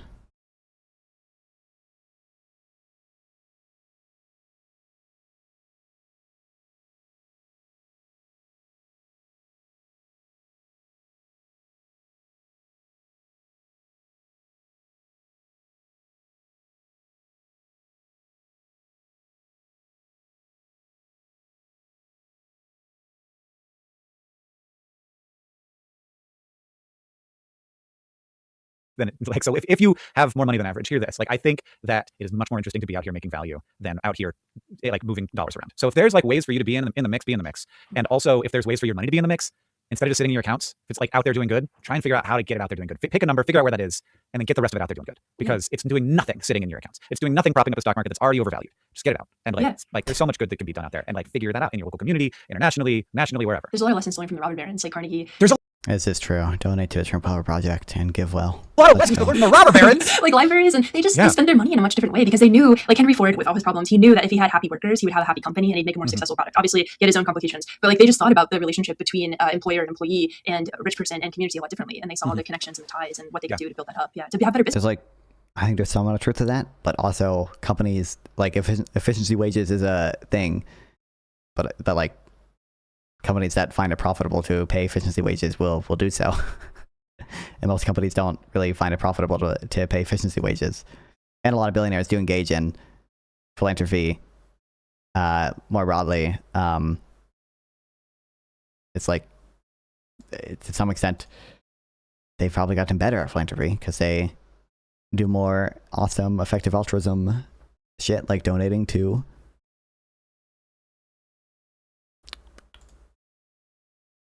charities that help the third world. What's this sample?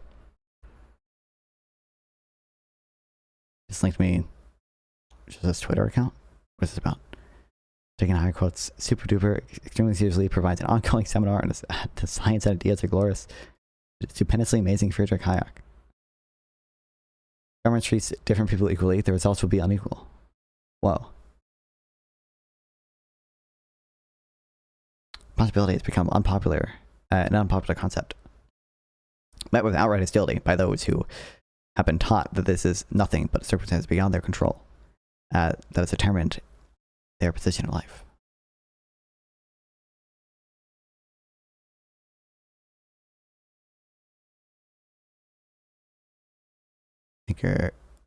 I don't think you're great. I think you're fantastic for what you're supplying my demands and elastic.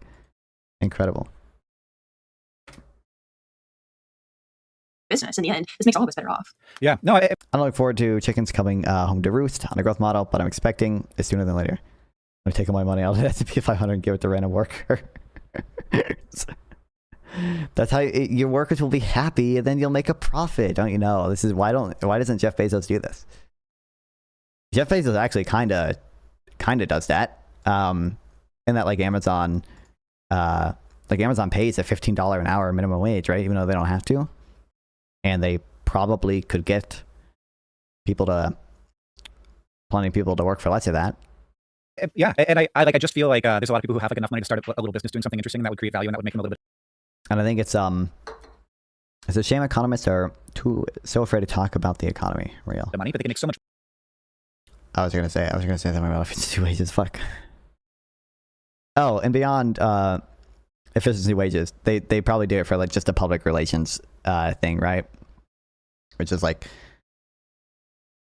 you know, they probably could pay less, and it might not actually be the efficiency wage model that like makes workers happier and more productive, and therefore makes them a profit. But it's just a public relations thing that makes their image better. So it's a reputational cost that they don't have to face. More money investing in a REIT or in private equity, and so that's what they do. They let somebody like outsource all of the work of running a company, the stress of running a company, and also the ethics of running a company to somebody who will be ruthless and work hard, and they will end up making more money.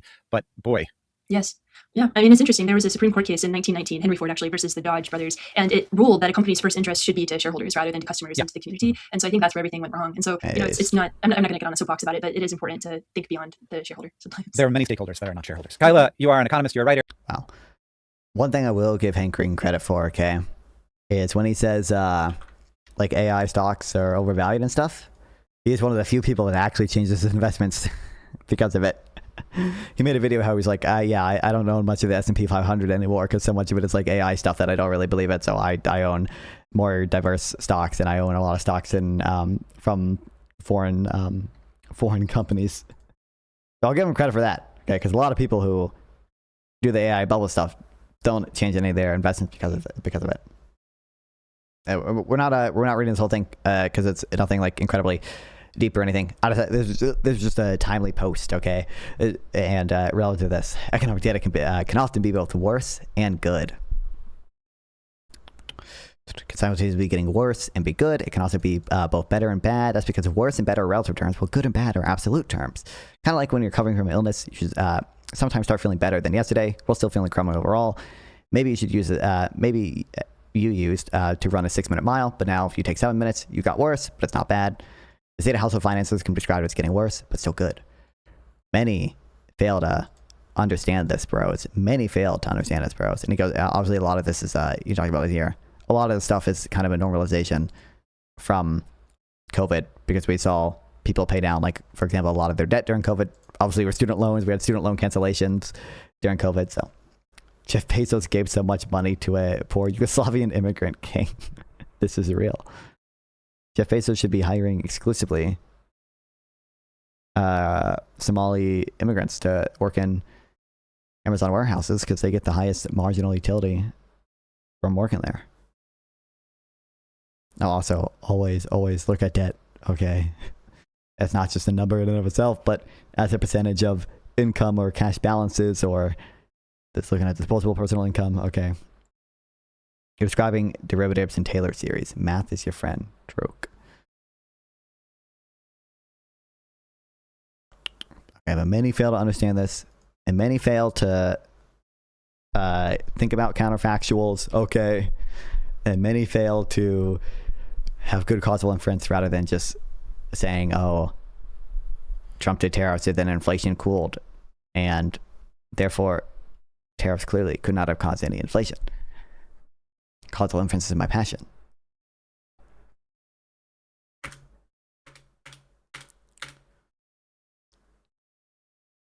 Okay, I don't know if we're gonna read this whole thing. We're gonna skim through this. I feel like some of this might trigger me. I just saw this on my Substack feed. I'm still pro-boomer, guys, okay? As much as boomers try to make me not.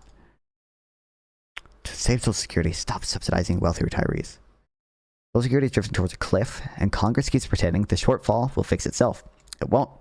Absent reforms, benefits will be cut across the board by roughly 23% within 6 years. That outcome would harm retirees who depend on Social Security most, while barely affecting living standards of those who do not need financial support in old age. There's a better option: reduce distributions to wealthy retirees, preserving them for the most dependent on benefits. This should not be a radical idea. Government income transfers should be targeted to those who need financial support, not to subsidize consumption among well-off seniors at the expense of younger American workers. I just, obviously,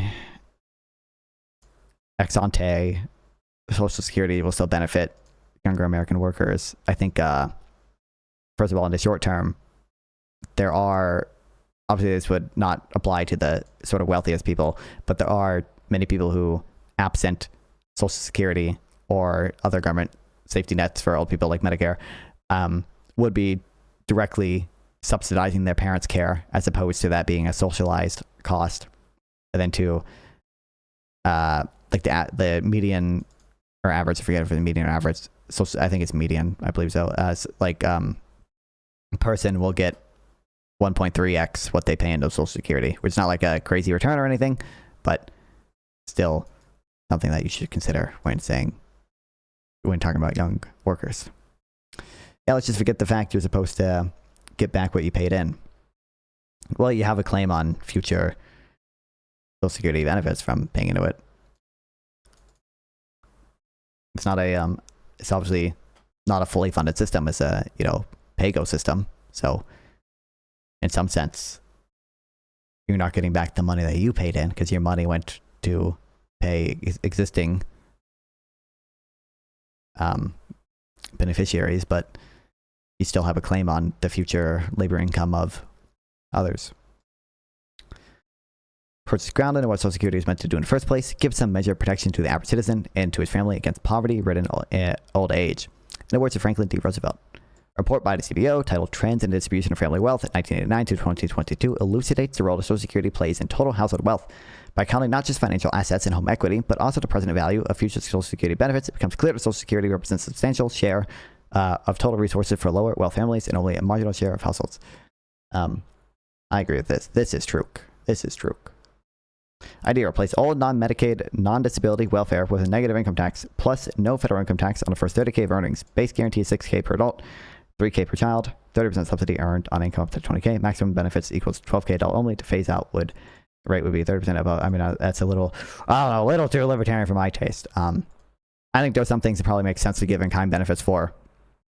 For example, to the extent that there's a failure in the healthcare or health insurance market, it may make sense to have not just a direct cash transfer, but actually some government intervention, whether it be in the form of like sort of directly providing a health insurance plan or simply negotiating a plan with private insurers that like maybe private insurers sort of compete to actually fulfill. And to, at the very least, I think standardize plans. And then maximum of $12K per adult seems a little low.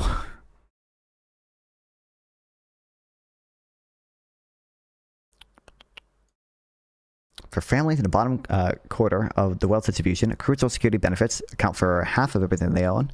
For those near the top, Social Security represents only about 8% of total assets for the top 10% compared to holdings in financial assets, real estate, and business equity. Yet, under current law, wealthy retirees who claim at age 70 can still receive annual Social Security benefits exceeding $62,000, roughly 4 times the poverty threshold for seniors. This is an upside-down safety net. When automatic benefits kicks cut in 2032, the retirees who rely most on Social Security will be hurt the most, but wealthy households would scarcely notice the change. According to CBO, that uniform 23% cut would reduce the total wealth of families in the bottom half of the distribution by more than 10%. For the top 10%, the hit would be barely noticeable, about 0.2%. Well, this outcome is not inevitable. Congress can target benefit reductions to where they are most easily absorbed. Opponents of top-end benefit reductions argue that Social Security is earned benefit, not welfare, and that cutting benefits for high earners violates that principle. They are right about one thing: workers pay payroll taxes with the expectation of receiving benefits, but that expectation was never a guarantee of open-ended inflation. Beating returns, especially for retirees who already enjoy substantial private wealth. As I put the responsibility back in individual, I like cash payments as a substitute for this reason. In what? Are you talking about retirement specifically, or are you talking about just welfare in general? I don't really. If you're getting cash payments from the government, I don't think that's anything different than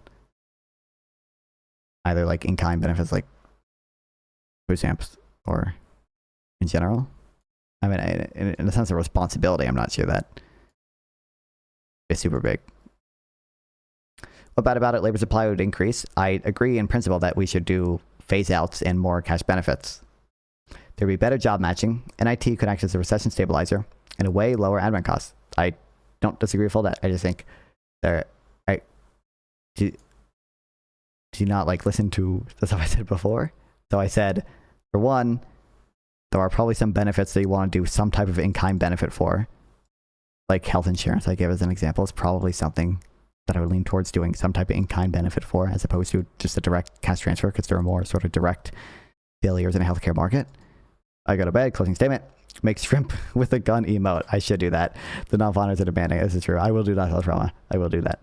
Appreciate stopping by. Self-Trauma. See ya next time I stream. Not tomorrow for sure, but probably the day after tomorrow. I said all non-Medicaid, oh, wait, sorry. I forgot the non-Medicaid part. Non-disability welfare. Okay. I imagine there might be something else I might want to do in-kind benefits for, but I can't think of any off the top of my head. But other than that, I don't have a super big problem with it. But I do think $12K for adult only is probably not that great. Like, you clearly still be in poverty with only 12K in yearly earnings.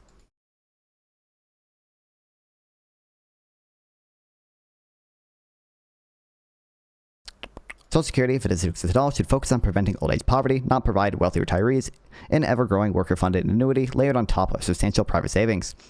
When benefits grow faster than inflation and flow disproportionately to those who don't need them, the program drifts away from its stated purpose and becomes increasingly difficult to justify.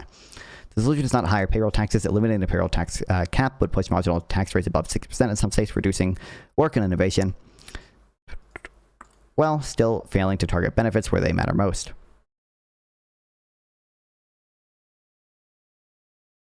What's the, I mean, I can imagine the innovation part because of the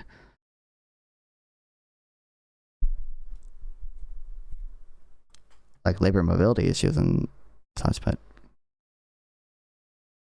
as long as they increase the marginal tax rate for the 90th percentile earners, decrease the number of patents and inventors by 2%, the corporate tax rate is even more important. Find also on from there, Social Security tax. To raise marginal tax rates for high income earners, 12 hours, is it just because the, I guess, like high earners disproportionately innovate more, but the payroll tax is only on like labor income, right? So I don't know. I would assume most of the innovation is like from people who are asset holders rather than getting most of their money from labor income, but being ineffective on its own and addressing how Social Security's long-term ownership evolves.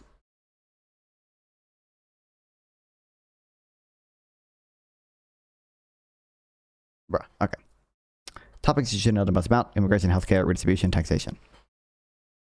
Okay.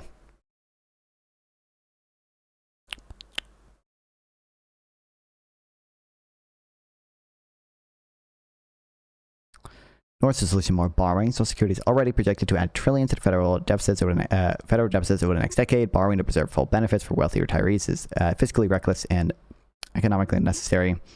The sensible path forward is targeted benefit restraints. That means slowing the growth of initial benefits for high earners by adjusting their benefit formula and indexing those initial benefits to prices rather than wages. Using a more accurate measure of inflation for cost of living adjustments based, I agree with this, and phasing out adjustments entirely for high-income retirees. Adjusting retirement age to reflect longer life expectancy with protections for workers who cannot truly work longer, which is the aim of disability component of Social Security. In practice, it changes the amount to a gradual shift away from earnings-related benefit towards a flat anti-poverty payment. If Social Security is going to persist, its role should be limited to what market earnings and private savings cannot reliably provide. Every step that trims excessive benefits at the top moves the program closer to that defensible boundary. Congress should act to preserve across-the-board benefit cuts without more deeply indebting younger generations, nor sucking up the resources from working Americans. Instead, lawmakers should focus on reforms where they do the least harm and the most good by trimming earned benefits at the top of the endangered at the top to secure endangered benefits for those at the bottom. It may not be fair, but it's the only plausible path forward. The goal of reform should not be to preserve Social Security in its current form, but to prevent the worst outcomes. Preserving benefits for those who depend on the program, while slowing benefit growth for those who do not. It's the only way to reduce Social Security's role as a reverse transfer from young workers to wealthy retirees who do not need its support. Okay. Did not trigger me as much as I thought. Okay. Okay. Thank the Lord. I mostly agree. Yay, more bad incentives. From what?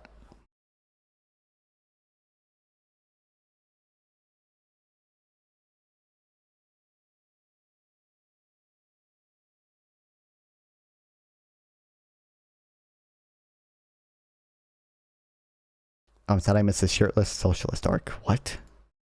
Oh, PPG?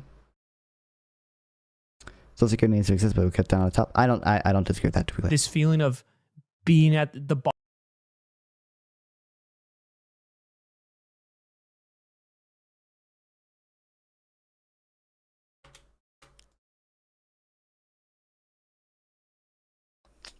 Screwing over to people to actually pay in. Well, technically, that's not a bad, if you're doing it retroactively, you're not really making a bad incentive. They can't retroactively adjust the amount that they historically worked, right? But I wouldn't say you're necessarily screwing them over, or I think screwing them over is a little hard to say considering you're cutting it for wealthy people who, I mean, as they showed, I think for the top 1%, it's like a 2.2% change, right, in their wealth or whatever.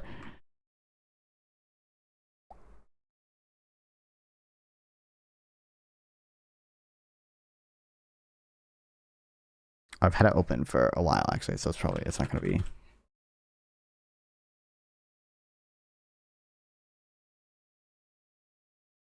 It wasn't that, right?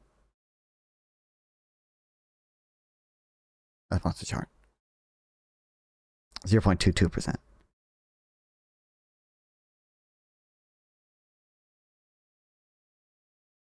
You know, the max social security payment is over $5K a month. I knew it was around that. But yeah, I know it's a lot.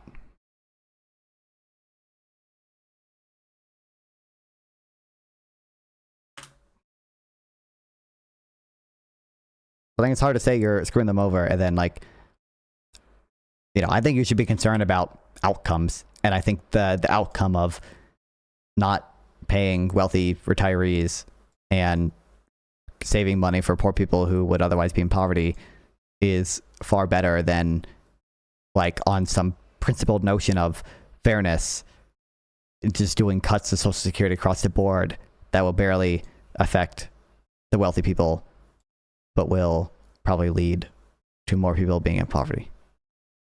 I think one of those kind of clearly outweighs others. I don't care the percentage. Ultimately, the people who pay the accountants as SOP will find loopholes with the normies. Just see, okay, I don't care about the percentage. Ultimately, the people, you should care about the percentage because it affects how good or bad the outcomes are. The people who can pay the accountants as SOP, I don't know what SOP means, will find loopholes. Will ignore. I don't know what loophole you're going to find if Congress passes a law to cut Social Security benefits for the wealthiest people. And I also don't see how the normies would see any. I don't think they would see any less reason to earn. I think that they would, if you're not raising payroll taxes, see the same incentives to earn.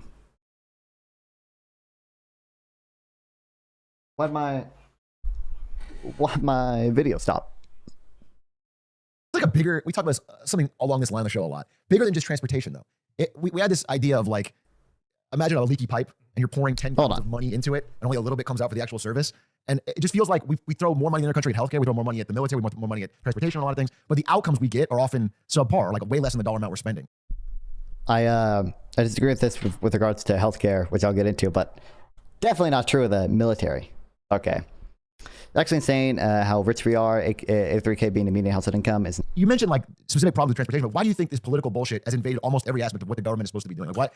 Well, I think part of it is that the government is less and less structured to solve problems. So think about our Congress, for example, our legislature. We got 435 seats. About 40 of them are actually competitive. Like, you actually really would have to wonder whether the Democrat or the Republican is going to win. You might estimate that number a little higher or a little lower. Sure, the small percentage. It's 1 out of 10, right? And the rest of them, it's pretty much decided when you have your nominee. All that really matters is the fight within the party, the primary, right? For what's going to be a deep red Republican seat or a deep blue Democratic seat. That makes it much less likely that when there's a political obstacle to solving a technical problem, that people are really going to come together and get it done, right? Because the only thing you really have to worry about is the political extreme of your own party. Right. And this can, so just for example, when it comes to this this New York tunnel that I'm really concerned about, because it's the largest single transportation project in the country, and they just stopped because the president just stopped it. He doesn't like Chuck Schumer and he's shutting down the project. It's not like he said, that doesn't sound like a Trump I know. I mean, there's no way. To be fair, Chuck's had a lot of attitude lately. I've been keeping an eye on it. It's not like they said, oh, we just discovered this huge design flaw, right? It's not like that. It's just they're nakedly admitting. He even said that he would start funding the project again if they named Dulles Airport and Penn Station after Donald Trump, right? Mm. Now they're trying. It's not so much to ask. Now they're trying to do all the highways after him and the trains. I heard the tunnel's woke. So yeah, exactly. Yeah. There's a bridge to Canada, the Gordie Howe Bridge. The Canadians actually. Oh shit! Wait, what happened? Is that I just noticed your background. Is that a TV? Yeah. F or just B? We back. Okay. I don't know what happened. Did it just cut out for a second? Paying for it. And it included a lot of American materials. Hold on. Who's paying for it? Yeah. Mexico didn't pay for the wall, but Canada was paying for the bridge. Thanks. And yeah. Muted. What do you mean muted? What's muted? The video or me? It's still showing there's sound on my side. I His Much fault. appreciated. Ask me about that.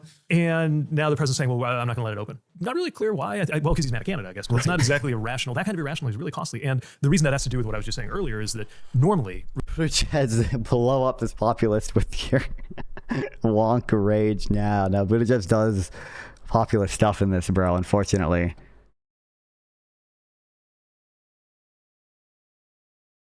Hold on, I'm not muted, right? Hold on, I'm not. Yeah, you're gaslighting me. Regardless of right-left, I hear both. Yeah, gaslighting me. people from that region would stand up, even to a president of their own party, the elected officials, right? You'd expect Michigan Republicans to say, no, you can't just like stop a bridge into Michigan that's critical to our economy. Republicans in New Jersey and New York would be standing right next to Democrats in New Jersey and New York saying, you can't do this. But we don't have that. So I know that it can sound kind of technical or arcane to be talking about things like the way districts are drawn in Congress and connect that up to how much it costs to build a mile of tunnel or a stretch of road. But I really think there's a relationship between those things. You go through the different industries, every example is a little different. You mentioned healthcare. I mean, part of that is because it's actually a classic textbook example of where a normal market tends not to work, right? If you think about just what you learn in economics about where a market works well, the market for peanut butter, where you got a set number of choices. Anybody can enter, anybody can make their own brand of peanut butter. Everybody knows what peanut butter is, and you have a certain willingness to pay for it, and maybe you have an extra willingness to pay for it if it's better, but only so much, right? Then all your textbook market dynamics kick in, supply, demand, and it pushes the cost down to be relatively close to what it actually costs to produce. None of that's true in healthcare.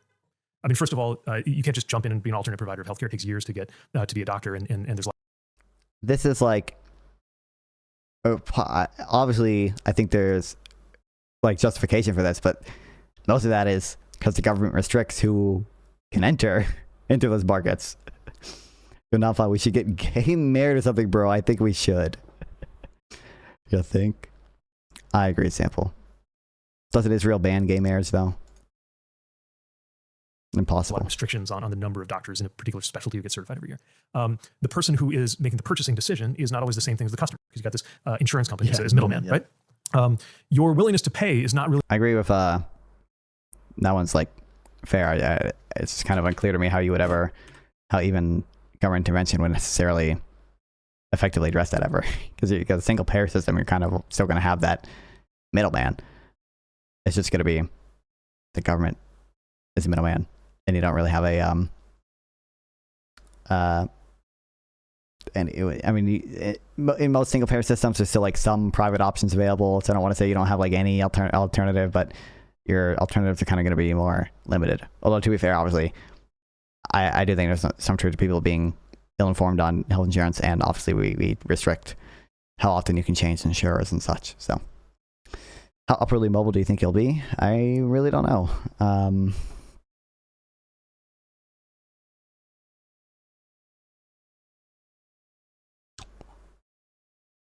Yeah, I don't know. I really don't know.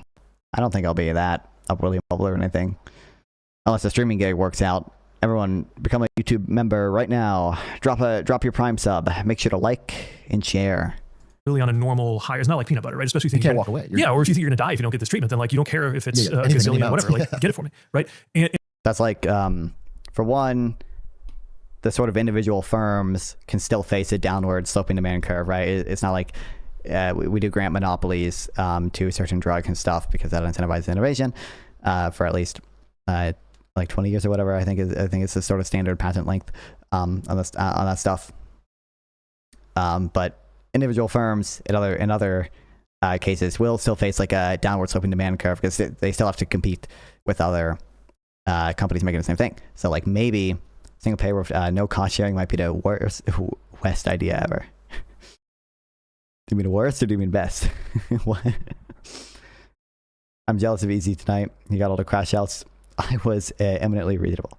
I don't think Easy Money is not. I don't understand.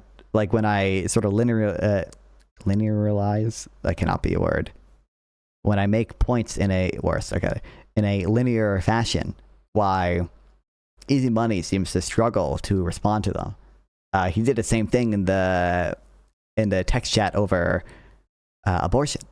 Is I will make very specific claims and I will try to go as linear as possible.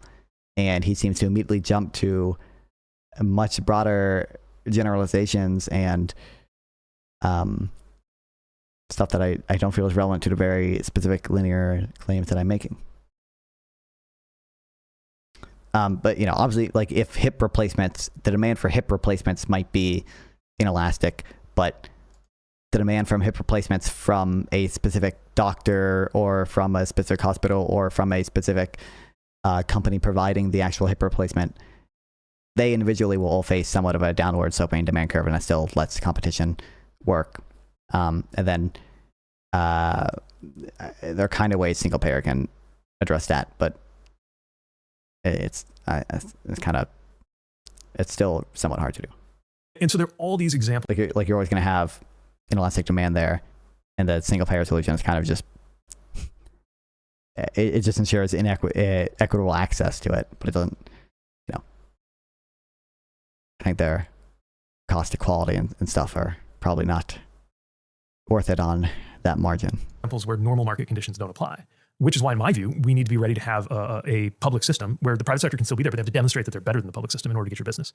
We call it Medicare for all who want it versus Medicare for all whether you want it or not. That's what we called it when I was running for president. Because places that do that don't just take better care but at least we got this. Of people. They actually have a record of having more efficient use of dollars. In other words, more of the dollar that goes into your healthcare actually goes toward treating you instead of going into this administrative muck where it just kind of disappears in bureaucracy. I'm not sure exactly. Well, first of all, I'm not sure exactly what the claim he's making here is. So I don't know how to evaluate some of the like the evidence for it. So that's what we call it when I was running for president. In order to get your business, we call it Medicare for all who want it versus Medicare. He's talking about like a public option that still allows competition. Medicare for all who want it. We call it when I was running for president. Because places that do that don't just take better care of people. They actually have a record of having more efficient use of dollars. In other words, more of the dollar that goes into your healthcare actually goes toward treating you. I think so. What I think he's getting at is that places for public options have lower administrative cost, which I would guess is true. But I think, you know, for one, it's not always clear that that's more efficient in the sense that you're getting kind of total savings from that, especially when considering how much money you're spending to like get the same outcomes. So obviously certain things like actually I think that's what the I don't know, like stuff that's here. I gotta go through and fucking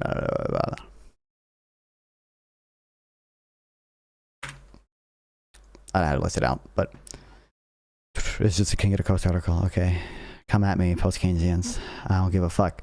There are obviously kind of indirect ways where, I shouldn't even say indirect. There are ways in which admin costs can save money, like total, like aggregate spending on healthcare. If you require prior authorization for certain things, that might, you know, reduce unnecessary surgeries and treatments that don't necessarily lead to better outcomes, but that will reduce the amount you spend on healthcare, even if it raises the admin cost because you have to have someone doing and reviewing the claims for prior authorization and such. And then obviously I think the drawbacks would just be lower quality, generally speaking. Instead of going into... Nah, you're biting a bullet that aborting a fetus made through ectogenius would be murder, which could... That's just not true. Did I ever say that? Like, this is what I... Excuse me? I just did not say that. And this is what I mean by you're like jumping to like weird things that are just not in line with my much more, I think, linear, narrower claims.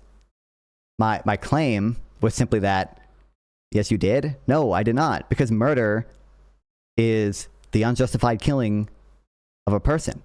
I don't consider fetuses up until a certain point to be persons. I don't consider it murder. No. I've never done that. And I said several times, I don't really give a fuck about the zygote or fetus itself.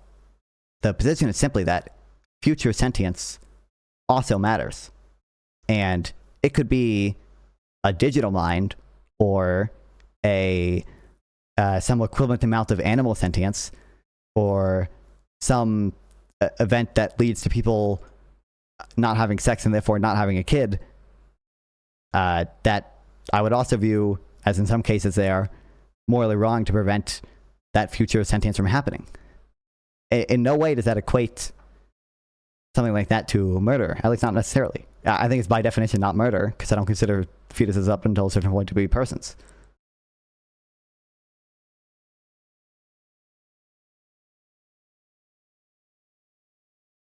Please react to this at non-font. Whoa. Hashtag bullshit. Hashtag some bullshit with some fur. John Mammal. Default Mammal. These things are funny. I love Hydrexes. I kept seeing videos of them on Instagram as like people's pets. And it did make me look up how easy it was to keep one as a pet. But apparently they like really should not be kept as pets. They like are supposed to live in colonies of like 80 of like 80 of them, and like they need at least 10.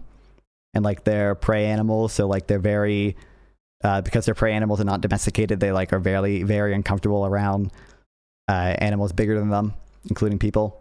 So like if you have one on your own, they're probably just going to be terrified of you because they don't have a colony and because you're much bigger than them.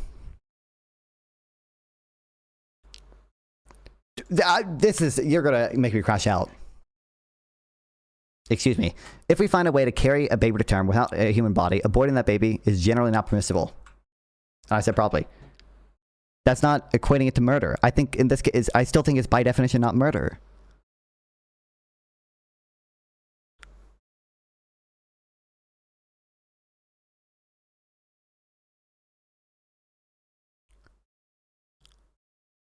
And this is different from... This is different from like... what I take from... You biting a bullet that aborting a fetus made through exogenius would be murder. It's good enough for me. It's just not... Literally not calling it murder. Yeah, again, I think it's by definition not murder. And none of this has to do... I don't understand how you don't... I don't understand how you don't understand this, Easy Bunny, because I've said it so many times. I've said it so many times. I've said it so many times to you. And I believe I've said it a few times in general. Again, I don't give a fuck if it is a equivalent digital mind.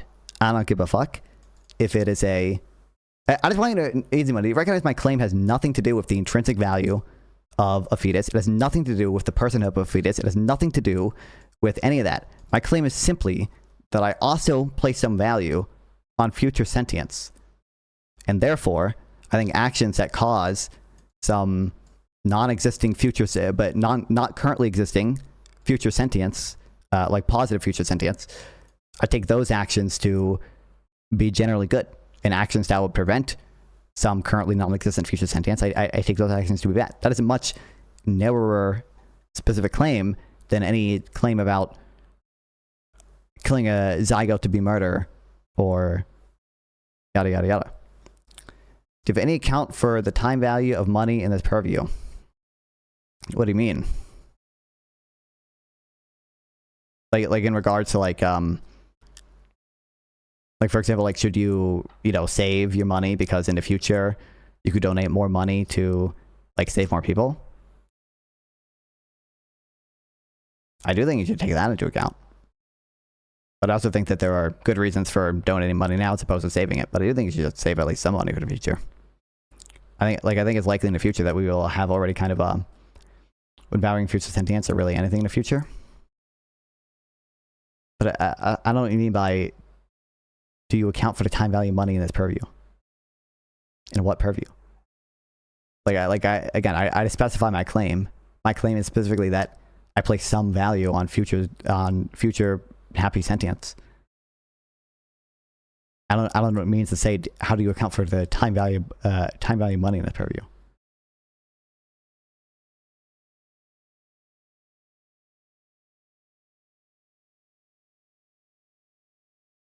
But to be clear, I think it's definitionally not murder because I think fetuses up until a certain point are like definitionally not persons.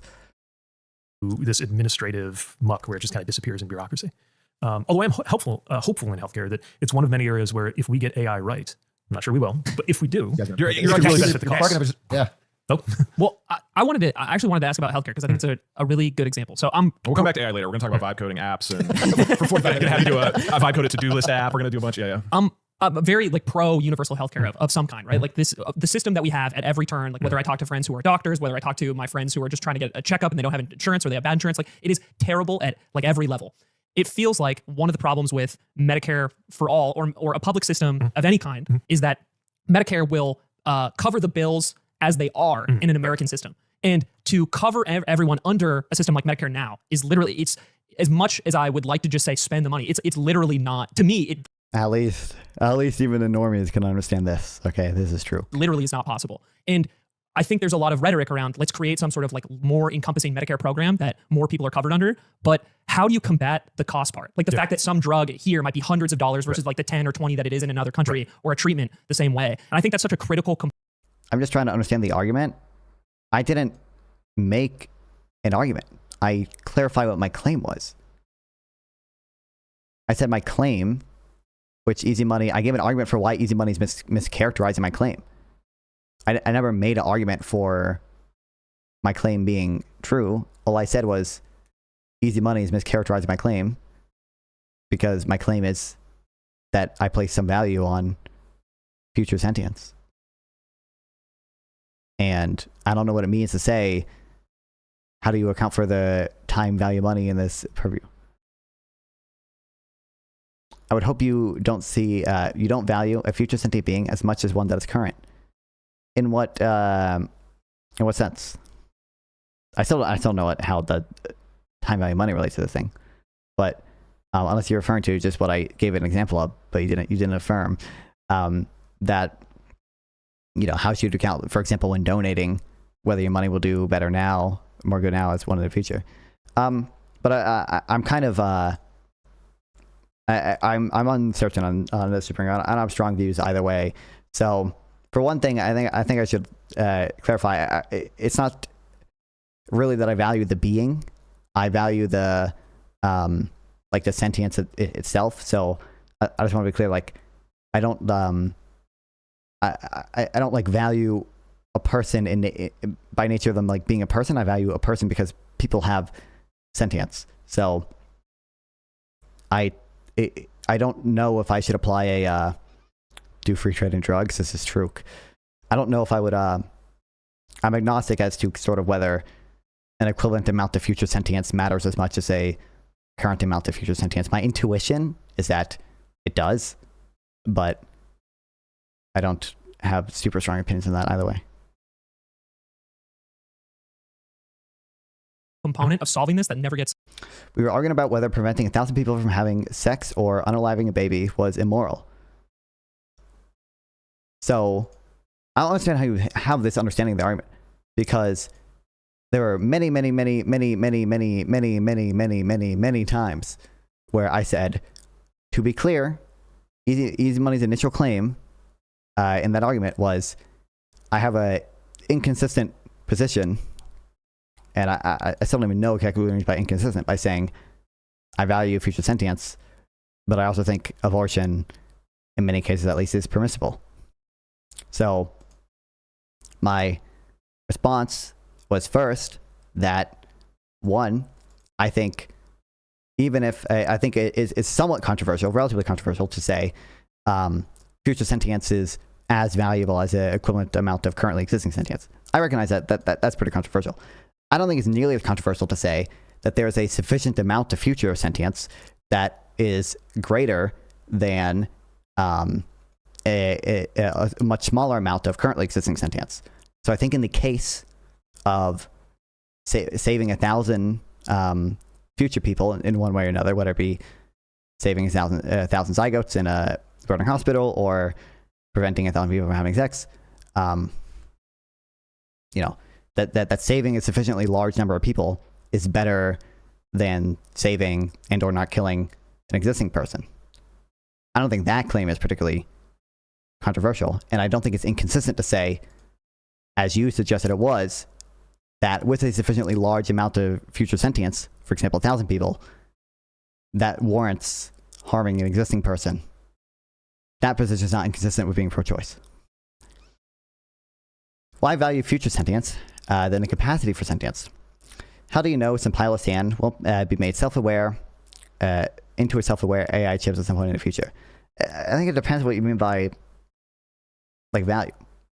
So I think the thing with intrinsic value, and that has value in and of itself, is sentience, because that is what has the ability to suffer and or feel good. Like that is sort of a fundamental thing that I think matters.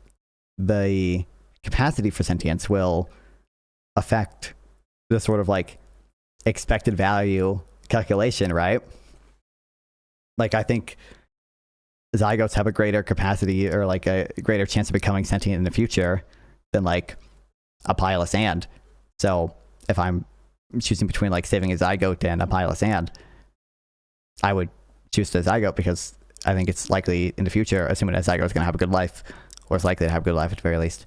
I think it's more likely that child or that zygote is going to be a happy child than it is that the AI sand will be made a self-aware AI chip. Like I can't harm a pile of sand. I could conceivably harm a self-aware AI chip. New rule: if you find yourself saying it depends on what you mean by X, it must be done in a Jordan Peterson voice. True. I conceded it wasn't inconsistent. Yeah, but it seems like you still. Again, my frustration was just that it seems like my biggest frustration for Easy Money is that you seem to be. It seems to be very difficult. It feels like pulling teeth to get you to linearize. That cannot be a word. Claims to respond to very narrow claims that I'm making in a very specific order, without jumping to much broader things that I don't think are relevant to the very narrow claims that I'm making. It's talked about, and I'm wondering when you think decently satisfying answer for font. Yeah, I mean like the why sentience matter, like that is a linear. I give up. That's something I don't want to say take as axiomatic, but like that's gonna be the thing I think just relies most on like the deepest fundamental intuition that like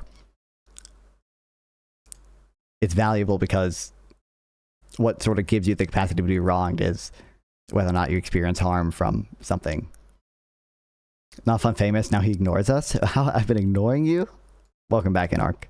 I don't feel like I've been ignoring. Linear rise.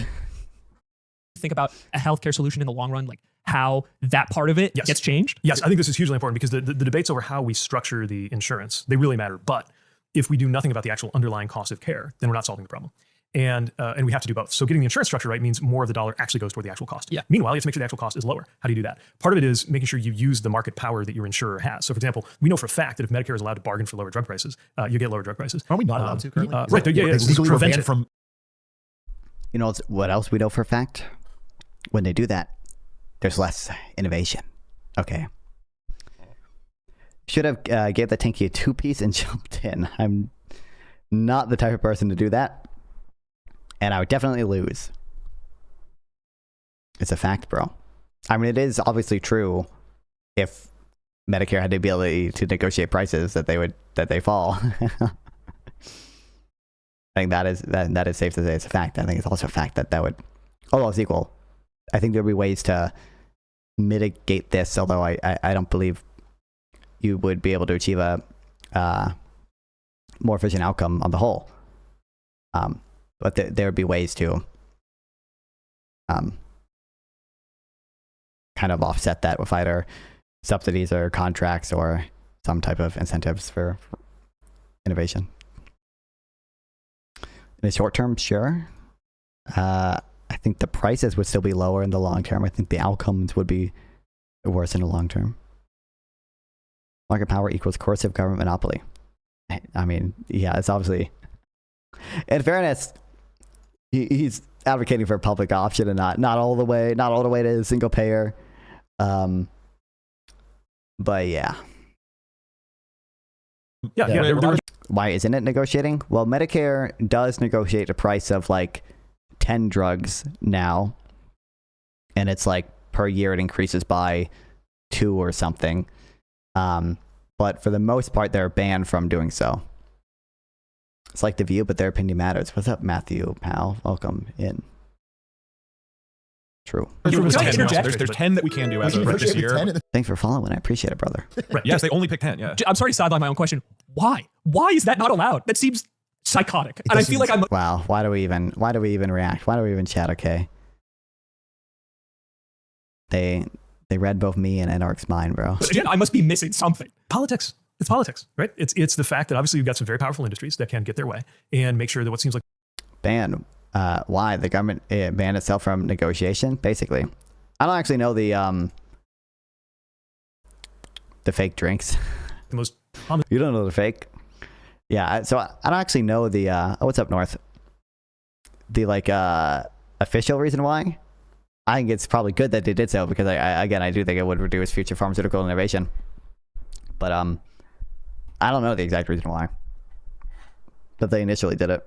Nonsensical thing in the world doesn't actually happen. And if I can zoom out for a bit, they look good. There's so many things in this country where okay. Speaking of healthcare, look at the XLV versus FPX 5-year chart. ETFs not looking great. Agreement where we got the automatic conspiratizing.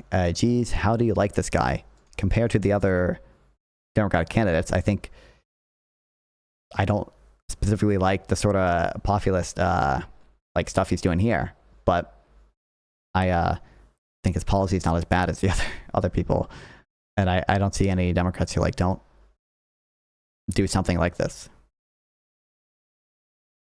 Are we judging AI? What exactly do you mean by that? Lots of different ideas in this country, but basically, like at least 2/3 of the country thinks we ought to do something in a certain way. Whether we're talking about having a more progressive tax code, where the wealthiest are paying more than they do now. Whether we're talking about healthcare, having the government maybe not take over everything. This is AI. What is? Huh? Thing, of course, but play a more aggressive role in making sure you can get your health taken care of. I would say if I hey on a Twitch account if I had one, but I don't. Bro, you got to make a Trovo account. Go say hi in Trovo and party in DLive. Am I streaming to DLive? I don't think I'm streaming to DLive. Oh no, I am streaming to DLive. Wait, what am I not streaming to? Oh, I don't think I am streaming to party. I think party kind of broke. Whether we're talking about social, personal liberties, right to choose. This video is not AI, bro. This is real. Marriage equality. Whether we're talking about gun safety, wherever you are in Second Amendment, at least make sure there's universal back. People who just talking points that he's memorized, obviously, but checks. These are all things that have at least 2/3 of the country on board. When the hell make 50 alt accounts in every stream platform and say, hey, I don't know at the same time. I'll break your streaming service base. And they can't happen in today's Washington. When the entire concept of America, like the whole way we invented this country, was the idea that if you have a certain democratic system of government, what that government comes up with will be more aligned with what most people want. We don't have that right now. And to me, that's a foundational problem that kind of, if we address that properly, there's a whole set of things I could take you through on what I think that looks like, then all the other specific. Yeah, I'm not streaming on party, but I bet the chat still, oh, I've made $0 in party. What the hell? I think the chat still shows up. Yeah, the party chat does still show up. Specific problems around healthcare policy, transportation policy, tax policy start to get better. Do you have any idea how you, I think an overwhelming feeling I have about what you're saying is. You have to tap on the mic and sell me chocolate. This feeling of being at the bottom of this hole we've dug so deep. And when I look at, not to say that other countries don't have problems of their own, but like if you looked at China, like they can cut. I would like it sub. Out a lot of this through like kind of authoritarian means. You can skip a lot of the red tape and the political bullshit by being authoritarian. I'm not saying go in. Who do you want me to tap on the mic and sell you chocolate? I'll do that for like and sub. Okay. What would happen if I donated 1 cent on every single platform? I don't even think you can donate 1 cent on most of them. I think on Twitch you can. How would your dono alert handle it? It would say North gave 1 bit on Twitch. On YouTube, I'm pretty sure it will not let you donate 1 cent. I think you have to donate at least $1. On, not you, your AI video. Okay, makes sense. Are you AI? Yeah. I think you can donate 1 cent on Trovo. I think. You have to like give me the fucking chicken. In that direction. I'm saying like that's one way. Or you could look at another country like Denmark that I think probably has a stronger democracy right now than we do. And they're able to approach these problems in a different way. Yes. And I see we're in like this tangled, horrific web of political polarization. It's how at a national level, how do you begin to like undo some of this stuff? And I know that's vague, but that's the like big boogeyman I see that I feel like it's really difficult to overcome. Also tack on what you just said. You could go in the details. I would love. I would love to go. Let's geek out. I want to like, what are some things we can actually do instead of just acknowledging there's problems? So I think part of the answer to your question is we have this kind of first mover disadvantage with our constitution because we were kind of the first country to try to do it this way. So we innovated with this technology of Given that Fawn just regurgitates other economists, he's definitely I'm glad we're saying other economists, implying that I am in fact an economist. Okay, let's go. I'll take the win when I get it. kind of constitutional, democratic, republic representative system of government. Other countries were viewed as constitutional, but they didn't actually write the Constitution down. We think Constitution by definition is a document. Actually, in the British system, they think of themselves as having a Constitution, but it's not written, which creates its own set of problems, as you might imagine. Yeah. But anyway, there are a few things. It was very elegantly designed, and the most elegant thing about the Constitution is the capacity for amendments. So you write this basic law that everything else is built on top of, but you also realize that there might be something in there that you need to change or fix or develop. So you have the process of creating an amendment. And how what you do for better or worse. I mean, I said this during the Jon Stewart thing. Economist is a pretty gate-kept term, and I am I'm somewhat in favor of gatekeeping the economist term. Okay, no one should consider me an economist. It's much more gatekept. You happen to study econ? What do you call that? Econ student. I'm not even officially a econ student. Problem is, more Medicaid expansions there are in an area, the less supply of providers appear. I think I've seen that paper. I think I saw that Canada Coast tweet.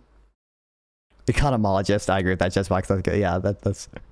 I mean, the wonk, like econ wonk, is I think what people would refer to it.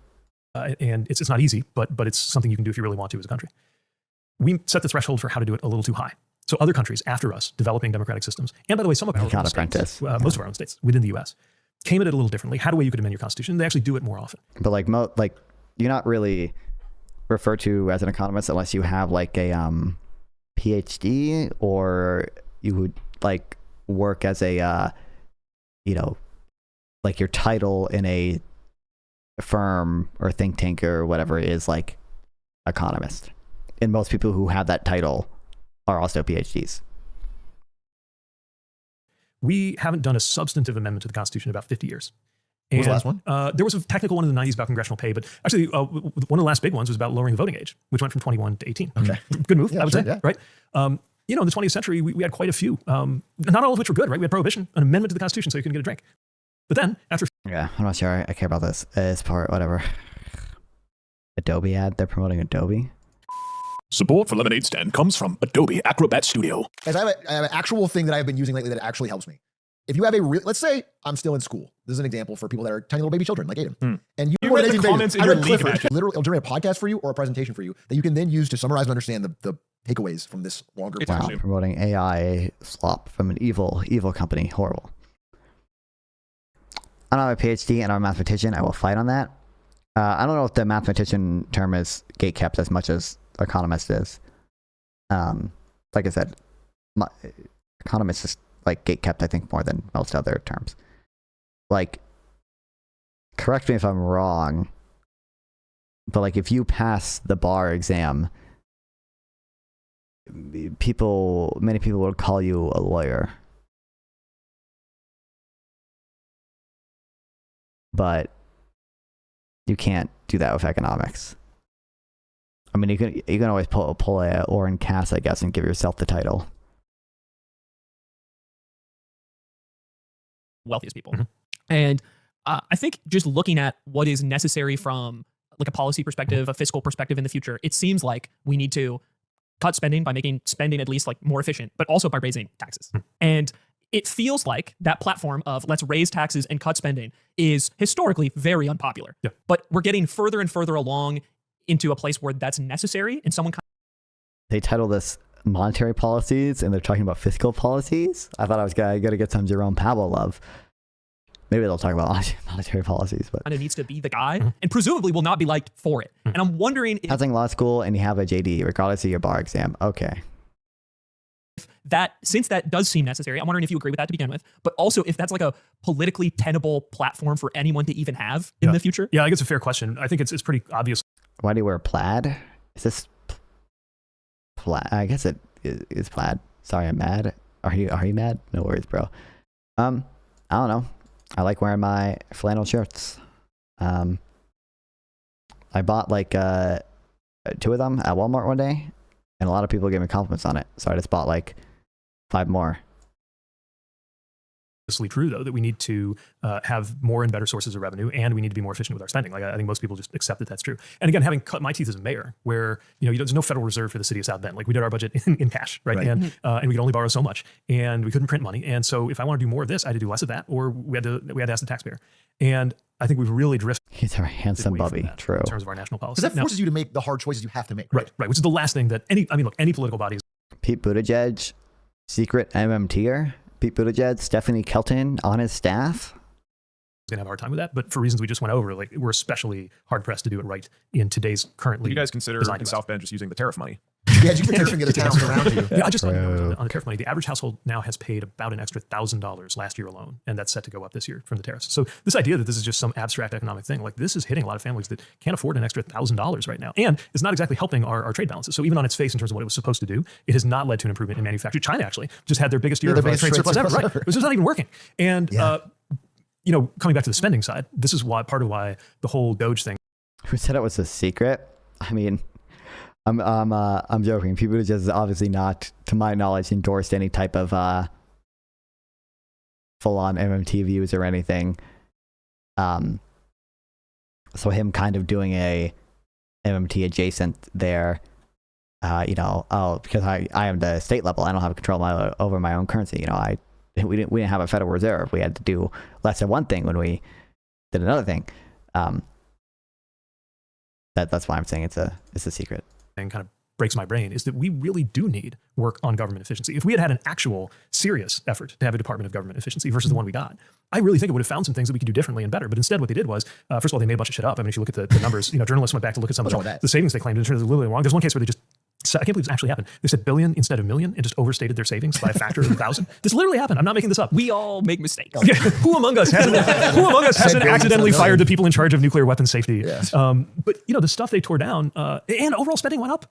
Yes. It's not even like they actually saved money. Line of it's up over last year. So it's But should we rethink the way we spend money in terms of our federal government? Yeah, of course we should. Are we forced to? I mean, so this is the other interesting thing, right? I think that there will be a kind of a reckoning that is forced, because I don't think the world is willing to lend America money indefinitely forever. Yeah, especially the yields we want. By the way, the number one. Well, why does the world have to lend America money? Don't the Federal Reserve, bro? Didn't you just talk about the Federal Reserve?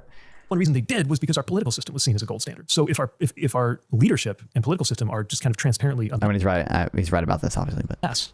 There are going to be limits on our ability to borrow, which is going to create limits on our ability to spend, which is going to force the kind of conversation that you're raising. But look, we know where we can find some revenue. I don't mean to say that it's as simple as like you find the one richest guy. Oh no. Please. Not wealth tax. Monetary policy can't fix bad fiscal policy? I disagree. There is such a thing as monetary offset. I understand your point with regards to like budget deficits. And I was memeing about that, to be clear. The Federal Reserve monetizing, the debt, that is the risk that other countries are pricing in when they buy American bonds, is the increased inflation that would occur if we started monetizing more of our debt, right? So that is I'm memeing about that, to be clear. But I do think, if fiscal policy was overly expansionary, there is such a thing as monetary offset, which could, offset the overly expansionary fiscal policy with contractionary monetary policy, and vice versa. But, guy in the country, and you tax his brains out, and then all the problems. Forecasted $2 trillion in just debt servicing over the next 5 years, I think. That sounds right to me. It's not Sorry, Elon. However, it's a shakedown. It's the Elon shakedown. It's an amendment. I'm not going to this one. We sacrifice one a year. Yeah, it might be two. Might not be. 2 years seems short, but 5 years seems kind of long, because I thought we were projected to be $1 trillion on just servicing the debt within the next 2 years. Like in that whole story. It's like a Hunger Games reverse. Right. But I'll tell you what, a guy like that and a lot of other people like that are paying a lower percentage of their true income in taxes than a firefighter. True income? Is that including unrealized gains, or? That's not really. I don't know if that's true income, buddy. Or a teacher. Or their secretary. Or their own employees, which is insane. So if you had a fairer taxation system that asked more of the wealthiest, And if you did a better job of collecting what people actually owe. So part of what they've done, unfortunately, is fired a bunch of people in the IRS whose job was not to raise anybody's taxes, but just to make sure people paid. True, I agree with this. He's right about this still. Paid the taxes that they're supposed to be paying, which again, if you're a firefighter. The $2 trillion per year? Oh, I thought we were, maybe, yeah, within the next 5 years, we're projecting to be spending $2 trillion per year on just everything to debt. I don't know. For a teacher, you probably are. If you have some complicated multi-million-dollar financial scheme underpinning your family finances, or if you're, the Elon Musk of the world, then you're probably not paying. I don't, like you do. Yeah, all my money's in a shelter in. This is why we need DBCFT, baby. Let's go. Destination-based tax right now. Let's go. Let's go. Ireland. In Svalbard. Sorry, Sandy, but still wild. Yeah. Svalbard. I'm routing it through. I don't think they have any tax havens in Svalbard. I just pulled Svalbard. I've been waiting for years for somebody to mention Svalbard. Please don't let him get started on Sweden. He's trying to. I need a president who cares more about the sea vault. I am obsessed with Svalbard. I went up there. This is my guy. Oh, this is my guy. It is fascinating. Do people know about this? No, like barely. This is the northernmost place you can get to using frequent flyer miles, which is how I wound up there. And it's pretty much the northernmost everything. Like if you get money, the little ATM screen says in Norwegian, world's northernmost ATM. And the church there is the world's northernmost, which is 78th parallel. It's like way beyond anything else we think of as Arctic. And I just think it's a fascinating place. So sorry, I got very... What is it? Oh, that's that's okay. And the sea vault. I trust you. Tax evasion by very rich people is clearly a problem in this country. I'm not saying that would cover the entire deficit. I'm saying it would make a big difference if we collected properly. So I do have... Let me say before Elon sues me, I'm not accusing him of tax evasion directly. I have no idea. Wink. I do have two questions about raising taxes. The first is I watched your All In interview, and I think on that you describe Bernie as further to the left of you on tax policy, and when it comes to like the wealth tax or like what you might do. And I think there's fair. Come on, Pete Buttigieg. You're goated inside. You're goated inside. I know it. I know it. Like I know it. Might function, but I think critiques of taxes on the wealthy often come at the expense of doing anything at all. Yeah. And historically, we had incredibly high tax rates through some of the countries. No.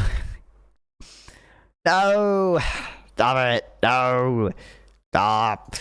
Most successful time. Yes. And No, Pete, don't agree with the slop. Don't agree with the slop. Don't agree with the slop. No. Stop it. Make it stop. I guess I'm just wondering for you who is stating that you're somebody like Bernie. I'm guessing everyone here has heard me talk about this before, bring up the grass or whatever, but effective tax rates were not significantly higher than where they are now or anywhere close to where the statutory rates were historically. If you look at, in the 60s and 50s when we had those 91% income tax rates on the top margins, top marginal rate, people found ways to shelter their income within, different types of corporations, within different types of, I don't know how common overseas accounts were back then, but various ways to make the effective tax rate much lower. If you look at my Discord, I think just lagged out. Okay. Hopefully the stream was fine. If you look at the estimates from even Emmanuel Saez and Gabriel Zuckman, who are sort of progressive economists who care the most about inequality, they kind of have the highest estimates, right? They're basically going to be the highest estimates of effective tax rates you're going to find. They calculate that the effective tax rate peaked at about 45%, as opposed to the 1% rates that people cite. And it's gone down to roughly 37%, I think, from their calculations, which is not like, to be clear, that is a decent decline, and that is a bigger decline than many other people find. But that is not the type of crazy decline that just looking at the nominal rates gets you. Do you have an idea of what? The left has always been populist since FDR, at least. I disagree with that. Like, I don't think Bill Clinton was particularly populist.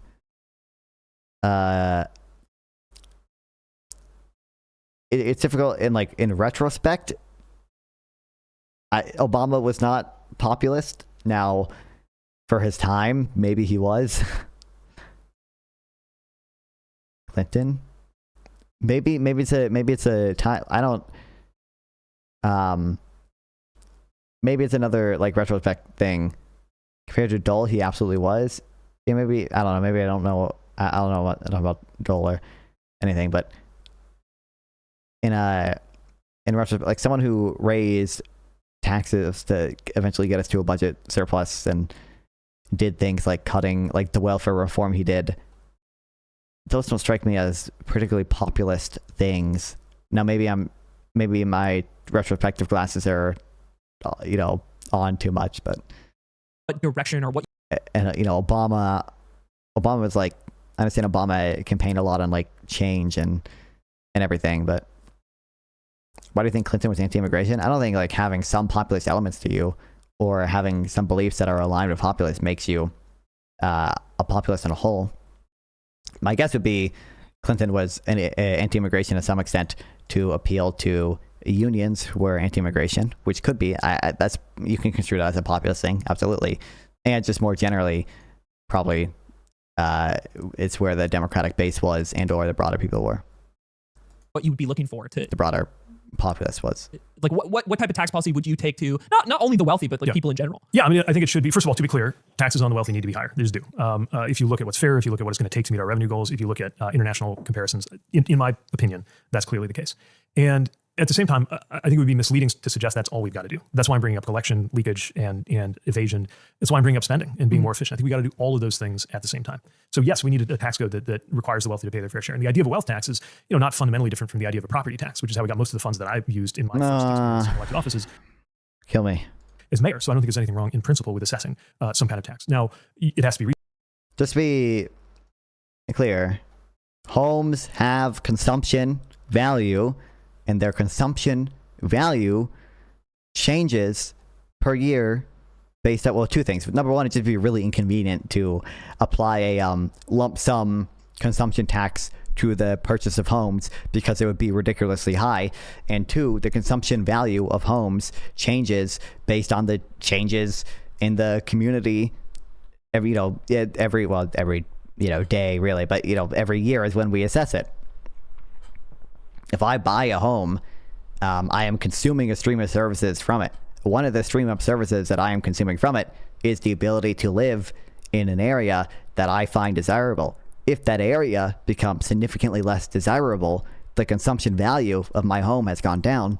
And one of the effects of an area becoming less desirable is that the value of your property falls, and therefore your property tax will also fall. So not only would it be just super inconvenient and it was stupid to charge a lump sum tax on housing, consumption tax on housing when you buy a home, but also would fail to account for the fact that the consumption value of your house will change over time.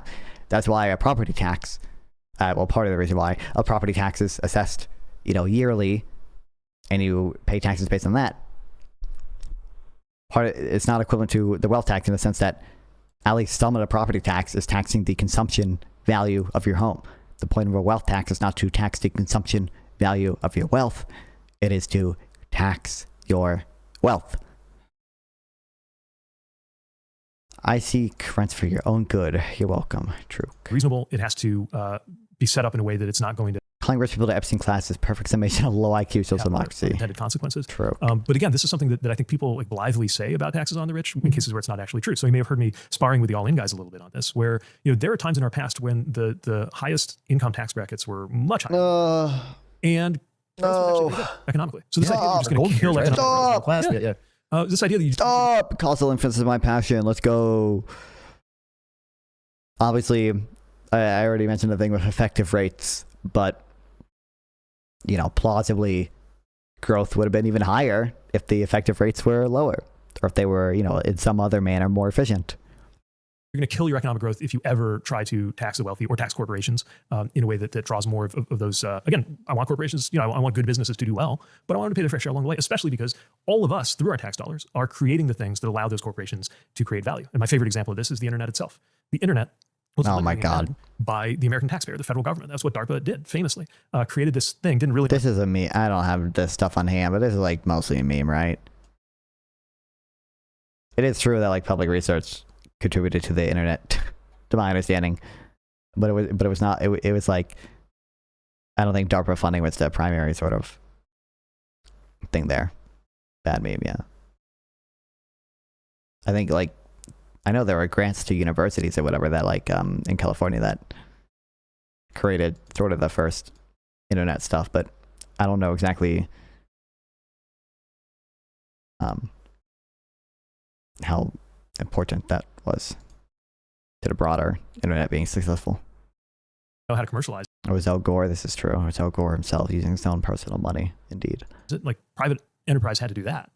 But private enterprise never could have had the scale to do the basic research that made the internet a thing in the first place. And I think we have this illusion that... Then I don't understand... It's not since he's correctly identifying the market failure, which is that firms can underinvest in basic R&D because R&D just has like massive, or like basic R&D can just have like well, for one, it's risky, but has like massive spillover benefits to like everyone that the firm can't capture, so they tend to underinvest in it. But if that's the issue, then the subsidies that do the basic R&D fix the market failure, or at least in principle can fix the market failure insofar as they move the amount of R&D to the socially optimal amount of R&D. If that's the market failure, then you fix the market failure by doing the public research. The market failure is not that the government doesn't have equity in whatever investments they do. The market failure is simply that the amount of public R&D is below the socially optimal amount, and you've solved that by doing a subsidy. So what is the point of having the like equity? You could say it's to raise revenue to create more fiscal space, but why doesn't taxation do that as well? And I understand I think he's making an argument for more taxation here, to be clear, but you should also just want to raise tax revenue in the most efficient way possible. And taxation ideally can be equivalent to just having a equity share. Like a DBCFT is ideally equivalent to a passive investment in companies. That there are certain companies or certain people who just invented themselves, when all of us do what we do in some kind of context. And part of the context for any business is infrastructure, research, the rule of law. If you don't have that, you can't build a business. From a coffee shop to a major AI company. Like, none of that happens if you don't have those things. They need to pay it. Right? And those things cost money, and that's what taxes are for. It's like a membership fee, and it's sometimes been described as the taxes of your membership fee to be in a civilized society. And we ought to think of it that way. Can I ask you, this is going to be a harder question for a politician to answer because it's bad for votes. But I want to ask it, which is that, so something like, I'd say 6 out of 10, 60% of our tax dollars are going to things that primarily benefit the old, which would be Social Security, Medicare, other. Is it 60%? Doesn't sound totally implausible to me, but that sounds high. And I'm not saying those are bad things. I'm supportive in general Social Security, but there is a sense that most of this money is not going to regular working Americans in the middle. It's finding its way to people who already have statistically the most property, the most wealth, the most stocks. Not every real person has it, but that's where it's going. And I want to know, what are your thoughts on, like, how do we meaningfully reduce the deficit or balance our budget if all our money is going to interest, Medicare, Social Security? Like, that's almost everything. Military, I guess. Yeah, no, those. I think interest is the one that's probably most generationally unfair. Because look, we're talking about Social Security and Medicare. To be clear, the older you are, the more you paid into it too. Sure. Right? People pay into that their whole lives. And that's why I worry about this word entitlement. In fact, I remember when I was True, Buttigieg, and that ex ante still benefits many people.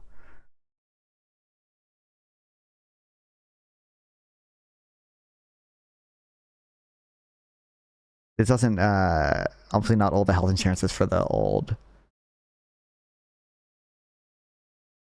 Veterans are going to be mostly old people, I guess. 60% seems pretty high. Because even if you did 24 plus 21 plus 8, that's not 60%, right? campaigning, I said, I don't think it was an entitlement. I think it was a paid indement, which maybe isn't a term that'll catch on, but it's an honest way to think about it. Interest is another story, right? Because look, taking on debt, the same as starting a business or buying a house, like it makes sense if you do it at a level where there's going to be a return, where it's going to pay off, and where you're going to come out ahead. And that's true for a country. I think we've overshot that at this point. I think the debt has grown to a level that even the left cannot ignore. And I think that in many ways that does set up a younger generation for more pain. I mean, not that long ago, the average age to buy your first house was in your 20s. Now, by some measures, it's... Did you look at Restore Britain? No. 40. Yeah. And I think even that's slipping away, right?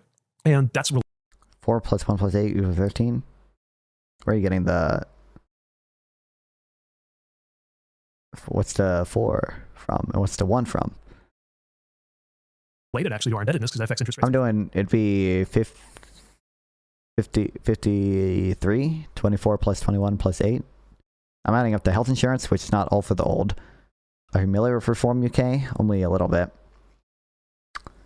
They're like the right wing, some of the right wing party, right?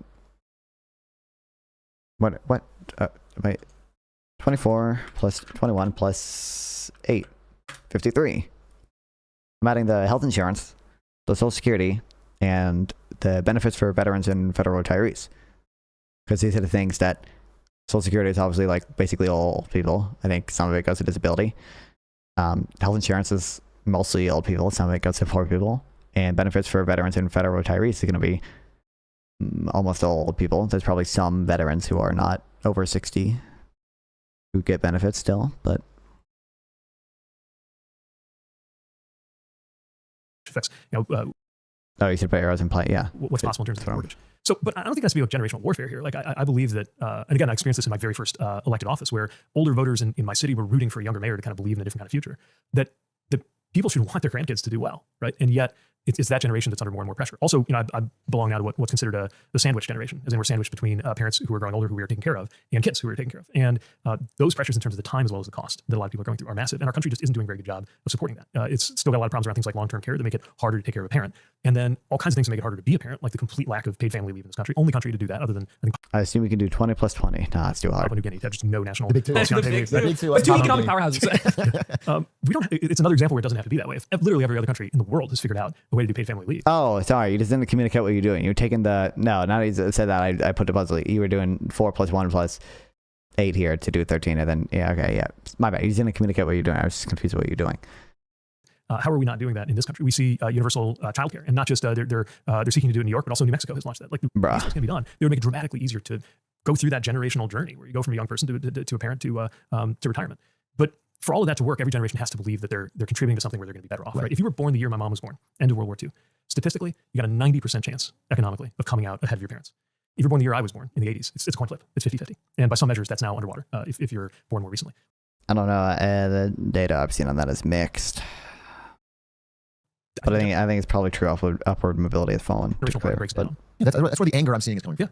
Yeah. And so that's where the heart of my question is getting at, which is, you mentioned housing. I think Trump just had a speech where he mentioned, Hold on, I think my cat go down, because then people, and it was like almost baffling when he said that so publicly, because from the audience that we're talking to and hearing, it's like a huge source of their fury and nihilism that they can't get a ladder. But think of the kind of people who have memberships at Mar-a-Lago. I mean, think of the kind of people who Donald Trump spends all his time with, right? These are people who are perfectly happy for real estate to get even more expensive because they own a bunch of it. So does he. He's a real estate guy, right? So the last thing he's going to want to do is see housing costs go down. But I guess, yes, for all right, Mia, wait, did you hear him? Sometimes he gets his, I don't know what he got stuck in this time, because by the time I went to look at it, he had fixed himself, but he gets his, he meows like that when he gets a fucking claw stuck in, like by a chair or the couch that he like claws at. For the mega elite people we're talking to, of course, and it's easy to do that. Even though he has some stuff to scratch. He has some cardboard cat stuff to scratch. He does scratch it, to be fair, but he also likes the couch and the chairs that we have in my bed. But the core of the problem he's talking about feels like a big issue in politics, which is that there is a large cohort of voting age boomers who I think will have to lose out a little bit. At least the wealthiest of them that own property, it will have to go down in value for regular people to be able to participate in the way that they participated. Or at least my stepmom gets his head stuck in the dryer all the time. I guess wages have to, I mean, exactly. Our income has to grow more quickly than the price of housing. Right now, the opposite's happening. So that's kind of what I just want to drill it back down to, like, what can actually be done. Let's say in the 2020 election, new administration's coming in, knock on wood. How do you possibly make something politically tenable where we say we're going to spend less? Okay. Seems I think calling out to that is really important. Because we have so many dynamics in our policy that pit people against each other, right versus left. Changes. And right now, imagine if India had open borders. These types of countries could benefit theoretically. What type? Today, we live in a world where Republicans control the House. Does it mean poorer countries generally could benefit from open borders?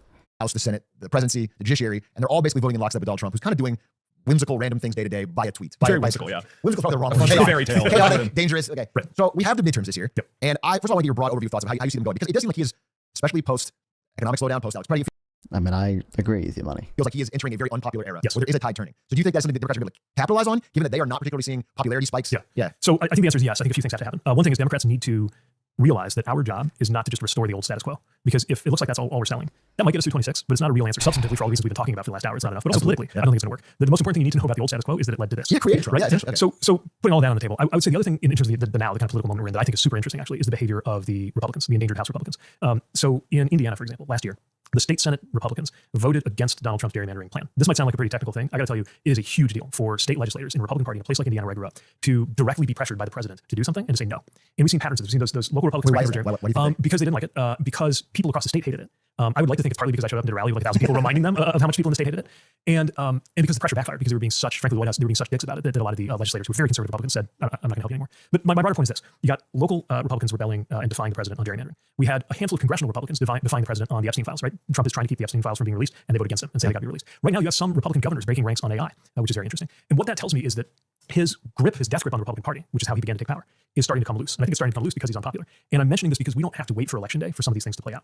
But in order for there to be change, people have to really speak up. That's why it's so important, for example, that a lot of people, and by the way, not just liberals, right, but a lot of libertarians, Second Amendment folks, they look at what's going on in Minneapolis, where you've got federal agents shooting American citizens basically for protesting and saying this is insane and breaking ranks. I think that can begin to bear fruit in terms of political change before we even get to the midterms. And I think that's even more true after some of the primaries run their course and fewer Republicans in office are worried about their right flank. I do feel like I agree with what you're saying. It feels like because of the cracking of the Republican Party right now and the momentum that there is, you could put up almost anybody on the opposing side and they have a fighting chance at winning the midterms. And my concern more has to do with like, dude, nobody likes the Democratic Party right now. Like I'm a pretty left-leaning guy. Like my very left friends like hate the Democratic Party, and people on the right hate the Democratic Party, and kind of it's for many failures in the past like few years especially.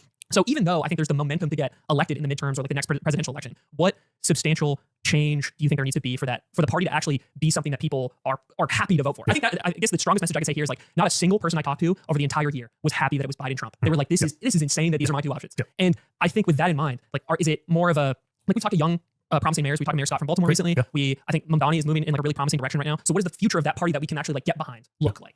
Well, I think in terms of message, we got to make it clear what we're actually building toward. Because a tailwind in 26 might lead to a good result in 26, but that's not enough to substitute for a governing vision. So we got to make it clear the changes we would make, some of which I hope I've been able to convey in our time just now, to our political structure as well as our economic policy that would make your everyday life better off. Not just this team won and that team lost on Capitol Hill, but like your ability to afford a home and the chances that one job is enough and your sense of personal and economic security and the likelihood that you feel like you have a reasonable shot at like having kids and a family if that's an outcome you want in your life. But that is more likely because we got elected and because you voted against these guys, right? So tangible, kind of more tangible results. Yes, and then at the same time as that, we do need to be putting forward different, and I think in many cases younger faces, right? So, and this could be a little self-serving, but I also think it's true. Like if I'm right that we have 60 or 70% of people agreeing with us on most of the really big issues, taxes, abortion, immigration, actually in terms of broadly what policy should be. If we have 60 or 70% agreement on the issues, and we can't get 50% in an election, it raises the question of who is bearing the message, and can we put forward more compelling leaders? And I would argue they're out there. There are a lot of people on. Okay. I agree with the messaging, and I don't think people just is the worst on policy. Okay, so incredible. I've got places to be though, but I mean I gotta go to bed. But as I uploaded the debate I had with the TikToker today, and the debate I had with StreamRift will be uploaded tomorrow. It's actually already available for YouTube members. Okay, so if you're a member, you can watch that video right now. Okay, but otherwise you'll have to wait all the way until 5 p.m. tomorrow to watch it. Or you can just watch it on the VOD. What's your definition of populism? I don't know how I would give you a super I don't know how exactly I would give a broad one, honestly. I would say like broadly anti-establishment rhetoric and policy. I think I associate it most with the rhetoric, but like anti-establishment rhetoric and policy that tries to address the sort of the populaces, right? The population's grievances with the current state of things. And there might be some other, I'd have to think about it a bit. Okay. Head over to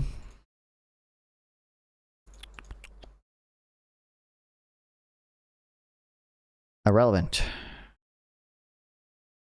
on YouTube, and I think people are watching on other platforms enough for it to be worth the raid. But Bill held down by the rich is something I've heard over and over again. Yeah, I mean, I think that's Tessie was here. I appreciate you stopping by, Jessica Johnson based. But yeah, okay.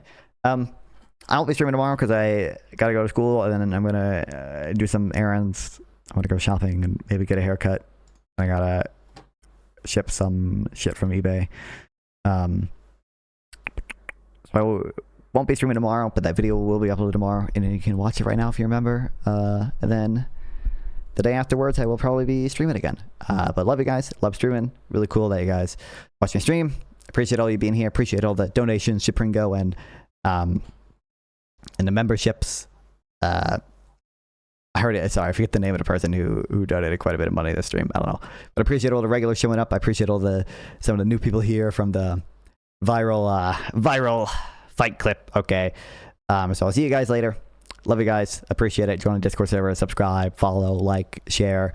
Follow me on Twitter and Instagram and Trovo. Make sure to follow in Trovo.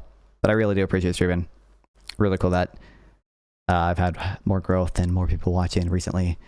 And it helps me do cool stuff in the future. So see you guys later. Love you guys.